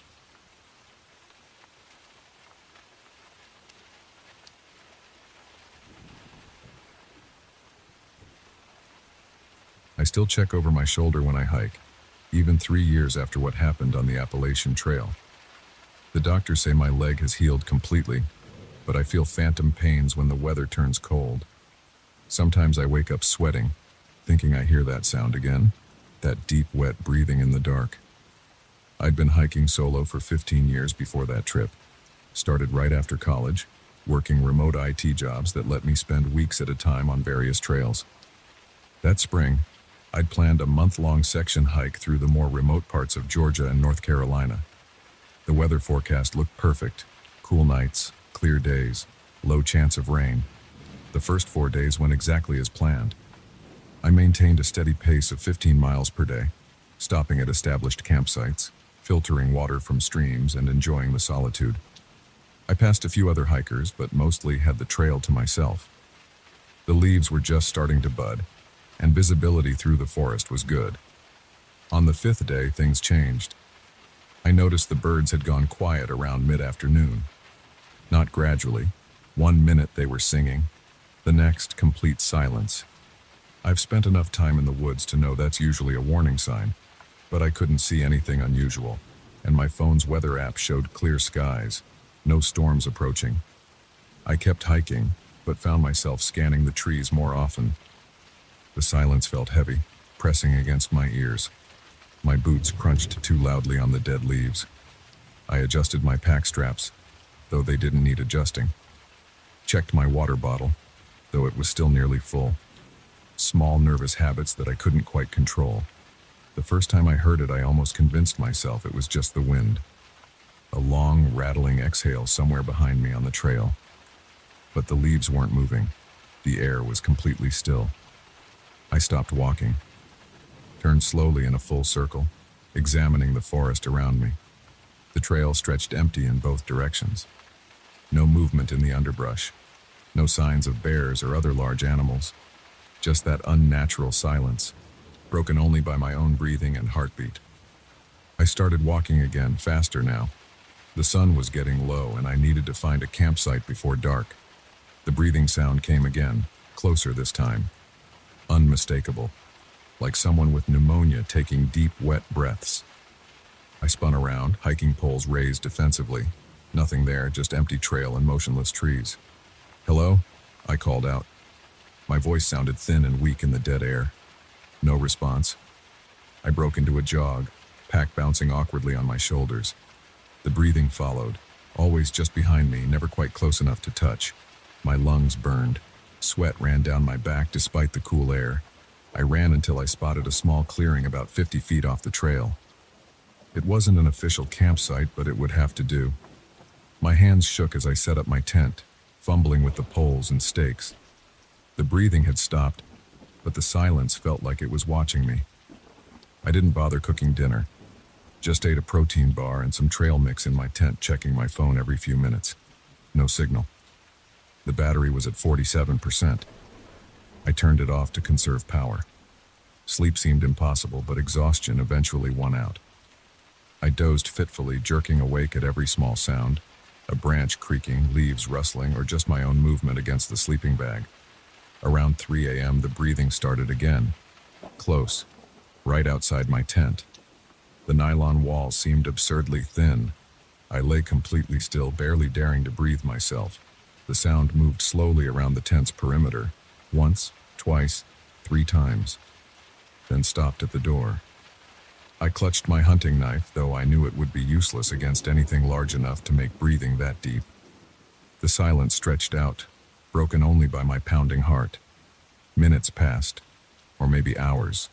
Time felt frozen. Finally, the breathing moved away. I heard heavy footsteps crunching through the leaves, growing fainter until they disappeared entirely. The normal night sounds of the forest gradually returned, crickets chirping, an owl hooting in the distance. I didn't sleep again, just lay there, knife in hand, watching the tent walls slowly brighten as dawn approached. When the sun finally rose, I waited another hour before unzipping the tent. The clearing looked normal in the morning light, but then I saw the tracks. Massive footprints pressed deep into the soil, circling my tent exactly where I'd heard the breathing. Each print was nearly 2 feet long, with what looked like 5 toes, but proportioned all wrong. Too wide, too deep. The stride length between prints was impossible for any known animal. I followed the tracks. They led from the trail to my tent, circled it those 3 times, then headed toward the edge of the clearing. Beyond that was a steep drop-off, a rocky cliff falling away at least 100 feet to the valley below. The tracks went right to the edge and simply stopped, as if whatever made them had simply vanished into thin air. I broke camp in record time, hands still shaking as I stuffed gear into my pack. The silence had returned. No birds, no insects, just the sound of my own ragged breathing as I worked. I shouldered my pack and headed back to the trail, moving as quickly as I could while still watching my surroundings. The morning sun felt weak and distant. The forest looked wrong somehow. The shadows too dark, the spaces between trees too deep. The breathing started again around noon. I was pushing hard, trying to make it to the next shelter before dark. The sound came from behind me, closer than ever. Hot, wet air brushed the back of my neck. I ran. Full sprint, pack bouncing painfully against my back. I didn't look behind me. Didn't want to see what was making those heavy footfalls that shook the ground with each step. The breathing got closer, closer. A low growl mixed with the wet rasping. My boot caught on a root. I went down hard, pack twisting awkwardly beneath me. Pain shot through my right leg. Something warm and wet soaked through my pants. Blood from where the root had torn my shin open. I rolled onto my back, expecting to finally see whatever had been stalking me. But there was nothing there. Just empty trail stretching away through the trees. The breathing had stopped. My leg hurt too much to run. I pulled up my pant leg to examine the damage. A deep gash about 6 inches long, bleeding freely. I dug out my first aid kit with trembling hands and did my best to clean and bandage the wound. Standing was agony. The gash was right along my shin bone, and any pressure sent spikes of pain shooting up my leg. I used my hiking poles like crutches, keeping as much weight as possible off the injury. The next few hours were the longest of my life. I hobbled down the trail, jumping at every sound, expecting that wet breathing to start again at any moment. But there was only silence. Even the wind seemed to have died. I made it to the shelter just as the sun was setting. 2 other hikers were already there, a retired couple from Florida doing a section hike. They helped me clean my leg properly and insisted I take some ibuprofen. The woman, a former nurse, said I probably needed stitches. I didn't tell them about the breathing or the tracks, just said I'd tripped on a root while hiking too fast. They offered to help me hike out to the nearest road crossing in the morning, and I gratefully accepted. That night, I lay in my sleeping bag listening to the couple's quiet breathing and the normal sounds of the forest. No wet rasping, no heavy footsteps. But every time I closed my eyes, I felt hot breath on the back of my neck. We hiked out the next morning. 8 slow, painful miles to a gravel road where the couple called a shuttle service for me. The driver took me to an urgent care clinic in the nearest town. 12 stitches in my leg and a prescription for antibiotics. I took a bus home after that, leaving most of my gear behind at a hostel. Told myself I'd come back for it eventually, but I never did. I still hike sometimes, but never alone, never in remote areas. And I always check the weather before I go out, not for rain or temperature, but for silence. That heavy, watching silence that comes before the breathing starts. The leg healed clean. Barely even a scar now. But sometimes, when I'm lying in bed at night, I swear I can hear something moving outside my window. Something with heavy, wet breathing and footsteps that shake the ground. Something that leaves tracks that end at impossible places. I've researched everything I can find about that section of trail. Asked local hiking groups and park rangers about strange encounters. Most people just shrug it off. A few tell stories about missing hikers or unexplained sounds in the night. One old ranger mentioned Native American legends about a creature that stalks lone travelers, but he wouldn't say more. The only solid fact I found is this. Every few years, someone disappears from that stretch of trail. They find the camping gear, the backpack, the supplies, but no body, no signs of animal attack, just tracks that end abruptly at cliff edges or in the middle of clearings. I've thought about going back, setting up cameras, trying to document whatever it was that followed me. But then I remember that hot breath on my neck, those impossibly wide footprints, that sense of being hunted by something that shouldn't exist. And I stay home. The doctors say my leg has healed completely. But on quiet nights when the wind dies and the world goes silent, I feel phantom pains where that root tore my skin. And I wonder if it really was a root at all. If maybe something reached out from the shadows and marked me, letting me escape, but leaving a reminder that it could have taken so much more. I don't hike alone anymore. Don't walk in quiet places. Don't trust silence. And if you're ever on that stretch of the Appalachian Trail and the birds stop singing, don't look back. Just run. Run until you find other people, other voices, other sounds to drown out that wet, heavy breathing in the dark. The thing is, I've started to wonder lately if running even matters. Because sometimes, when I'm driving alone at night or walking through an empty parking garage, I hear it again. That deep, rasping breath, those heavy footsteps. And I realize that maybe it didn't stay on the trail at all. Maybe it followed me home, waiting for the right moment, the right silence, to finish what it started. But I'm not going to think about that. I'm going to keep hiking with groups, keep checking over my shoulder, keep moving through well-populated areas. And if you're smart, you'll do the same. Because whatever was on that trail, whatever left those tracks that ended at the cliff edge, it's still out there. Breathing, waiting, watching, and the silence is spreading.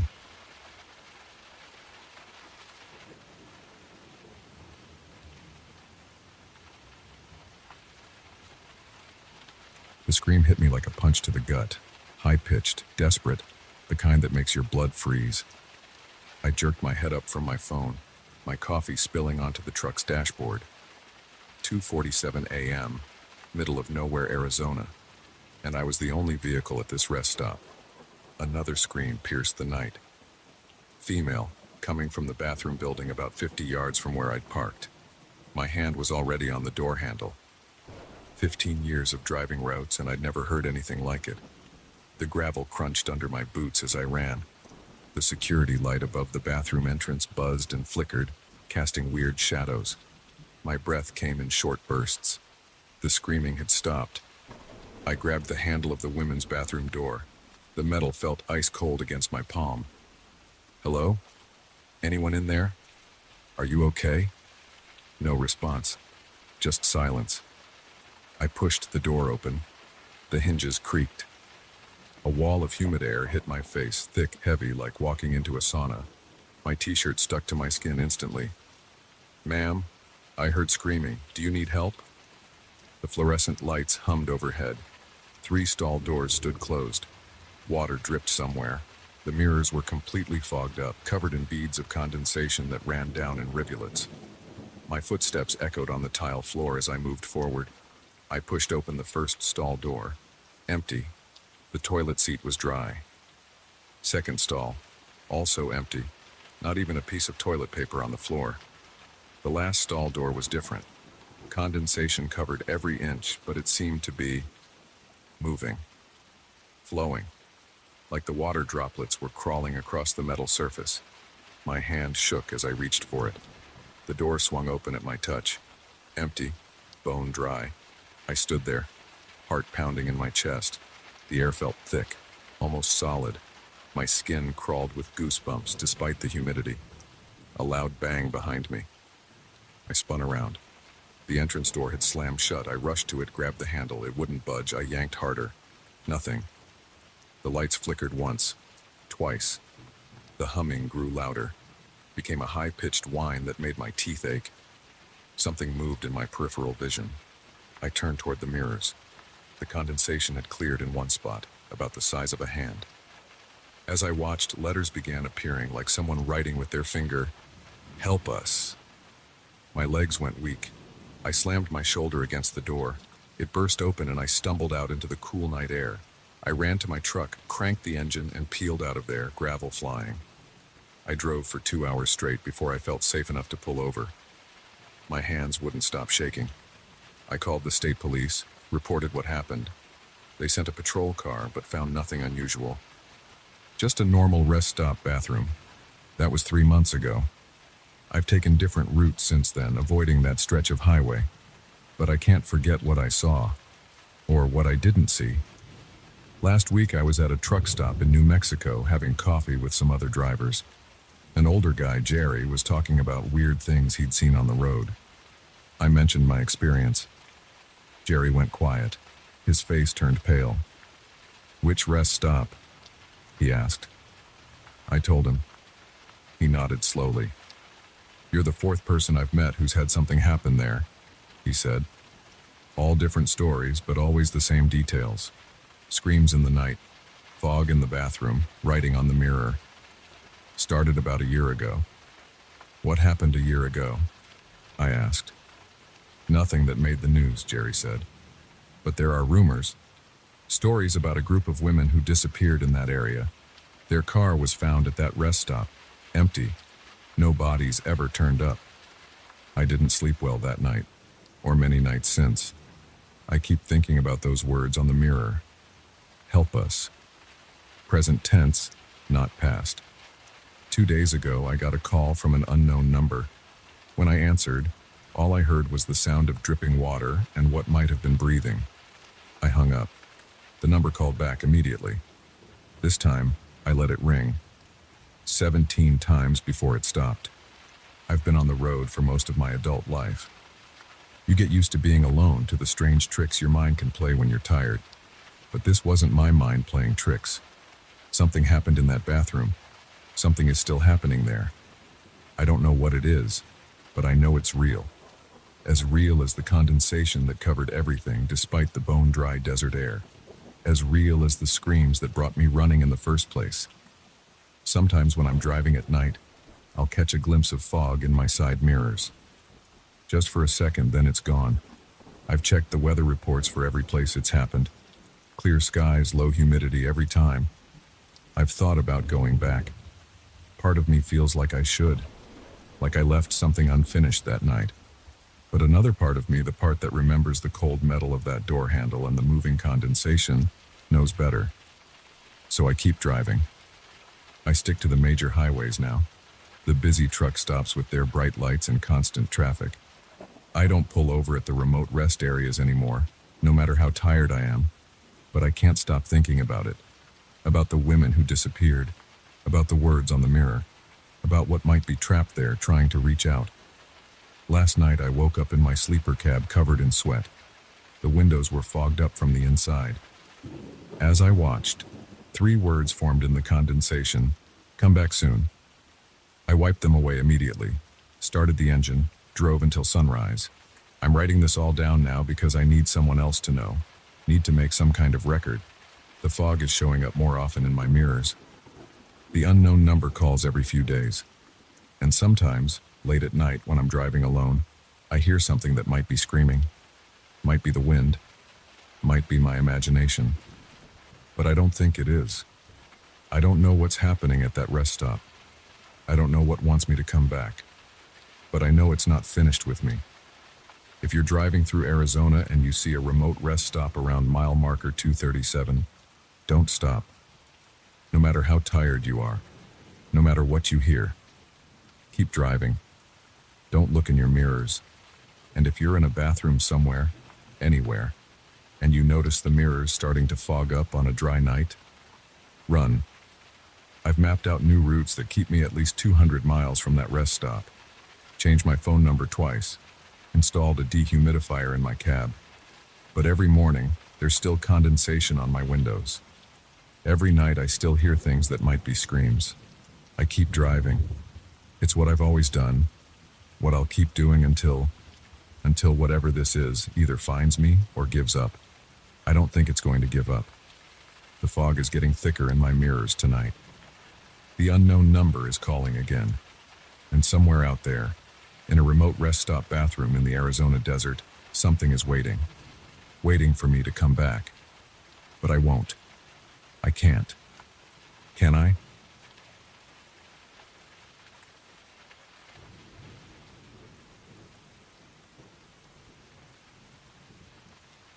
The beam of my flashlight caught something red flickering between the trees.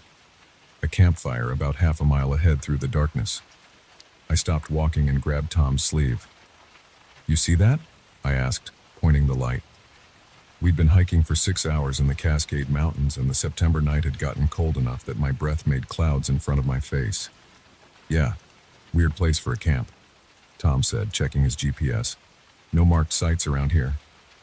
We were 3 days into what was supposed to be a week-long backpacking trip. The trail had disappeared under fallen trees about 2 hours back, forcing us to navigate by GPS. My shoulders ached from the weight of my pack, and my boots had soaked through from crossing streams. Finding other hikers out here seemed impossible. Should we check it out? I asked. Might be someone who needs help. Tom shrugged, adjusting his pack. Worth a look. Getting dark anyway. We left the relatively open forest and pushed through dense underbrush toward the fire. Branches scraped against my Gore-Tex jacket. The light stayed steady, growing larger as we got closer. No voices or movement, just the soft crunch of our boots on fallen leaves and the occasional snap of a twig. The flames cast dancing shadows on the surrounding trees. Still no signs of people. My skin prickled. Something felt wrong. "Hello," I called out. "Anyone there?" No response. Just the wind in the trees. We reached the edge of a small clearing. The fire pit sat in the center, stones arranged in a perfect circle. Flames about 2 feet high burned steadily, but there was no woodpile nearby, no tent, no gear, nothing to indicate someone had made camp. "This is weird," Tom muttered. He swept his flashlight beam around the clearing. "Fire's too well maintained to be abandoned." I walked closer to the pit, holding my hands out. "There's no heat," I said. My voice came out hoarse. "I can see the flames, but I can't feel anything." Tom crouched down next to the fire. "That's impossible." He reached toward the flames. "Don't touch it." I grabbed his shoulder and pulled him back. He stumbled to his feet. Okay, this is seriously freaky. Let's get out of here." "Yeah." I backed away from the fire, not taking my eyes off it. "There's a ridge about a quarter-mile east. We can make camp up there." We hurried out of the clearing, pushing through the brush faster than was probably safe in the dark. I kept looking over my shoulder, but the fire stayed visible through the trees, still burning steadily. The ridge wasn't much, just a slightly elevated area with fewer trees, but it gave us a decent view of the surrounding forest. We could see the mysterious fire below, a steady orange glow in the darkness. "Let's set up camp," Tom said. His voice had a forced steadiness to it. "I don't know what that was down there, but I don't want to think about it right now." I nodded and shrugged off my pack. We went through the familiar motions of setting up our tent and organizing our gear. The physical activity helped calm my nerves, but I couldn't shake the feeling that something was watching us. We didn't bother with a fire of our own. Neither of us wanted to attract attention. After a quick dinner of trail mix and beef jerky, we crawled into our sleeping bags. Tom fell asleep quickly. He could sleep anywhere. But I lay awake, staring at the tent ceiling. The wind picked up around midnight. Tree branches creaked and scratched against the tent fly. I dozed off eventually, but woke suddenly a few hours later. Something had changed. The wind had stopped. I sat up and unzipped the tent door slowly, trying not to wake Tom. The clearing below was dark. The fire had gone out. My watch showed 3:17 a.m. I needed to pee. Normally I'd just go near the tent, but something made me want to walk a little further away. I grabbed my flashlight and stepped out into the cold night air. I walked about 50 feet from the tent, behind a large Douglas fir. The beam of my flashlight caught movement in the underbrush, probably a rabbit or raccoon. I finished my business quickly, eager to get back in my warm sleeping bag. When I turned around, I saw orange light reflecting off the tent. That wasn't possible. There hadn't been any light a minute ago. I swung my flashlight beam toward the clearing below. The fire was burning again. "Tom," I hissed, hurrying back to the tent. "Wake up." He groaned and stuck his head out. "What's wrong?" Then he saw the fire. Holy shit. We stood there watching it burn. The flames looked exactly the same as before. Steady, about 2 feet high, no smoke. "We should check it out," I said. "Are you insane?" Tom stared at me. That's exactly what people in horror movies do right before they die. "Something weird is happening. Don't you want to know what it is?" "No. I want to pack up and get the hell out of here as soon as it's light." I kept watching the fire. "I'm going down there. You can stay here if you want." Tom swore under his breath. "Fine, but we're bringing our gear. I'm not leaving anything up here." We packed up quickly, working by flashlight. The fire remained steady below us. This time we approached from uphill, moving as quietly as possible through the undergrowth. The clearing looked exactly the same as before, except for one thing. Our backpacks were sitting next to the fire, neatly arranged side by side. I stopped at the edge of the clearing. That's impossible. Our packs are on our backs.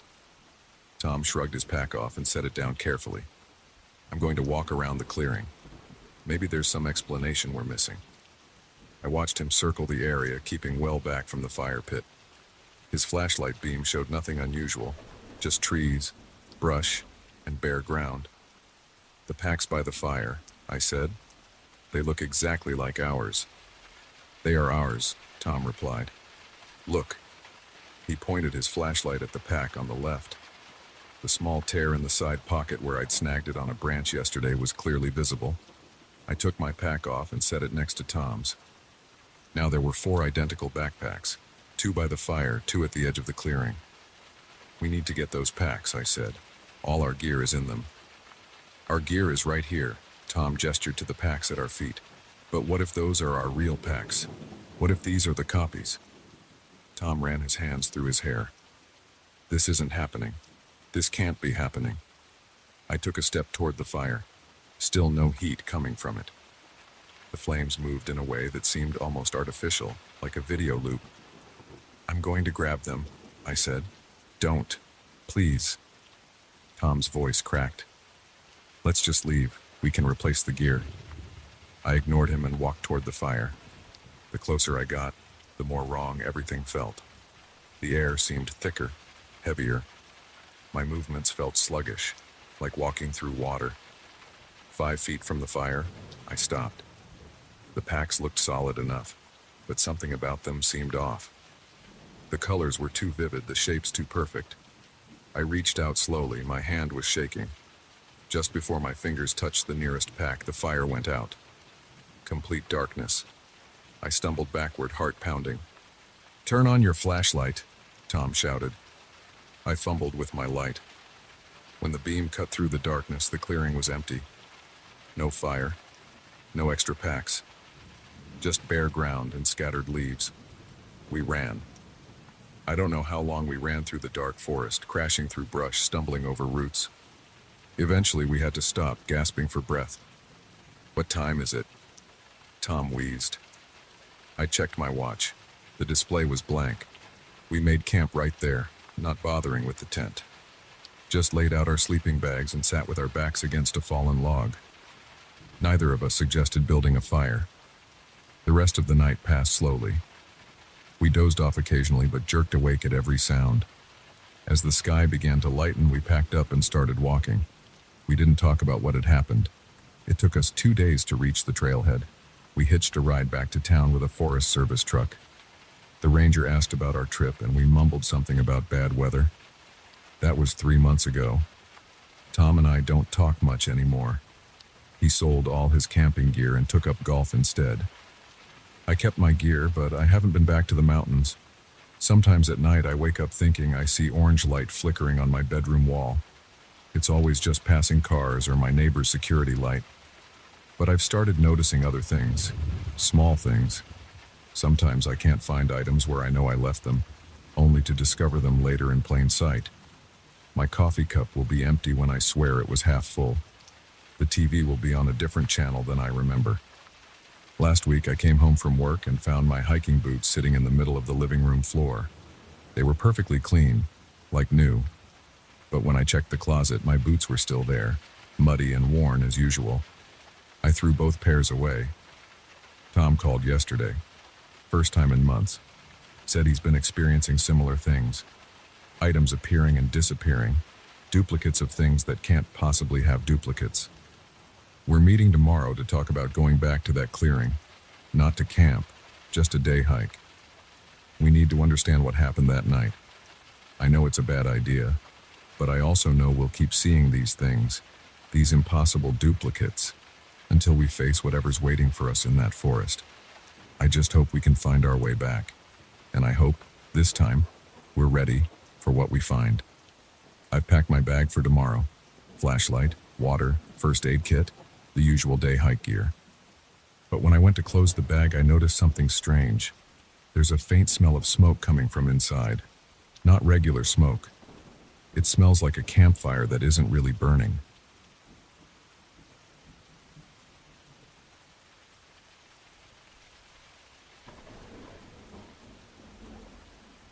flat tire light flashed on my dashboard at 2:17 a.m. I was driving through Nevada on Interstate 50, the loneliest road in America. Perfect timing. I pulled into an abandoned rest stop, the only sign of civilization I'd seen in the last 90 minutes. The wooden welcome sign was weathered, its paint peeling. A single, flickering light illuminated the empty parking lot. My headlights swept across a boarded-up vending machine building and a restroom structure with a padlocked door. The temperature gauge showed 37 degrees. Late October nights got cold in the high desert. I grabbed my flashlight from the glove compartment and stepped out to inspect the damage. The rear passenger tire was completely flat. I walked around to check it, shining my light on the rubber. A nail was lodged deep in the tread. Great. At least I had a spare in the trunk. That's when I heard the footsteps. They came from behind me. Slow, deliberate steps on the cracked asphalt. The sound of boots or heavy shoes moving at a steady walking pace. My muscles tensed. I whirled around, sweeping the flashlight beam in an arc. Nothing. The lot was empty except for my car. The footsteps continued, getting closer. But there was no one there. I did a full 360-degree turn, heart pounding. The beam caught something on the ground about 20 feet away. Footprints, fresh ones, appearing one after another in the thin layer of desert dust that covered the pavement. They materialized as if someone invisible was walking toward me. I backed up against my car, gripping the flashlight so hard my hand hurt. The temperature seemed to drop another 10 degrees. The prints continued forming, steady and purposeful. Size 11 or 12 boots from the look of them. They veered left, heading toward the tree line where scraggly pines marked the edge of the rest area. I watched, unable to move, as they proceeded into the dirt and pine needles at the forest's edge. Then they simply stopped. My breath came in short bursts, forming clouds in the cold air. I forced myself to think rationally. There had to be an explanation. Maybe someone was playing an elaborate prank. Maybe I was more tired than I realized and seeing things. I made myself walk over to examine the prints. They were deep and clearly defined in the dust. The treads of work boots, each appearing as if pressed by a substantial weight. I followed them to where they ended at the tree line. Beyond that point, the ground was too rocky and needle-covered to show tracks. The woods were pitch black beyond the reach of my flashlight. The wind sighed through the branches, making them creak. I wasn't about to go investigating in there. I hurried back to my car, my own footsteps sounding unnaturally loud.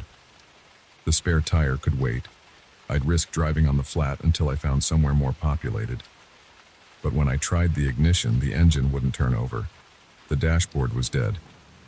The battery had been fine just minutes ago. I tried again. Nothing. Not even a click. More footsteps. Coming from the woods this time. I locked the doors and slid down in the seat, keeping my head below window level. The steps were slower now, more deliberate. Crunch, crunch, crunch. Pine needles and gravel under heavy boots. They stopped right outside my door. I held my breath, eyes fixed on the window above me. A patch of condensation appeared on the glass as if something, was breathing on it from outside. My hand shaking, I raised the flashlight. The beam showed nothing but empty air where something had to be standing. The door handle rattled. Once. Twice. The whole car shook as something pulled on it hard. I grabbed my phone from the center console. No signal, of course. I was about to throw it down in frustration when I noticed something in its reflection. There was a face in the window. Not a clear one, more like a ripple in the air, a heat wave distortion in the shape of human features. But I could make out the suggestion of eyes staring directly at me. I scrambled into the passenger seat, then the back, putting as much distance as possible between myself and whatever was out there. The thing moved with me. I could track its progress by the fog of its breath on each window. It made a complete circuit of the car, testing each door. Then it went still. The condensation faded. For 5 minutes I stayed frozen in the back seat, straining to hear any sound. Nothing but the wind. Slowly I raised my head to look out. The parking lot was empty. No footprints, no sign of movement. I counted to 100. Still nothing. 200. 300. At 500, I got back in the driver's seat. My hands were trembling so badly I could barely grip the key. I tried the ignition one more time, not expecting anything. The engine roared to life. I threw the car into drive and gunned it, not caring about the flat tire. The rim could be replaced. I just needed to get out of there. As I pulled onto the highway, I glanced in the rearview mirror. The rest stop was already fading into darkness behind me. Something moved in the back seat. I felt it before I saw it. A sudden cold spot like stepping into a freezer. In the mirror, the air rippled and distorted. The face formed again, clearer this time. It was an older man, maybe 60, with deep-set eyes and weathered skin. He wore old-fashioned clothes, a flannel shirt, canvas jacket. He looked solid for a moment, then transparent, then solid again. A voice spoke, barely above a whisper. "Pull over." I gripped the steering wheel harder, trying to control my breathing. "No." "Pull over." Louder this time. The temperature dropped another 10 degrees. Frost started forming on the windows. "What do you want?" "To help." The voice was clearer now, with a slight western drawl. "Your tire. It's dangerous to drive on it." I laughed, a sharp barking sound that surprised even me. "You expect me to believe that? After what just happened?" "Sorry about that." The voice actually sounded sheepish. "I'm not good at approaching people. Been a long time since I talked to anyone. Living, that is." I checked the mirror again. He was more solid now, though still slightly transparent. His expression was earnest, almost embarrassed. "I was a mechanic," he continued. "Owned a garage about 20 miles from here. Been helping stranded motorists at this rest stop since I died here in '73. Heart attack, working on some tourist's car. Guess I never really left. I kept driving, but slower now." The car was starting to shake from the flat tire. "Look," he said, "I know you've got no reason to trust me, but that rim is about to give out. At least let me help you change the tire. Then I'll go. Promise." I considered my options. The rim was making ominous grinding noises. The nearest town was at least 30 miles away, and if he wanted to harm me, he'd had plenty of chances already. Slowly, carefully, I pulled onto the shoulder and stopped. "Smart choice," he said. "Pop the trunk. I'll show you how to do this right." For the next 20 minutes, I watched as tools floated in midair, and the jack seemed to operate itself. Occasionally, the old mechanic's form would become visible as he worked, his movements quick and practiced. He kept up a running commentary the whole time, explaining each step of the process. His voice grew stronger and more natural the longer he talked. "Always got to torque the lug nuts in a star pattern," he said as the wrench moved on its own. "Lots of folks don't know that. Do it wrong and the wheel can work loose." "Why help people?" I asked. "Why not just move on?" He was fully visible now as he lowered the jack. "It's what I did in life. Seemed natural to keep doing it. Besides, this road's dangerous at night. A lot of folks break down out here. Someone's got to look out for them. By scaring them half to death?" He chuckled. "Yeah, I know, still working on my approach. Hard to know how to introduce yourself when you're, dead." He closed the trunk and stepped back. "You're all set. Better get that nail hole patched when you reach town, but the spare will get you there fine." I got back in the car. Through the window, I could see him becoming less solid again, fading around the edges. "Thanks," I said, "for the help. Sorry I ran from you." He smiled, already half transparent. "Don't blame you a bit. You drive safe now." I started the engine. When I looked again, he was gone, but I could have sworn I heard a faint whistle as I pulled back onto the road, an old country tune, carried on the desert wind. The rest of my drive was uneventful. I found an all-night garage in the next town and got the tire patched. Didn't mention anything about my roadside assistance. I've driven that stretch of highway many times since then. Sometimes I see the old rest stop in the distance, its single light still flickering. Sometimes I think about stopping, just to say hello, but I never do. Some things are better left as they are. A strange encounter on a lonely road, a helpful hand from somewhere beyond the normal world. Though every now and then when I'm driving late at night and see someone pulled over with car trouble, I think about the old mechanic. And I wonder if maybe, just maybe, they're about to get some unexpected help. I hope he's learned to introduce himself better, though, for everyone's sake. The flat tire light still comes on occasionally in my car, but these days, it doesn't worry me quite as much as it used to. I know there's at least one mechanic out there still doing his job long after closing time. Just be careful if you break down on that stretch of road. And if you hear footsteps approaching in an empty parking lot, don't run. It might just be someone trying to help, even if their customer service skills are a little rusty. Though I'd still recommend keeping your doors locked, just in case it's not him. After all, he's probably not the only one out there in the dark.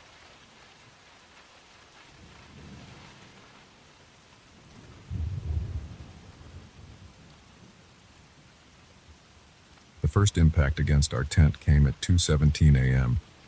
I know because I checked my watch thinking someone was playing a stupid prank. I was wrong. Dead wrong. My buddy Dave and I had hiked 8 miles into Black Rock Forest that afternoon. We'd picked a clearing near Pine Creek, far enough from the main trails that we wouldn't get overnight neighbors. The late October air had that sharp bite that made our campfire feel essential rather than just comfortable. We'd done everything by the book. Food in bear canisters. Camp kitchen set up downwind and away from our sleeping area. No snacks in the tent. But nothing in the wilderness survival guides covered what happened that night. The first hit rattled the tent poles, a solid thump against the green ripstop nylon. Dave rolled over in his sleeping bag. "Someone's messing with us," he mumbled. Another impact, harder this time. The tent wall bulged inward before snapping back. "Hey!" I shouted. "Cut it out!" Silence followed. Just the wind in the pines and the distant burble of the creek. I lay there, sleeping bag pulled up to my chin, straining to hear footsteps, or voices, or laughter. Nothing. The watch on my wrist showed 2:19 a.m. when the next hit came. 3 rapid strikes along the side of the tent. Bam, bam, bam. Like someone punching with their fist, but the impacts felt wrong. Too sharp, too focused. That's it. Dave sat up, fumbling for his headlamp. "I'm going out there." I grabbed his arm. "Wait, listen." Something scraped against the tent fabric. A slow, deliberate sound, like dragging a rake through soil, but higher pitched. It moved from one end of the tent to the other. "What the hell is that?" Dave whispered. The scraping stopped at the tent door. We both stared at the zipper, waiting for it to move.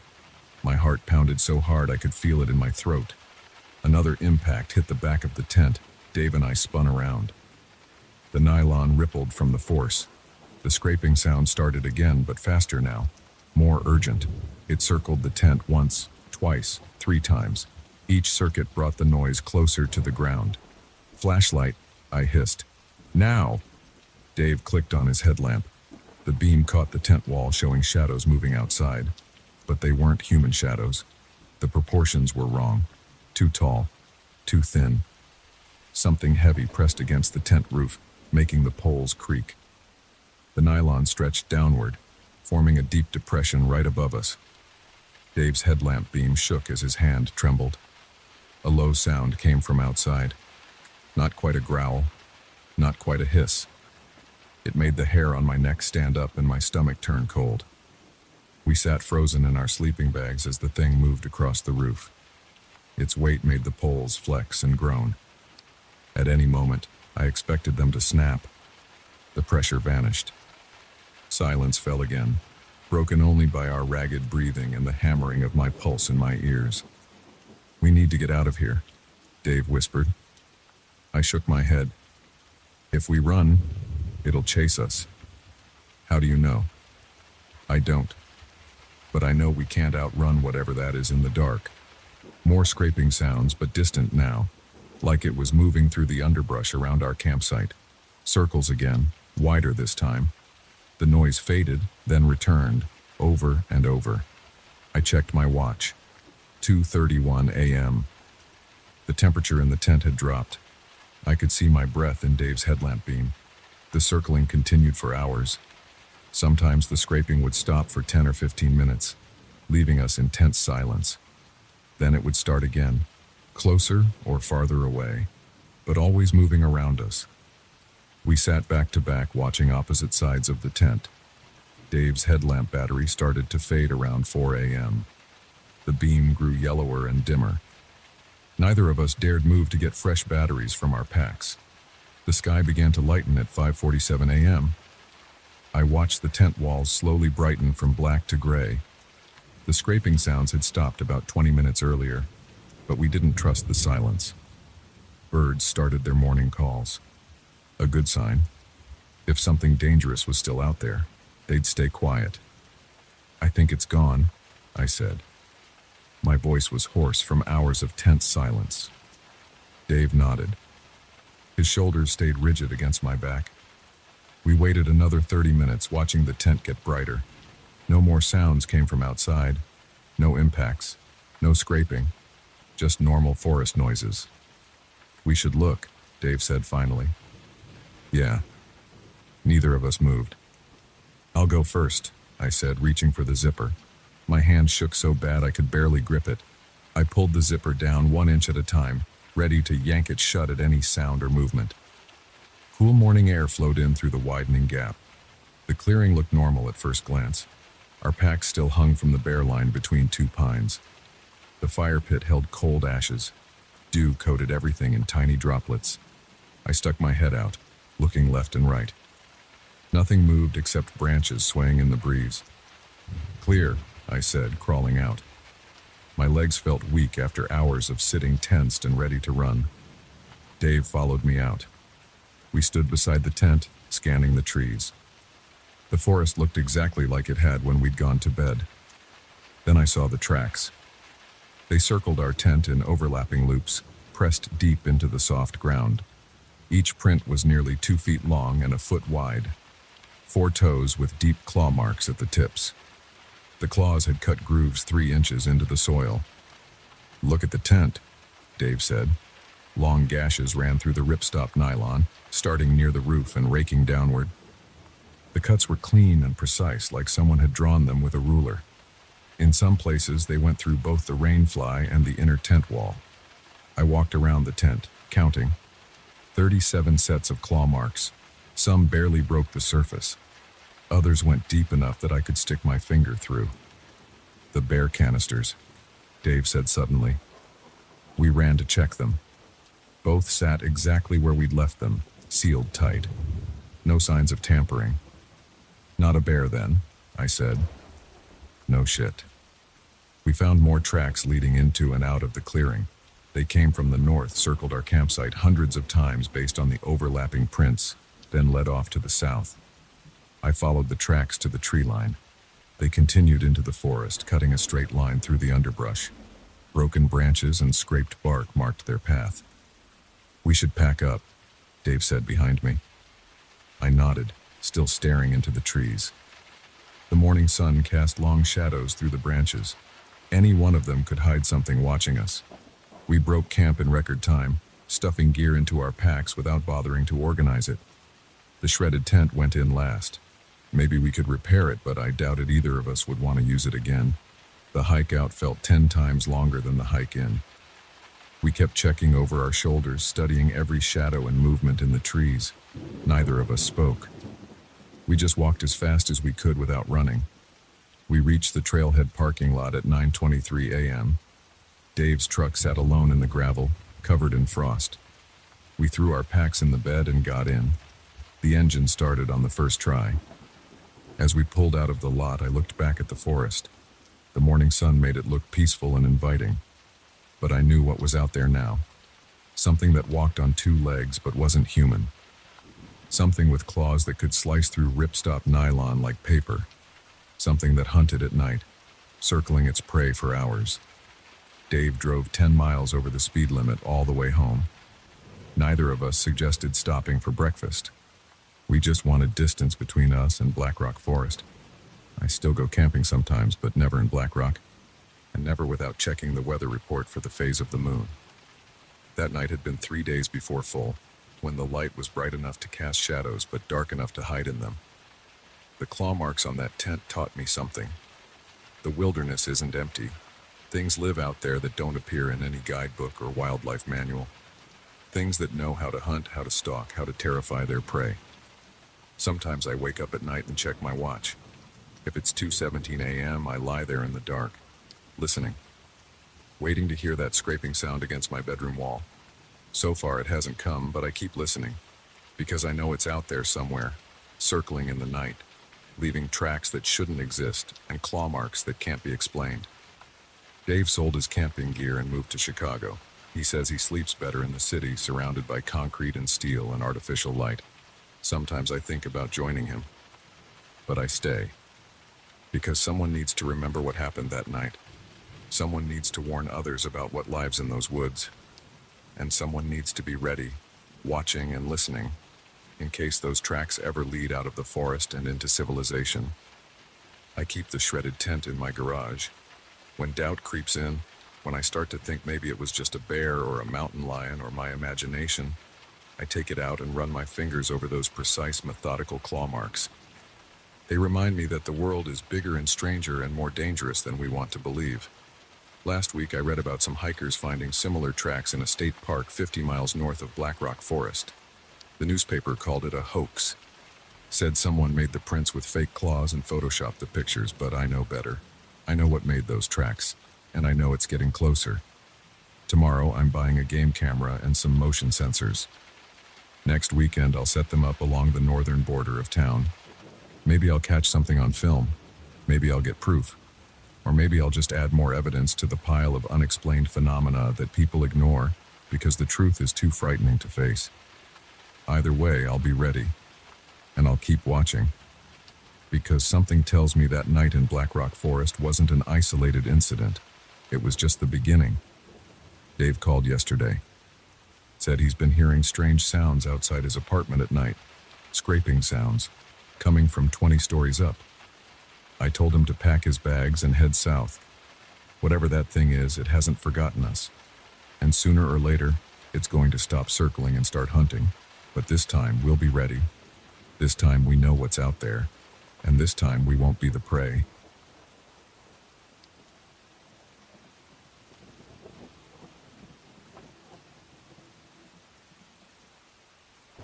The first knock came at 3:47 a.m.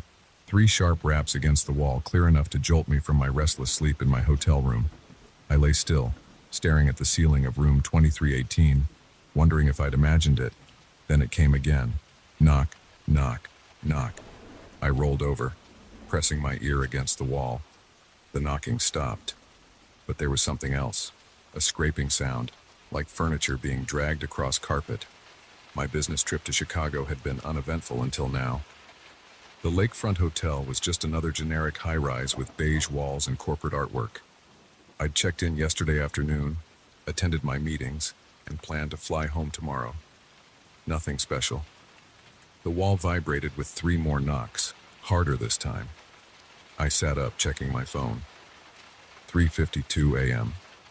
The sounds were definitely coming from room 23117 next door. I got out of bed, pulled on my jeans, and walked to my door. The hallway was empty and silent, lit by dim wall sconces. I stood outside room 2317 and pressed my ear to the door. More scraping. Then a thud, like something heavy falling. I knocked on the door. "Hello? Everything okay in there?" No response. Just more scraping. The front desk would know who was in there. I walked to the elevator, rode down 23 floors to the lobby. The night clerk looked up from his computer, a guy in his 20s with thick glasses. "Can I help you, sir?" "Yeah, there's some strange noises coming from room 2317 next to mine. Could you check who's staying there?" He typed on his keyboard, frowning. "That's odd.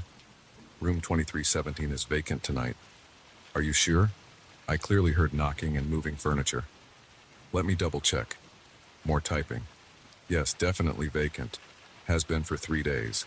Housekeeping cleaned it yesterday morning. But I heard, would you like me to send security to check? Yes, please. We rode up together, me, the clerk, whose name tag read Mike, and a security guard named Curtis. The sounds had stopped by the time we reached room 2317. Curtis knocked firmly on the door. Hotel security. Is anyone in there? Silence. He used his keycard. The lock clicked. Curtis pushed the door open, hand on his radio. The room was dark. Curtis flipped on the lights. The bed was a mess. Sheets twisted and pulled half off, pillows scattered on the floor. The desk chair was overturned. Drawers hung open. What the hell? Mike muttered. Curtis did a quick sweep. Empty bathroom, empty closet. No one there. I noticed something on the desk. A small black notebook. I picked it up before Curtis could stop me. A diary filled with rushed handwriting. August 15th, checked in for conference. Room seems fine. Typical business hotel. August 16th, strange sounds in walls at night, like scratching. Probably pipes. August 17th, scratching getting louder. Asked front desk to check room above. They say it's empty. August 18th, can't sleep. Sounds are constant now. Not pipes, more like movement. August 19th, they're watching. I see shadows under the door. When I open it, no one's there. The final entry was dated today, written in shaky letters. They're here, in the walls, behind the mirrors. Watching, always watching. Have to get out. They're coming. They're... The entry ended mid-sentence. Sir, please don't touch anything else, Curtis said, taking the diary. We need to document this. My hands were shaking. Someone was clearly staying here. How is it listed as vacant? Mike checked his tablet. System shows no record of any guest in 2317 this month. Last checkout was July 30th. Curtis radioed for his supervisor. Soon the room was full of hotel staff.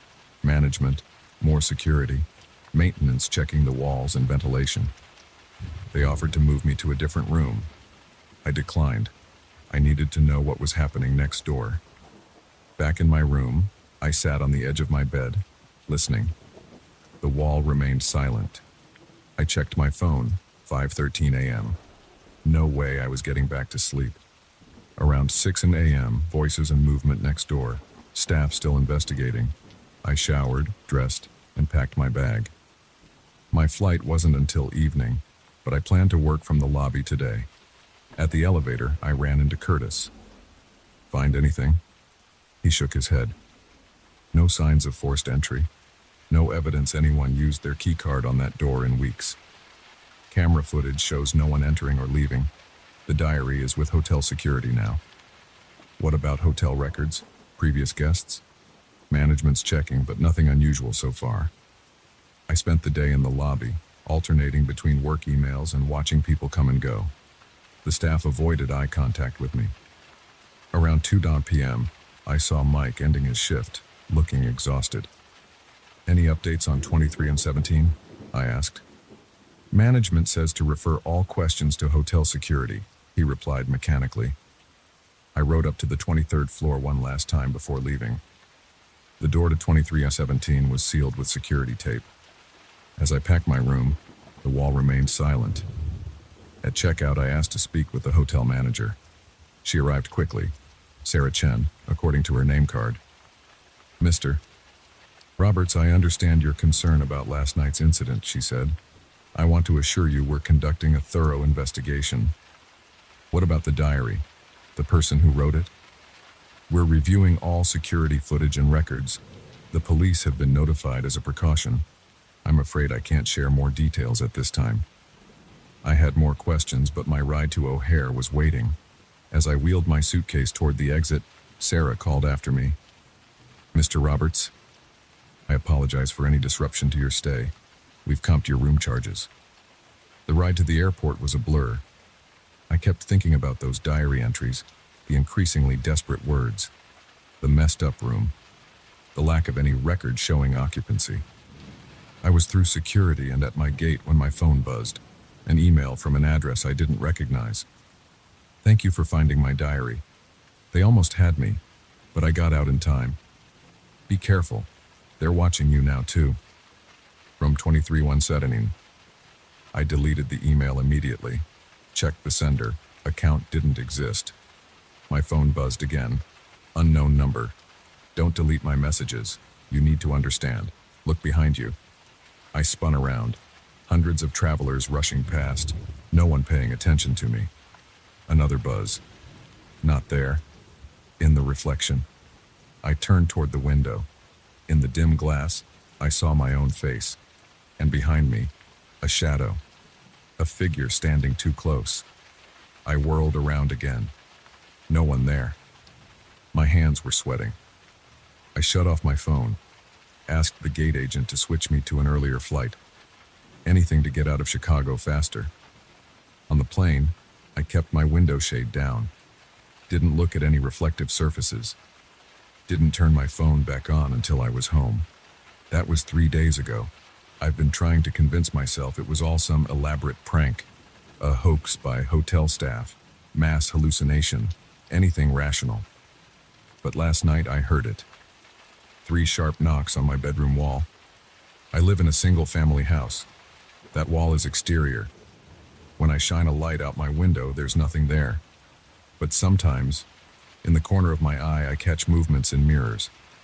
Shadows that shouldn't exist. My phone keeps getting texts from numbers that don't exist. They followed you home.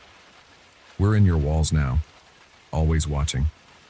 I've checked my entire house, replaced mirrors, changed my phone number twice. But they keep finding ways to reach me. The knocking comes every night now, always at 3:47 a.m. Sometimes I think I hear scraping in the walls. Movement where there shouldn't be any. I'm writing this all down because I need someone to know what happened. What started in room 2317. The diary I found was a warning. Now I understand what that guest was trying to tell us. They're here again. I can feel them watching through the mirrors, through my screens, always watching. I have to keep moving, have to get out before